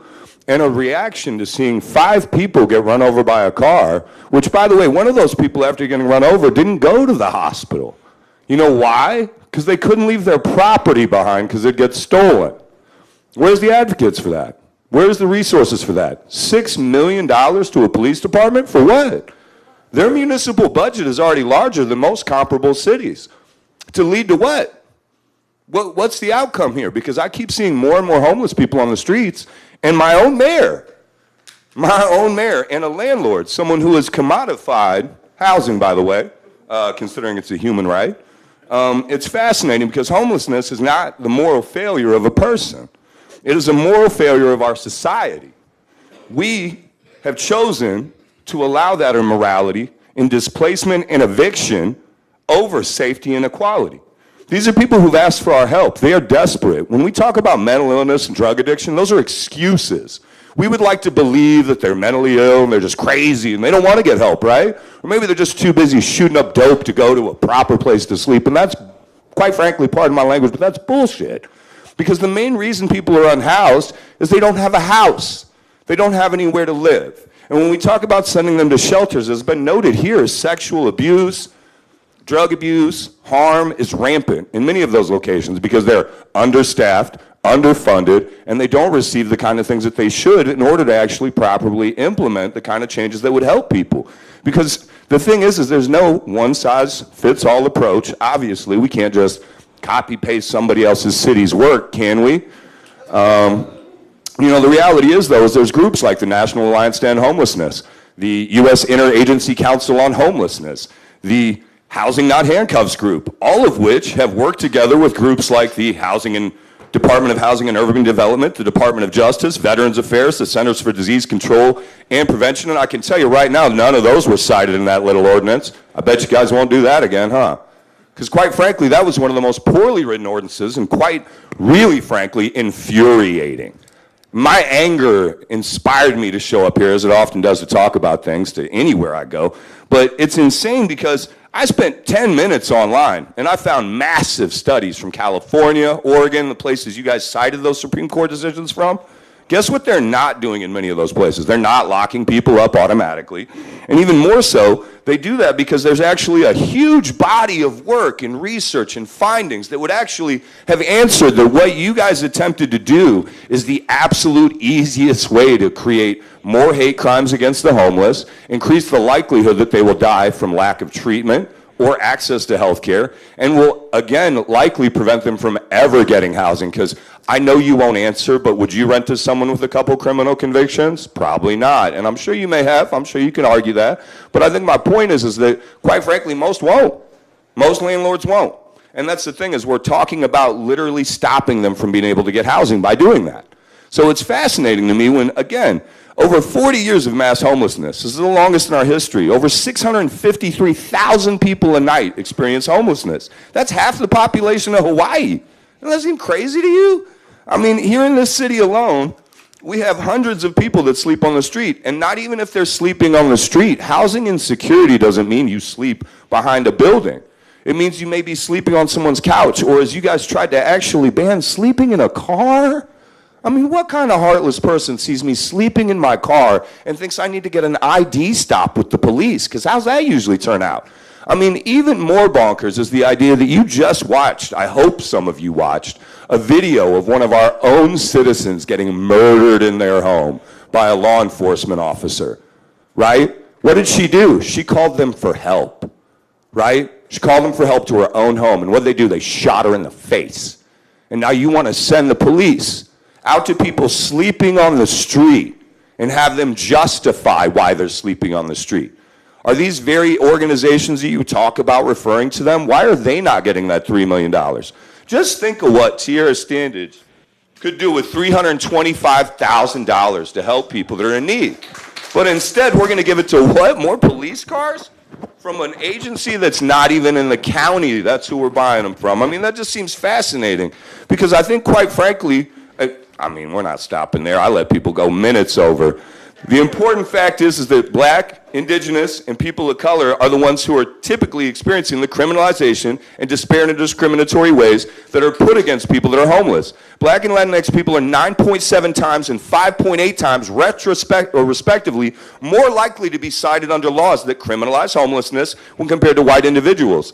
Let's talk about the UNN. They have an elimination of racial discrimination, specifically condemned the racial impact of criminalization of homelessness, and made recommendations in the U.S. to stop it. There is literally things from, like, say, the data from the U.S. Department of Housing and Urban Development, the National Coalition Against Homelessness, the California statewide study of people experiencing homelessness that just came out in 2023, based on a survey of over 3,200 people experiencing homelessness. They found that homelessness increases the risk of violence. 38% of unhoused people people experience physical or sexual violence. 42% of those unsheltered, 39% of those sheltered in vehicles, and 26% of those who spend time in other sheltered locations. Of those who experience physical violence, almost half reported that the perpetrators were strangers or community members, because people tend to look at those kind of ordinances and feel that homeless people are breaking the law and we need to vigilante help them. Because criminalization policies are ineffective and make homelessness harder to exit. And you know that because if you've done any research at all, every single major organization involved in this fight would have told you that.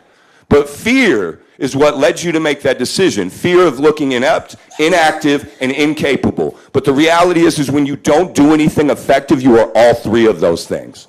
Because putting people in jail, and even if you didn't mean to, even if the intent wasn't to put them in jail, when you say things like fines, increasing, that level up, that lead to jail time, and the police promise me they're not going to do that, bullshit. Bullshit. I mean, come on, man. That's enough, sir. No, I mean, the police. Enough with the All right, cussing. that's fine. Next person signed up to speak is Reggie Guyton. Reggie Guyton.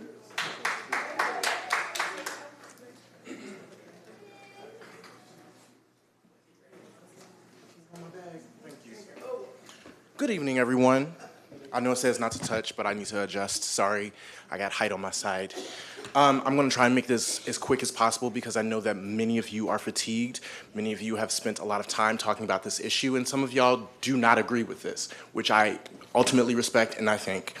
The goal of me talking here is not to disparage anyone that put this together, because ultimately I think it was a failure of actually knowing what this would what the consequences would be, what the ripple effect would be, that led this to be passed as an emergency edict, emergency measure. I also do believe that the system that currently is in place to deal with this, i.e. the law enforcement professionals here, and not just here, but in Springfield, I think that largely that organization does not have the capability, the wherewithal, the training, the funding, as we've all been seeing, because it's been proposed that they need more money, right?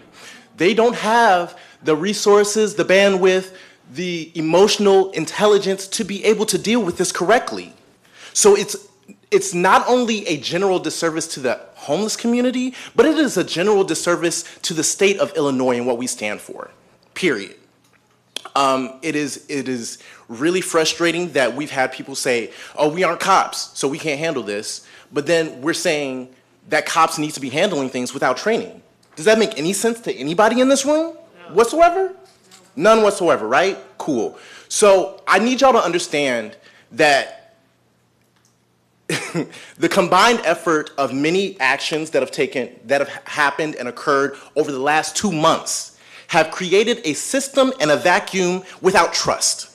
There's no trust in this committee. There's no trust for law enforcement. And honestly, we're not even sure that y'all are going to be able to, that y'all are willing to hear us and what we have to say. Because even as you sit here now, some of y'all have very disinterested faces.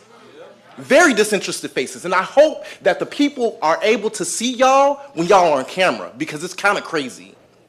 And then to also be, I understand that we're on a time limit, and I understand that there's a lot of information to sift through and disseminating things, but to say that there's not going to be a Q&A session, and then to also kind of hold people to a stance and say that they have to act in a certain format and then go against those rules, I'm sorry, y'all.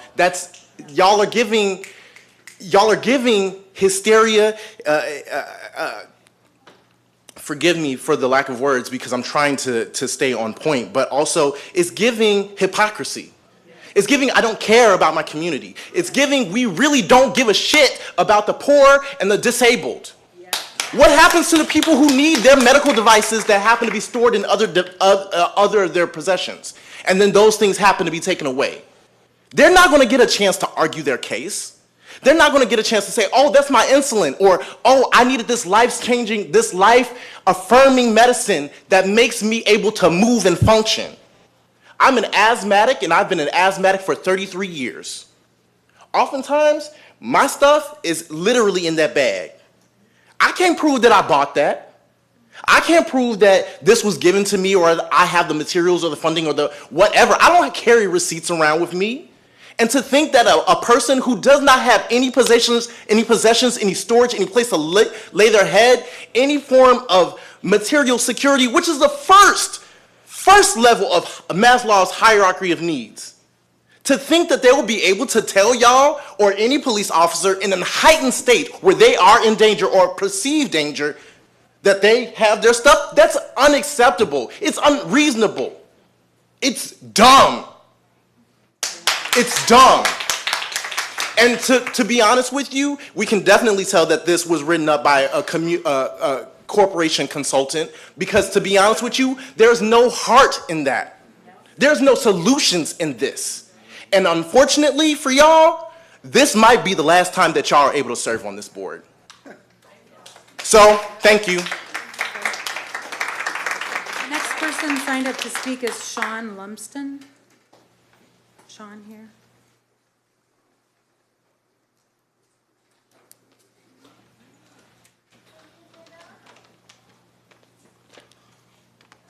Howdy, folks.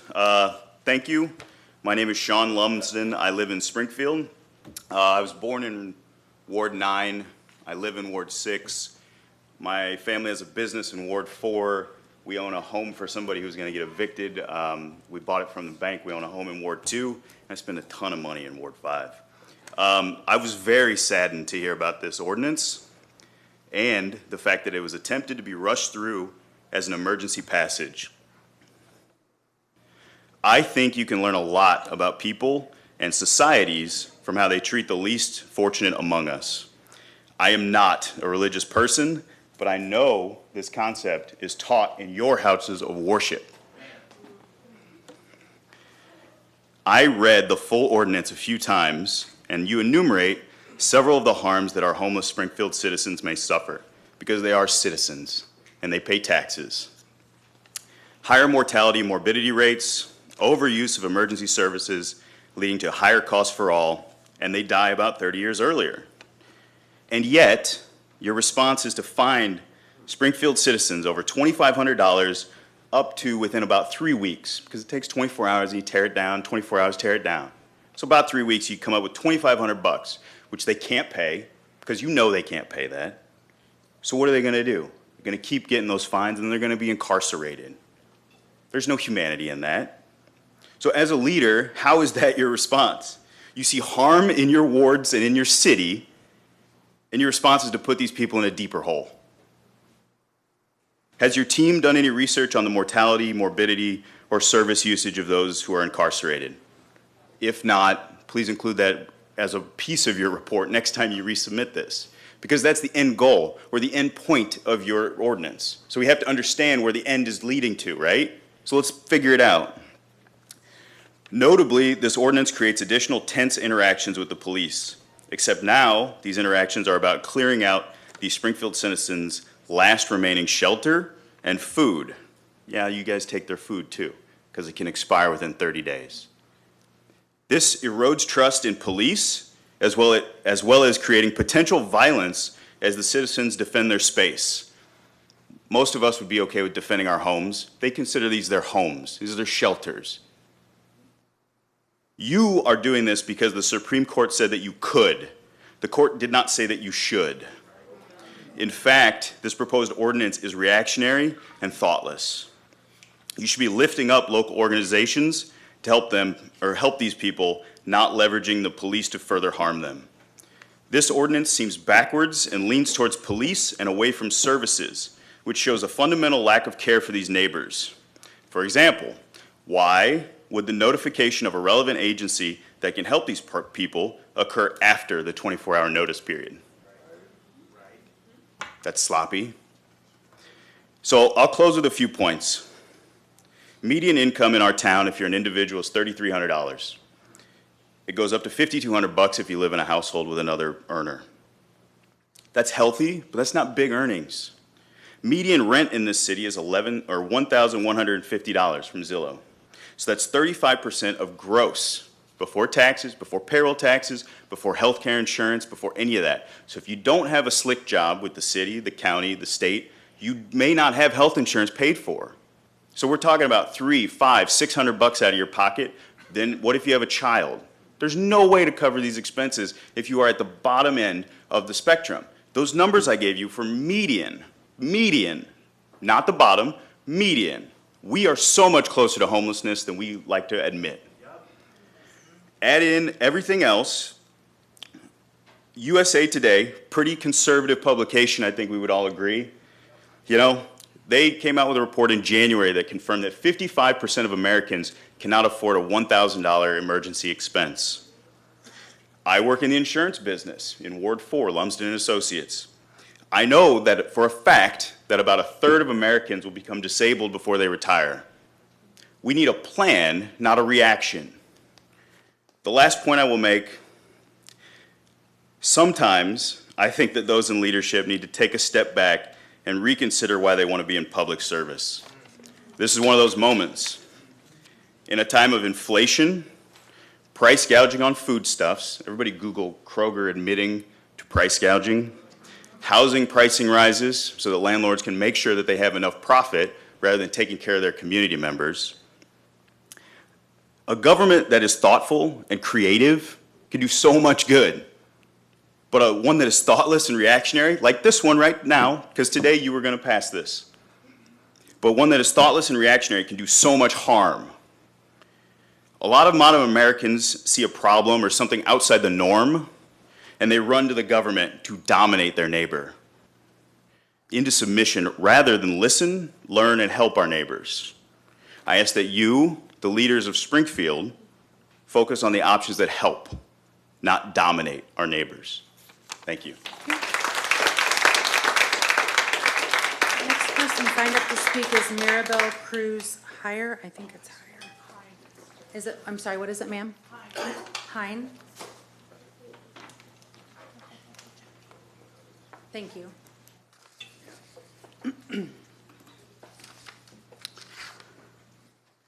Wow.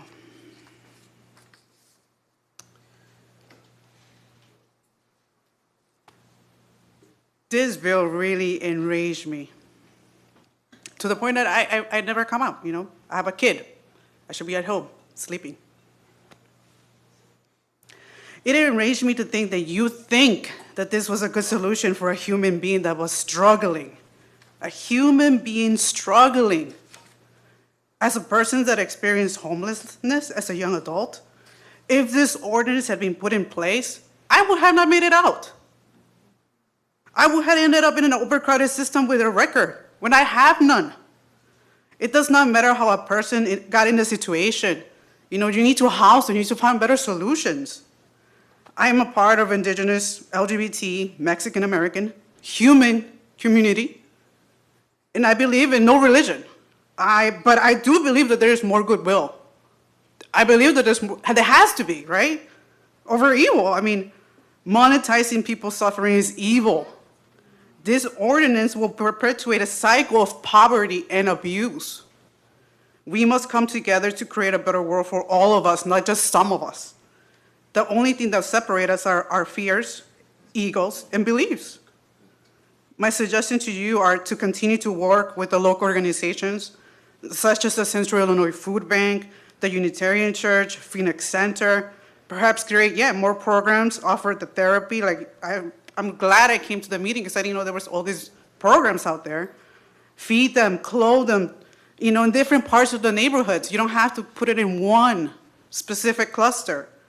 Create job training programs that partners with local hardware stores, supermarkets, retail stores, restaurants, farms, to make it easier for the hiring process. And as I always say, is much love, freedom, and liberation to you all, and free Palestine. Thank you.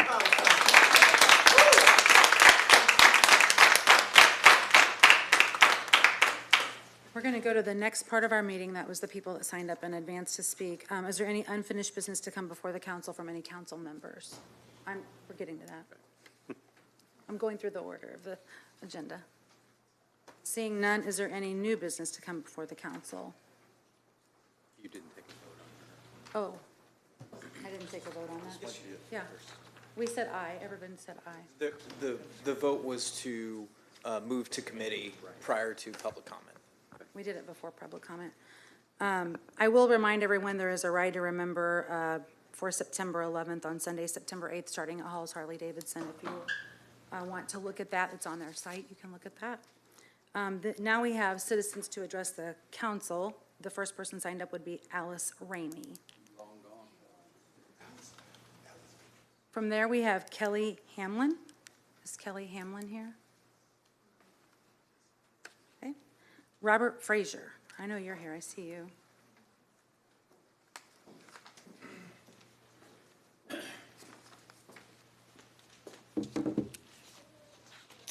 I know we've have a long night, but just want to give you an update on our CSA program. The 501c3 organization, non-for-profit, Clean Slate Advocates, has reached a milestone, 12 months. It's our anniversary. Also was me and my wife's anniversary of 24 years. And we didn't get to go to Hawaii or anything. We work every day.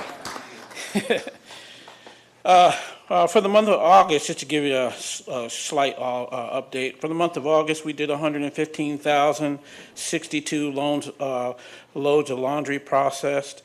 We served 1,315 households served. People served was 6,575. Pounds of laundry processed was 920,500.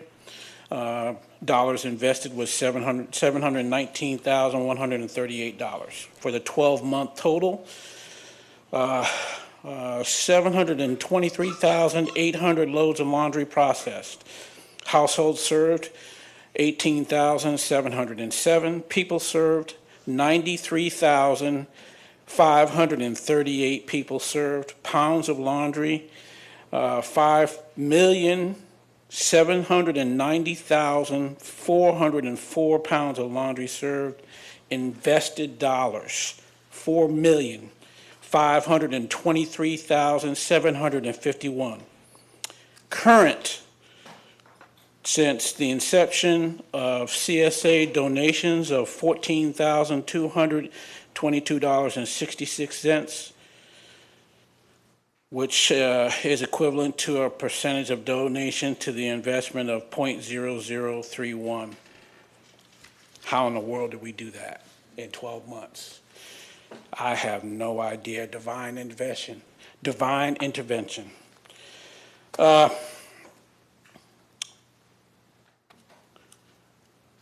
What is a frontline service provider? Somebody tell me that laundry is not, and I just prove to you that it is.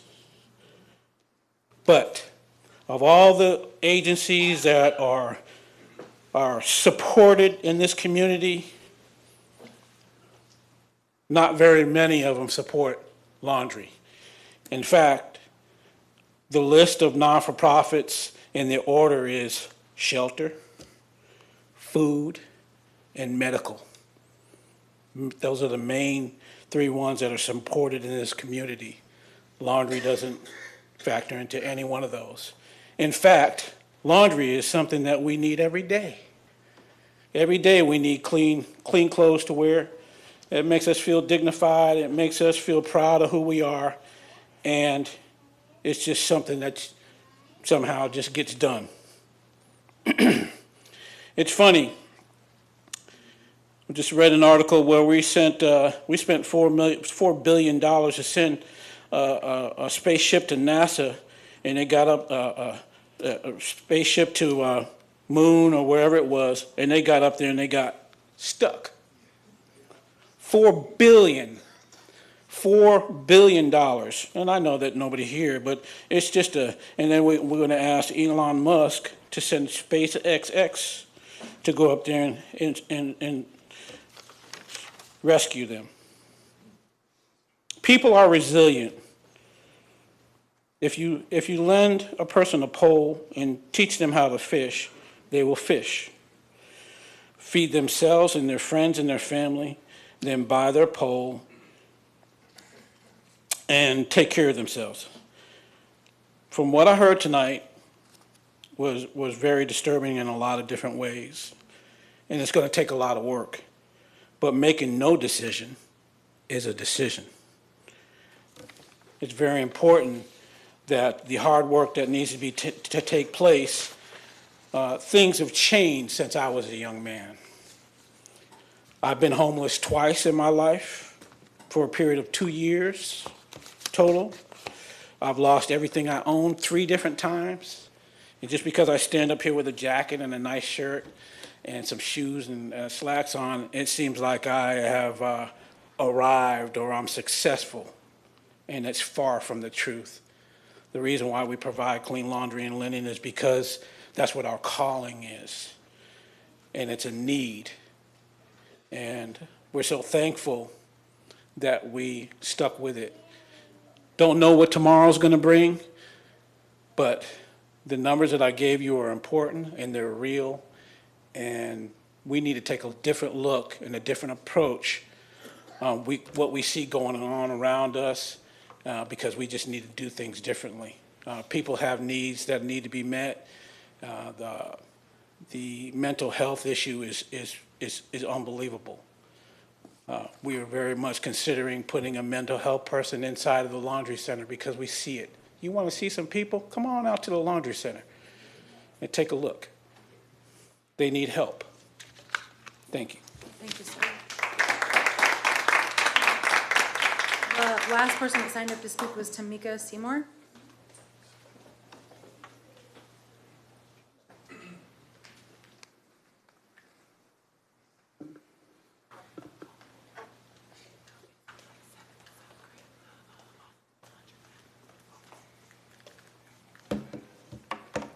My name is Tamika Seymour, and I'm gonna be honest today. I am sick. The reason why I bagged up from the community, every time I came to my house, I had asthma attack. I had to have surgery tomorrow at 10 o'clock. I'm sick. Been to the hospital 37 times. Now, this is what I got to say. For the new peoples, the Ordinances been here, y'all was not here. Now, this new Ordinance out there here from my church, disgusting. I sit up here and fought 10 years of hard times under the old government system and the old mayor system. You know what I'm saying? This right here, we supposed to went forward, but it look like we going backwards. The reason why I'm saying backwards, look what it is now. I remember when I first came up here, homeless did not have no rights. They was out there begging for food and everything. Nobody bought clothes, nobody bought nothing. I came up here and started speaking. The mayor sit up there and say, what do we need? They brought me to the table. I wrote up the master plan. I supposed to been at the table for the new homeless shelter. I gave it to Archie, I gave it to Juan, and I gave it to the mayor. The reason why I'm disappointed, because that was my plan. It was stolen from me. And the only thing, I'm not educational smart, but I am disgraceful because I supposed to been at the table. I supposed to been at the meetings. I supposed to been at the morning. Then here come Heartland Care. Who you think fought for that? I did. He got the job. I supposed to been on the board. Not on the board. Who sit up there and fought for all the connecting and the resources around Springfield? I did. When it was cold outside, the homeless had nowhere to go. I called my church to open the doors. They wouldn't even open the doors as Salvation Army. I cussed out one, made one open them doors. cussed out the mayor and made them open them doors. That's not right, what y'all doing to the community. It's not right. What I sit up there and put together is being destroyed. Jobs, since I came out and living my truth, I filled out 30 applications for jobs that I know I can do. Got thrown in my face when I said I'm a trans. They want me to take a job that I cannot do, but the jobs I can do, they throw it in my face. Salvation Army, Helping Hands, Heartland Care, all them jobs. Everybody is homeless, I go out there and talk to. I went without food 3 months, ran out of food, because homeless coming into my back door. I open my door up and say, go in there and find whatever you can eat and eat it. I'm hurting. I'm literally 8 months behind in my rent right now. I'm barely paying light bills in my house. I'm barely paying gas in my house because I'm steady opening my doors for the homeless community. I'm steady out here working behind the scenes, and nobody gave me a chance. Nobody gave me a voice. Now back to the Ordinances, no disrespect, but it's time to me to talk. When I came out to be a trans, Keisha sit up there, blocked me on Facebook. Sean blocked me. Robert blocked me. You know what they told me? They don't have nothing to do with me no more. They responsible to the gay community, but not me. But not me. When Keisha would sit up there and try to work for Ordinance when Proctor was here, I came and told her she was not going to win. She said, I promise you, help me get in there. I said, Keisha, don't run against Andrew Proctor because you're not going to win. Andrew tried to stop down. She calls me on the phone saying, they recommend me for this position. I don't think they got it. I told her to her face on the phone, you're going to get it. Don't worry about it. When you get it, make sure I had a position in your organization. Did I get it? No. Then when she ran again, she called me, Tamika, Reggie, is I'm going to win. I said, yes, you will win. She said, how you know? I said, you going to blow him out the water. What happened? She blew him out the water. I sit up there when the mayor called me and asked me, would you help me? I said, yes, I help you. It hurted me. It took them 3 hours to declare her the winner. That's wrong. Now I'm back up here speaking again.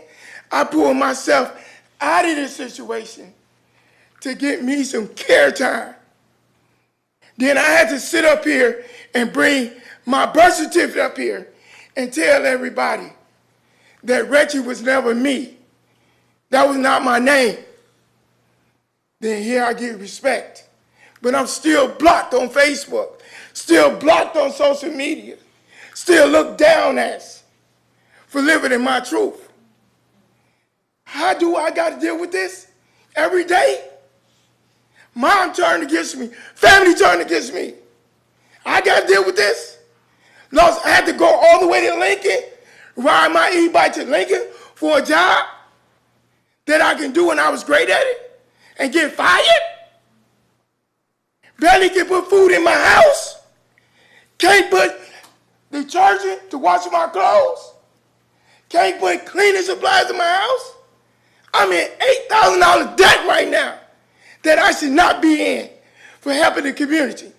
Because my people was on 9th Street and the restaurant goes over there and talk to him every day. Water, food, hang out with him, talk to him, flirt with him.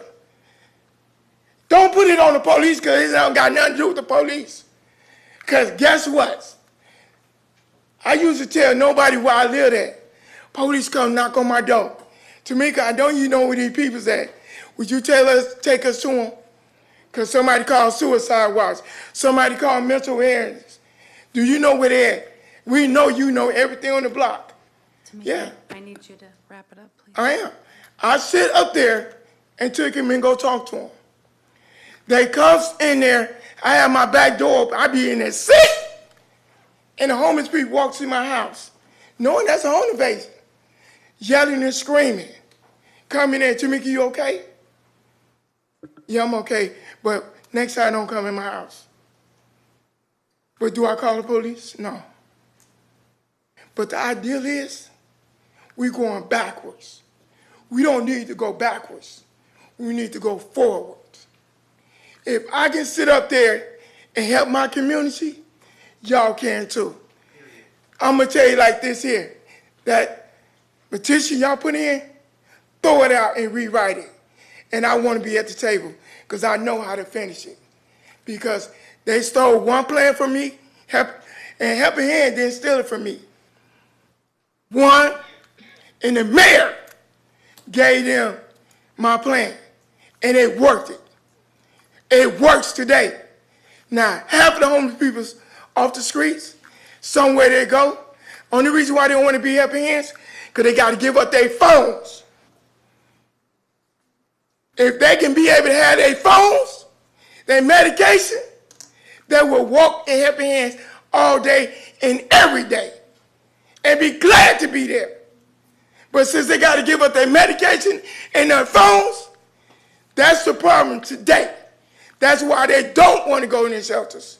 Thank you. Let them have their phones, and y'all get them off the streets. That's all I got to say. Let me get on my medication, that I can get in surgery tomorrow. Good luck tomorrow. Good luck tomorrow. Good luck I'll see tomorrow. y'all later.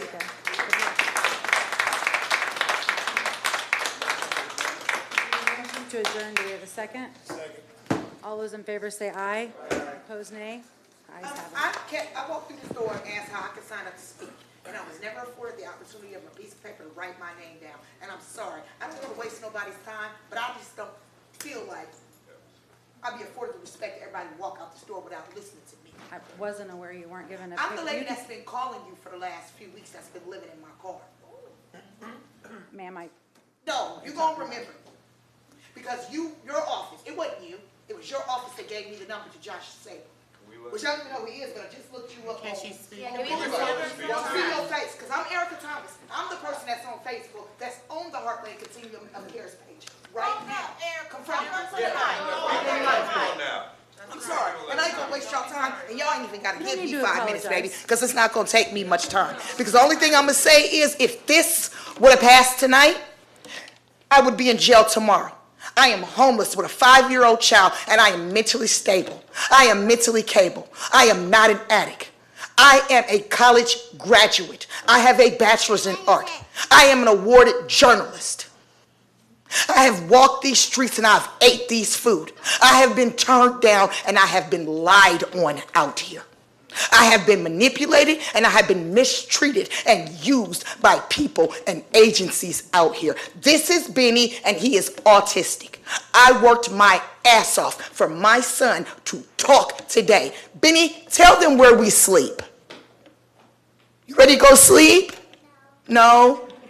He generally says, lay down in mommy's car, because that's what we do. We lay down in mommy's car every night.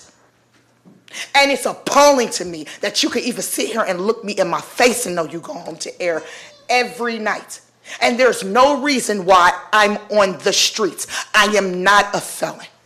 I am not on drugs. I had 3 major surgeries that bust my abdomen open. And I can point out several people in this room, and there's a few missing, that I'm friends with on Facebook, that knows me.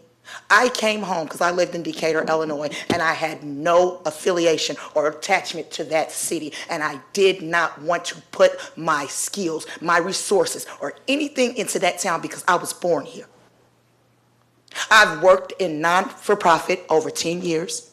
I helped the organization that I was would get money, and they still wouldn't do nothing for the community that looks like me, that they claim they serve, and they was an organization that served people that look like me.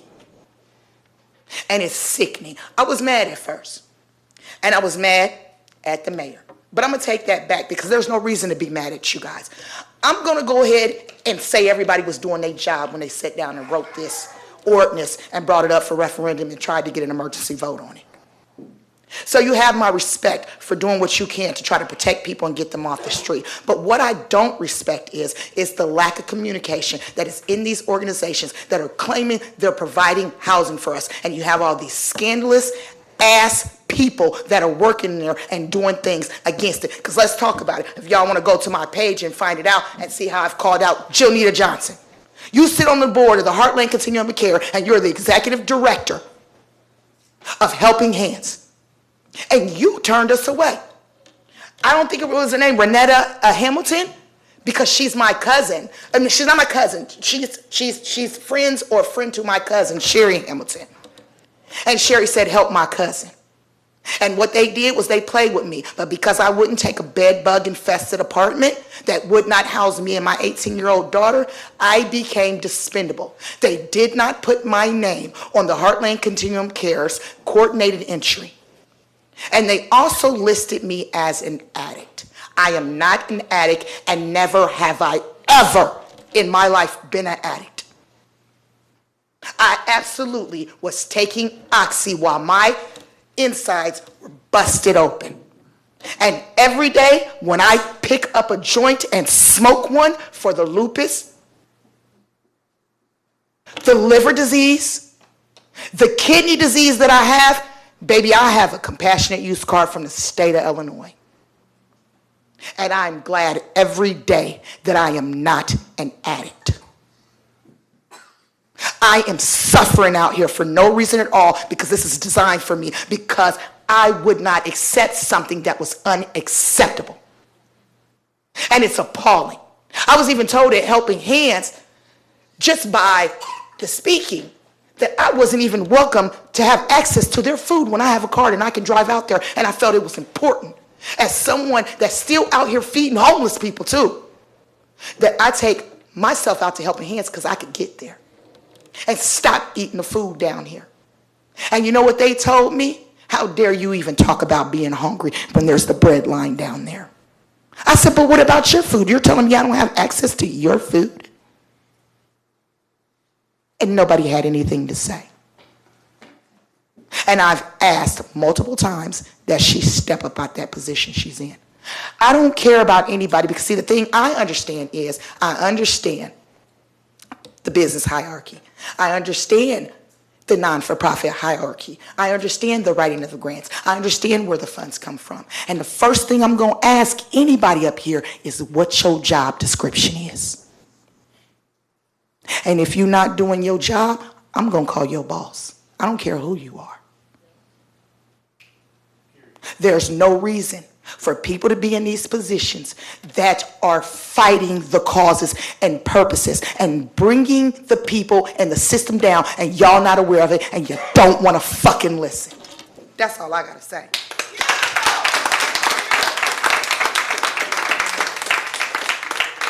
So I'm going to leave here and go sleep in my car.